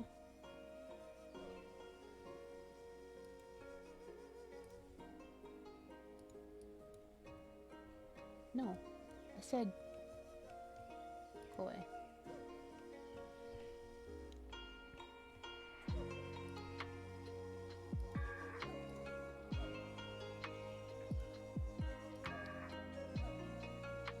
The mesh should be closed now, right? No, still open? That should close it.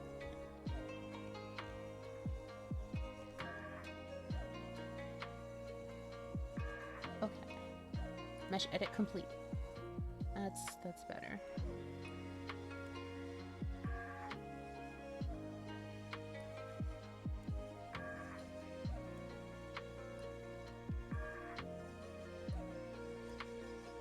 There, make that a little sharper.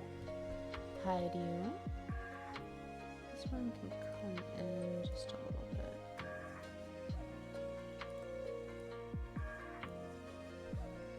Undo that. Is there a vertex above you? There we go. That looks better.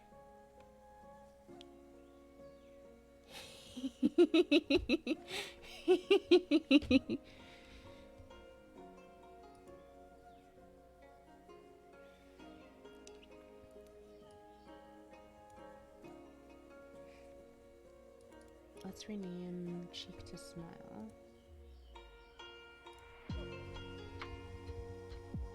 let's save all of this. No. I don't want to save this one. Maybe that's why it was unhappy, because I had 2 copies open. Oh. Please close. Oh no.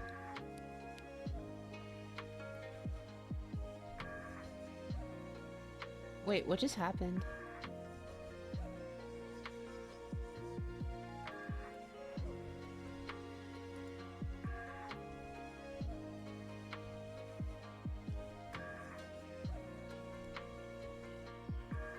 Huh?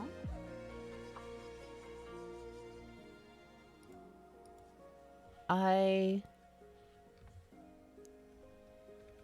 don't know.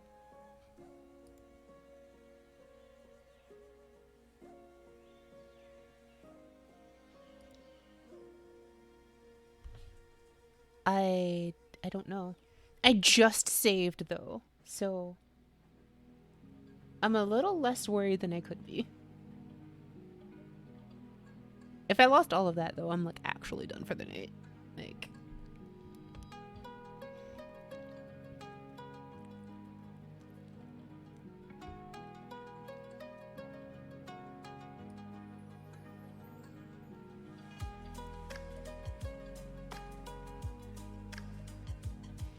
wait, it's actually, hold on, it's working? Yo! Interpolation is working now. I can roll my eyes even while it's like this. That's cool.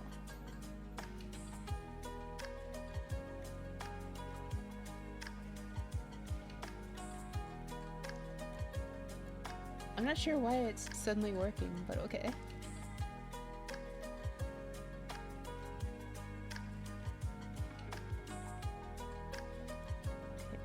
Here, we want to extend the whites just a little bit here. There we go. And then we do the same thing here.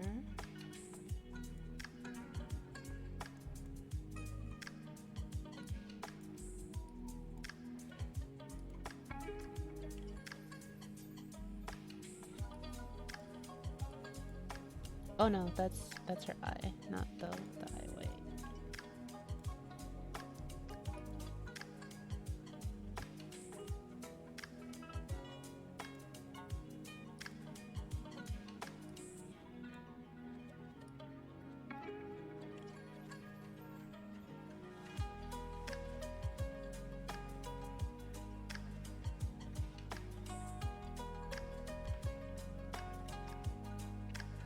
But yeah, okay.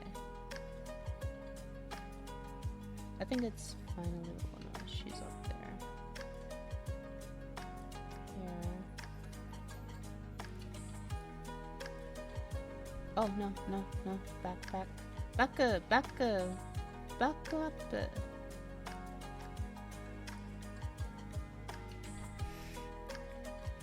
back up.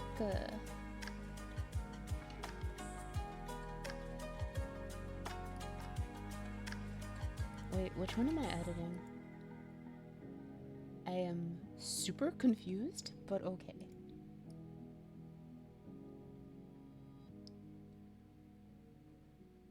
Okay, it isn't like fully moving, but you can see like it's still inheriting a little bit of what I did.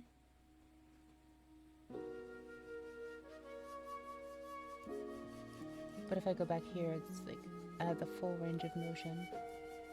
If I go back here, it's kind of limited. But that's okay.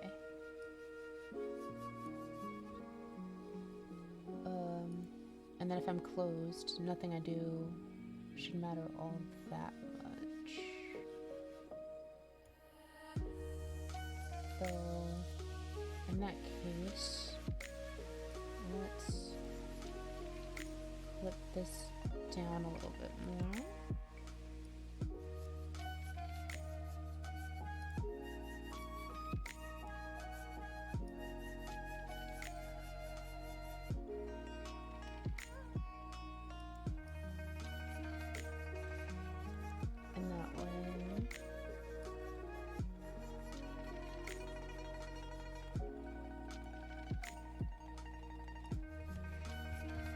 hide this. If I move my eye around, you shouldn't be able to see anything.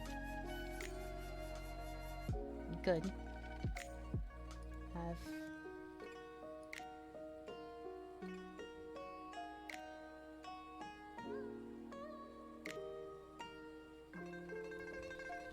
okay, so here the mesh is fine. I just want to extend the mesh a bit.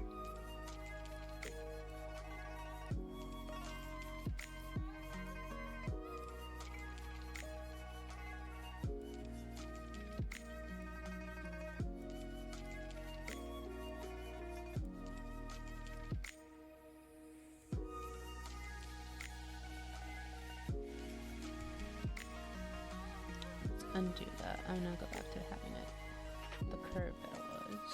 Okay. We just need to raise these exactly enough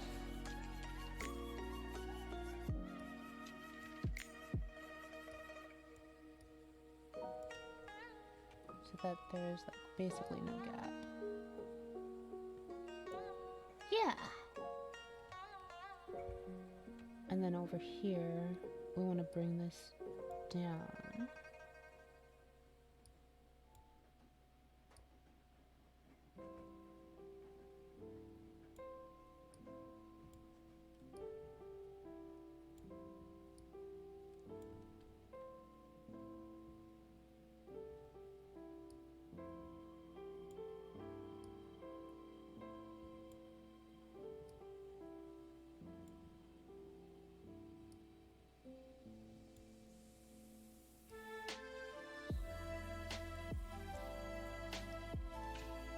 Okay.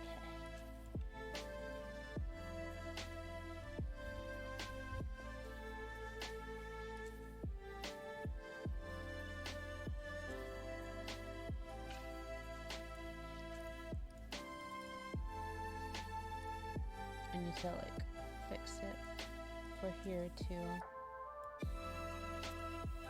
These are like edge conditions that like I'm not sure people will see. Because I would have to be like looking up at the exact time when I like blink for this to happen.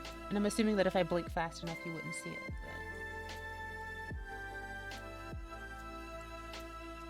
I'm more likely to be, I'm like fixing the ones that look up specifically because I'm a lot more likely to be looking up than I am to be looking down. Because like everything that I would be rigging up for this would likely be at face level or higher. So I want to make sure that I fix those keyframes. Okay. Okay, we're making progress.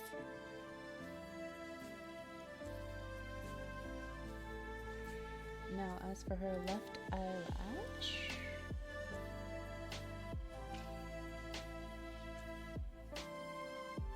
let's save. It looks a little wonky here. I kind of want to fix that.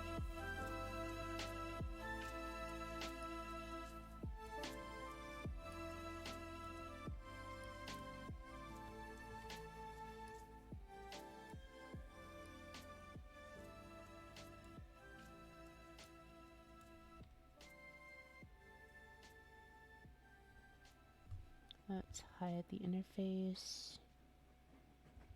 Just like this part right here.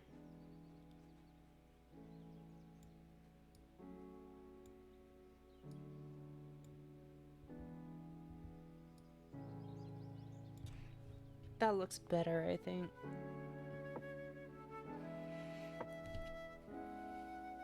Okay. Yeah, I think that looks better than it did just a little bit ago. And then of course, here.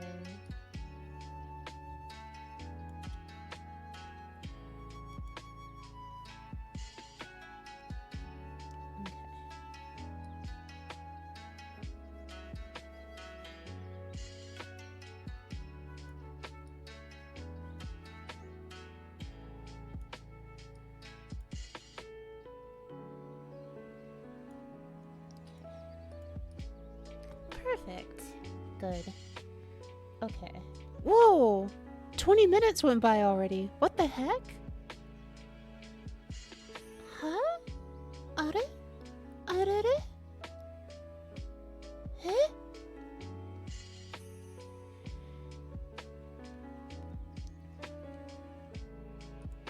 Oh, thank you. I guess. Have I given this a? I have not given this a mesh. First things first. Let's give it a warp deformer. No, not a warp deformer. Let's give it an auto mesh.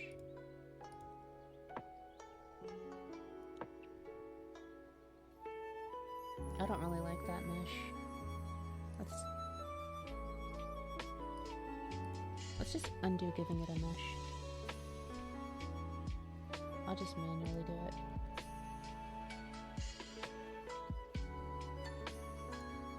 You. Here. You. Here. You. Here.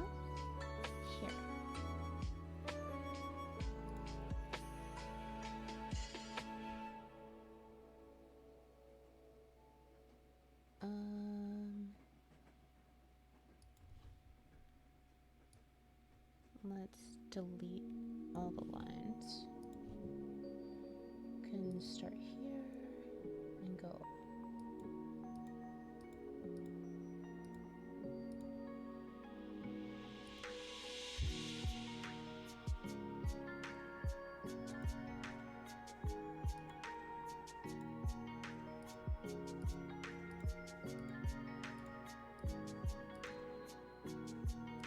Connect here.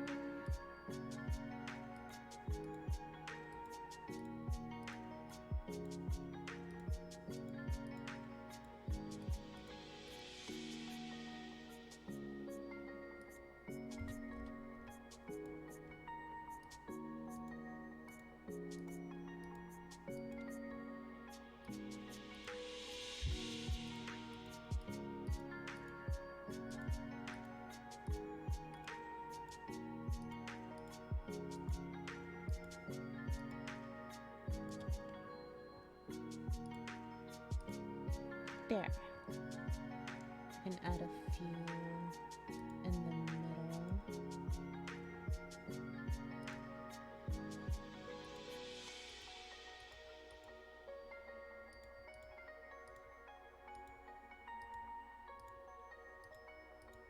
There. And then auto connection. Confirm. And then, because you're a curve, let me model you. Stop freezing. Solo mode. Let's put a curve here, here, here, here, here, here.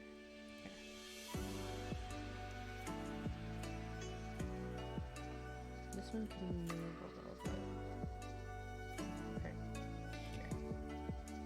Okay. Hi, ready, steady, go.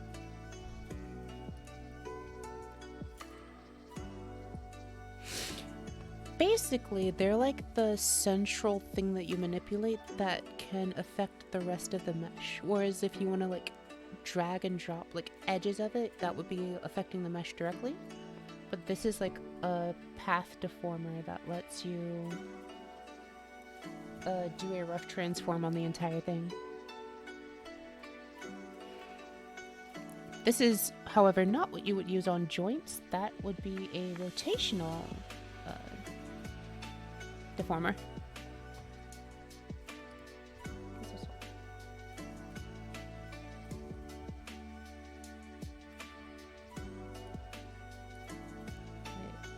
what did you say?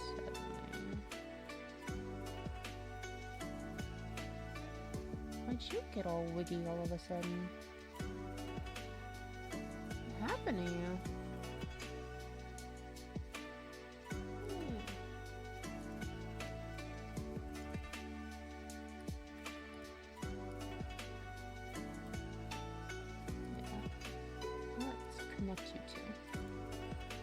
we go. Okay. I was like, why did that happen to you? That's weird.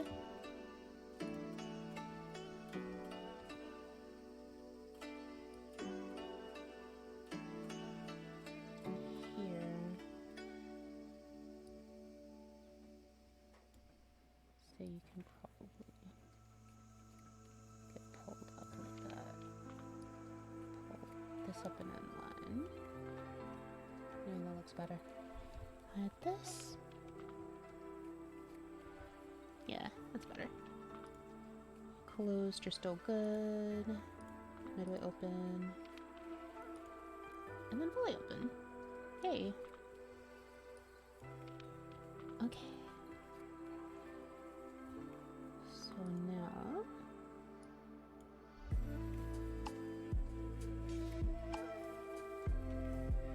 so you're closing. I'm gonna go over to this edge and I'm gonna give you 4 keyframes.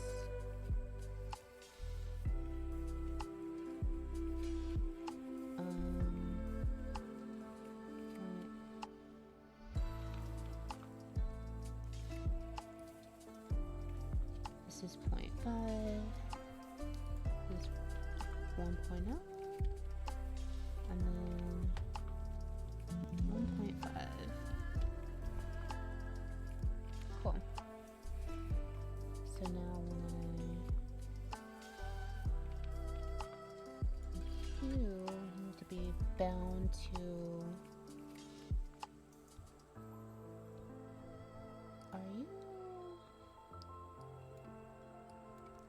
L-ish. Let's bind you to L-ish. That is not exactly what I was hoping to do.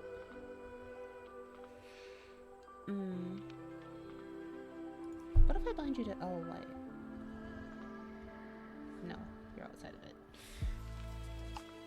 Okay. Fair.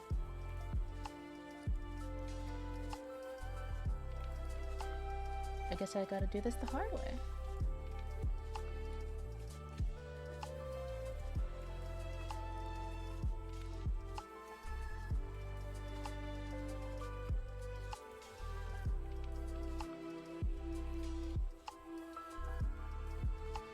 And I also need to...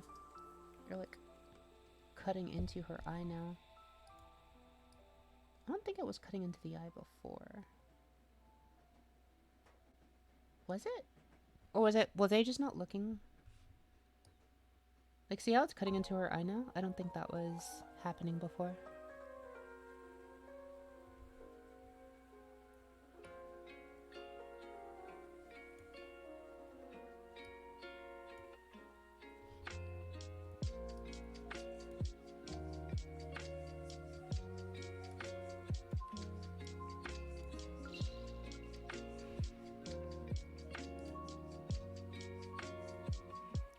Or was I just not paying attention to it?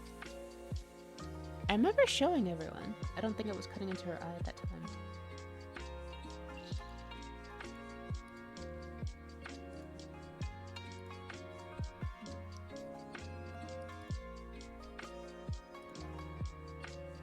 Anyway. Let's deform you this way.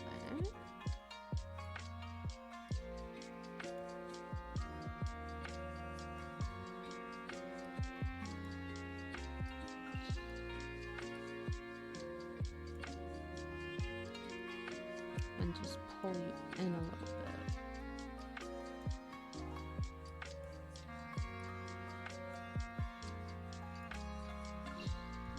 Hide.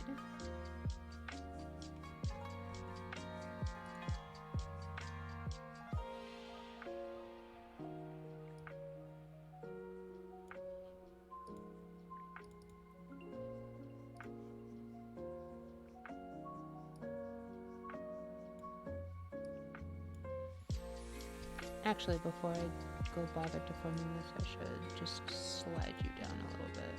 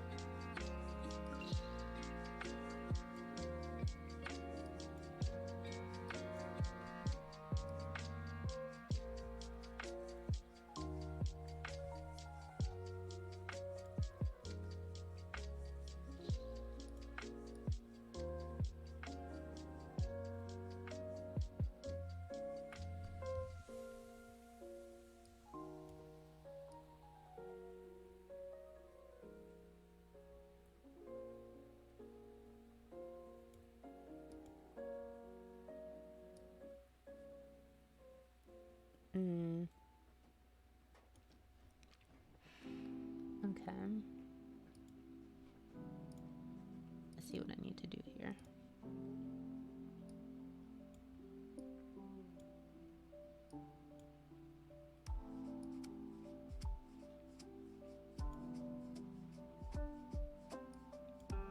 I think.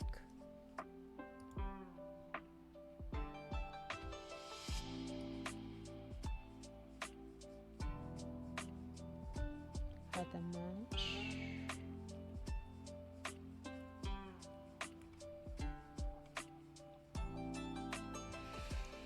Does the spike sticking out at the side look okay? Like, I kind of wanted it to stick out a little bit intentionally, but I'm not sure if that looks okay.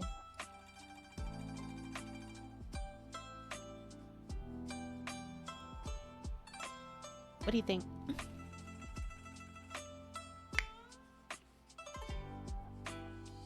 Gotta add like a little extra spiky little detail. Okay. Yay! Thank yous. Okay.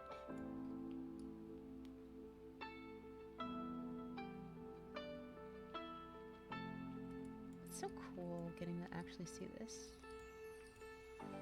Okay.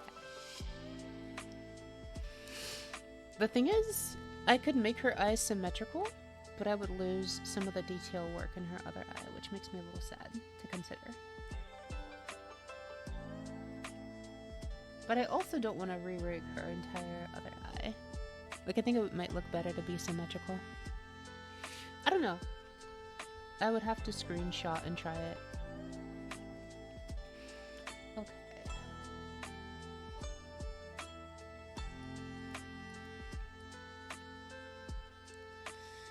So there's another thing I wanted to do. Like, we're not done with the eyes, by the way. We've still got a lot to do. The next thing is, remember where I said I wanted to call this smile? It's because what if our eyes are closed and we're smiling? Like, I rest, like, me naturally, I kind of rest smile, I think. But I'm thinking like maybe my eyes should like curl up even more if I'm like laughing, for example. Even when they're closed. So that's the kind of like detail that I'm trying to think about incorporating. There's also something I saw someone do that I need to look at again with like doing another deformer on their eye, like when it got near the edge, so that it looks like it's sliding on the sphere rather than like XY.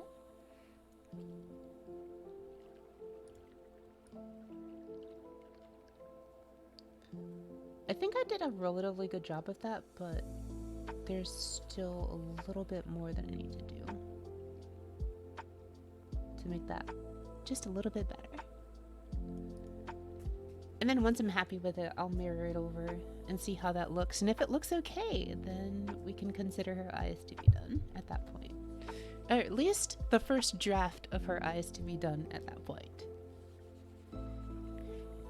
This will take quite a long time until I'm like fully 100% happy with it, but she will be usable before then, I think.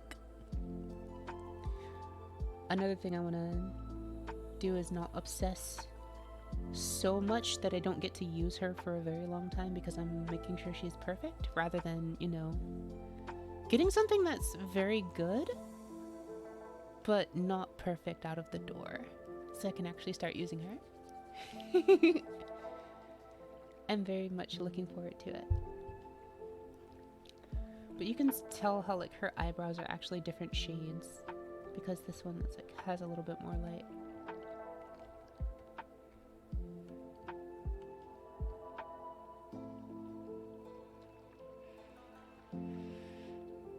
So I was like, I kind of like this one, but I also kind of like this one. So I was keeping them both, but if I reflect her eye, I'll lose like this really nice pink. Like, honestly, I like this eyelash a lot more than this eyelash.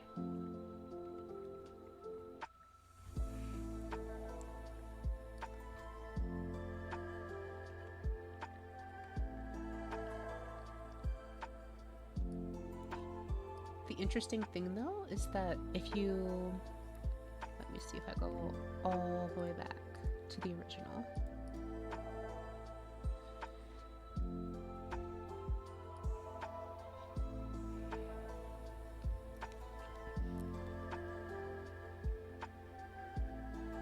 We're going really, really far back in time to late last year. This was Aki before I started doing any cutting or merging at all.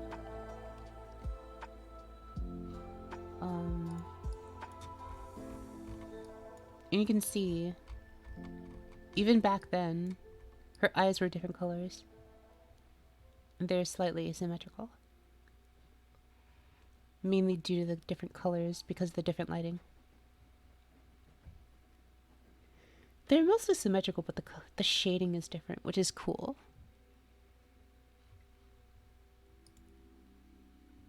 Exactly. Like, no one in IRL has actual symmetrical. But as you can tell, like, all of the lines are labeled in Korean. Like, all of the layers.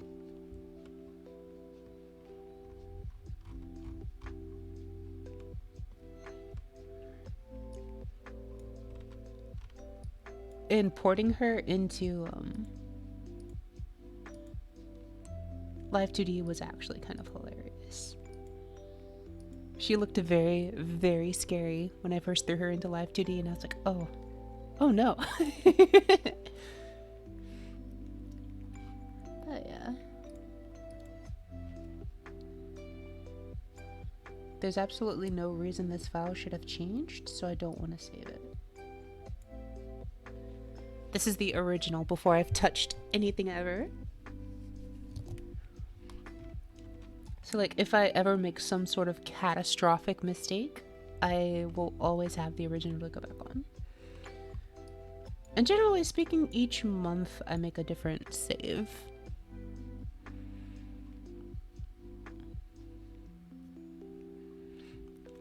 So as you can tell, this one is like start April. Okay. That was fun. With that, I think, no, I did not. This is done by Yabi. They are a lovely artist.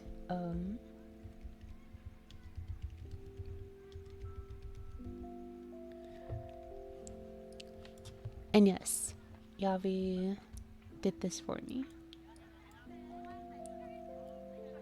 Yes, they draw a lot of Sona and Ari.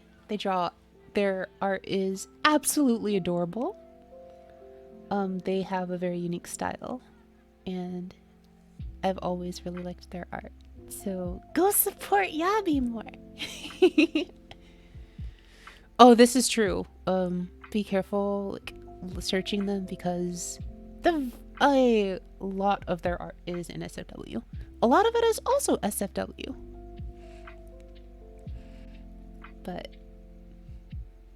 like, I have a lot of very cute things from Yabi that are SFW.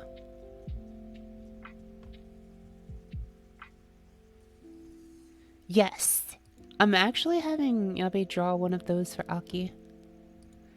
Yabi also did her bowing emote.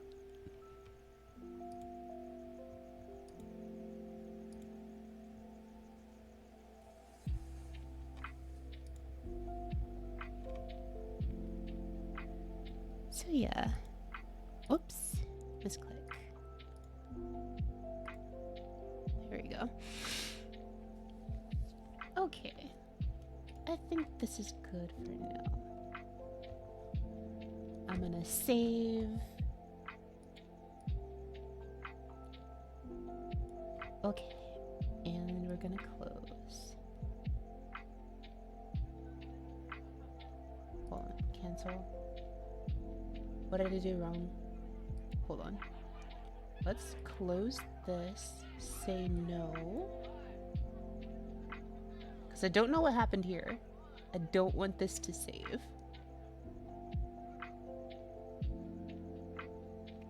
And then this one is perfectly fine. So let's set you to 1. Set you to neutral. I can hide selection. And then save. Okay. Wonderful.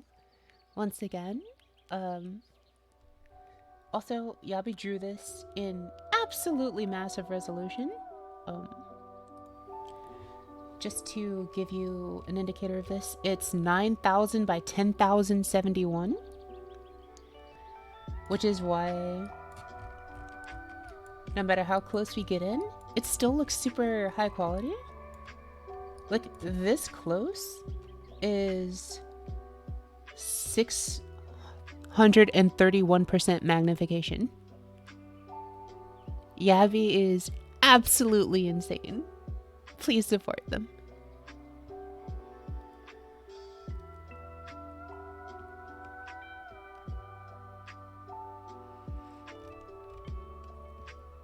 No. I would say this is probably one of the best things I've ever paid money for. And I 100% am glad that Yabi was willing to accept my request. Absolutely amazing artist. Like, nope, it's actually this detailed. Like, when I'm doing my edits like this is 2,319% magnification. Actually ridiculous.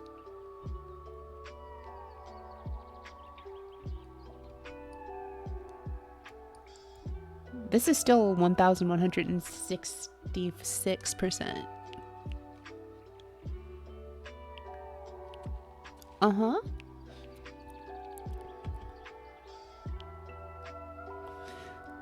But the amount of effort that went into creating Aki, like, we had to go back and forth for a while.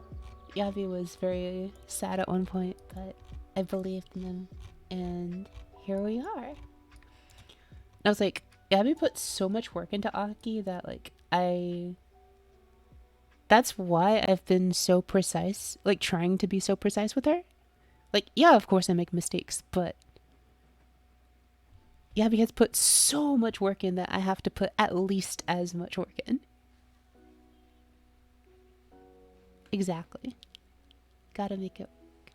And Yavi is excited to see, like, when I'm done as well. So I really look forward to showing Yavi, like, look at all the cool things I did.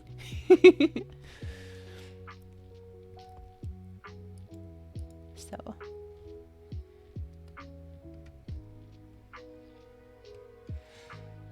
like, I'm not done with her eyes, but I definitely just want to...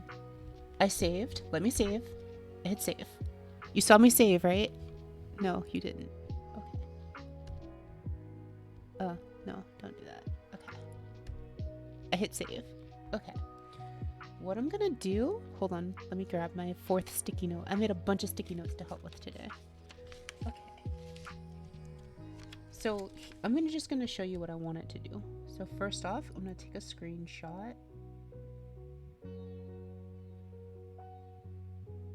Okay.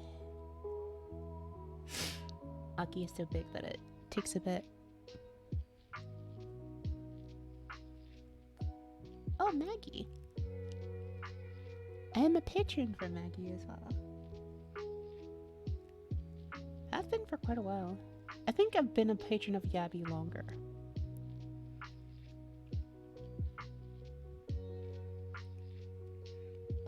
So you grab this whole thing. So I've been working on her left eye. So you grab this, you do select child objects like this, you do Control C and then Control V. The thing freezes up for a while it goes like, oh, you did all of this stuff.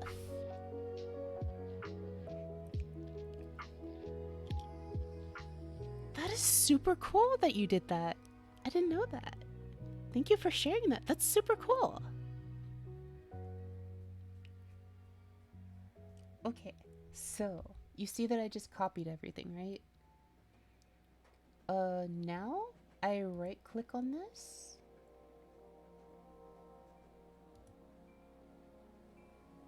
Wait.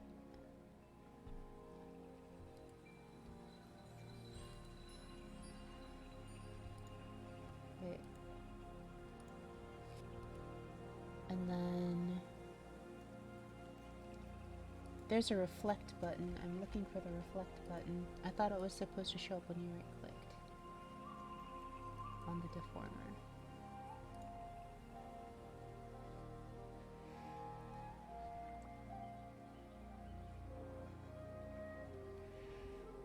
Did I do it wrong?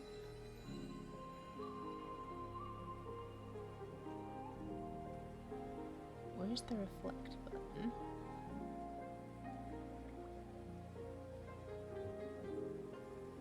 Edit.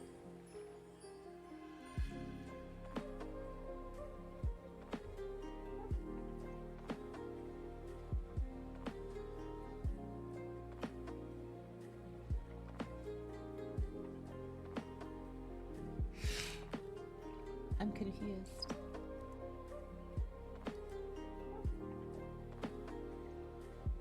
Yeah, select the child objects.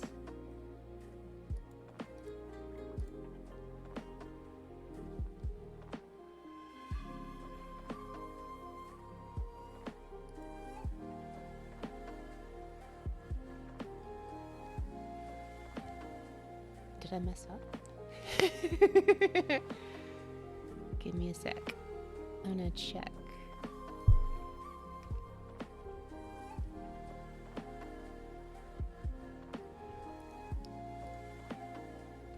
And then I'm done for the. Gosh dang it! I was supposed to be done an hour ago, and I'm just like, but. Okay.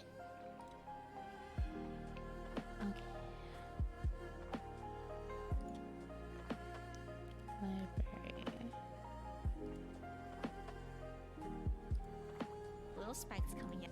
Oh, and I want to also shout out Chupoko channel for all of the work that she made some really amazing tutorials, and I've been using them to figure out how to do all of this stuff.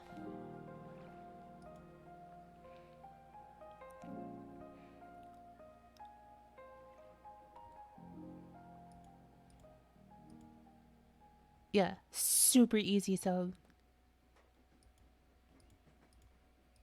like she's actually amazing.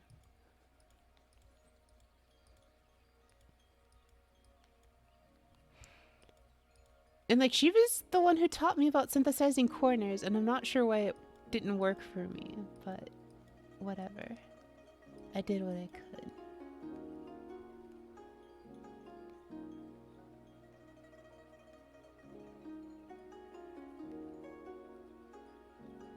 Okay. And she has some really cool stuff with like making eyes more expressive, like recommendations for that stuff. But the main thing that I'm looking up right now is I just want to try this before I go, just to see what it looks like. I don't want to actually commit to doing it yet because I have more editing to do. But I want to see where the reflect button is.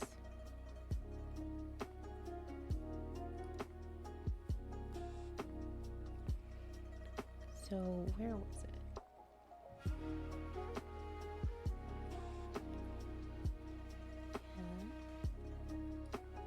Oh, I see.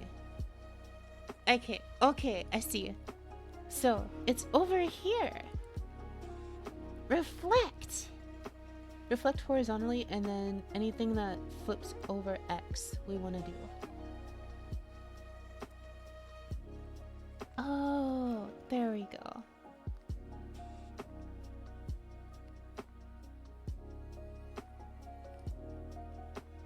So anything that also like reflects over the x-axis should reflect. And then we do that.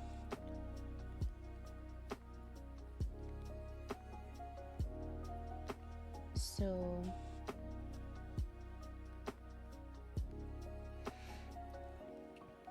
and then we would like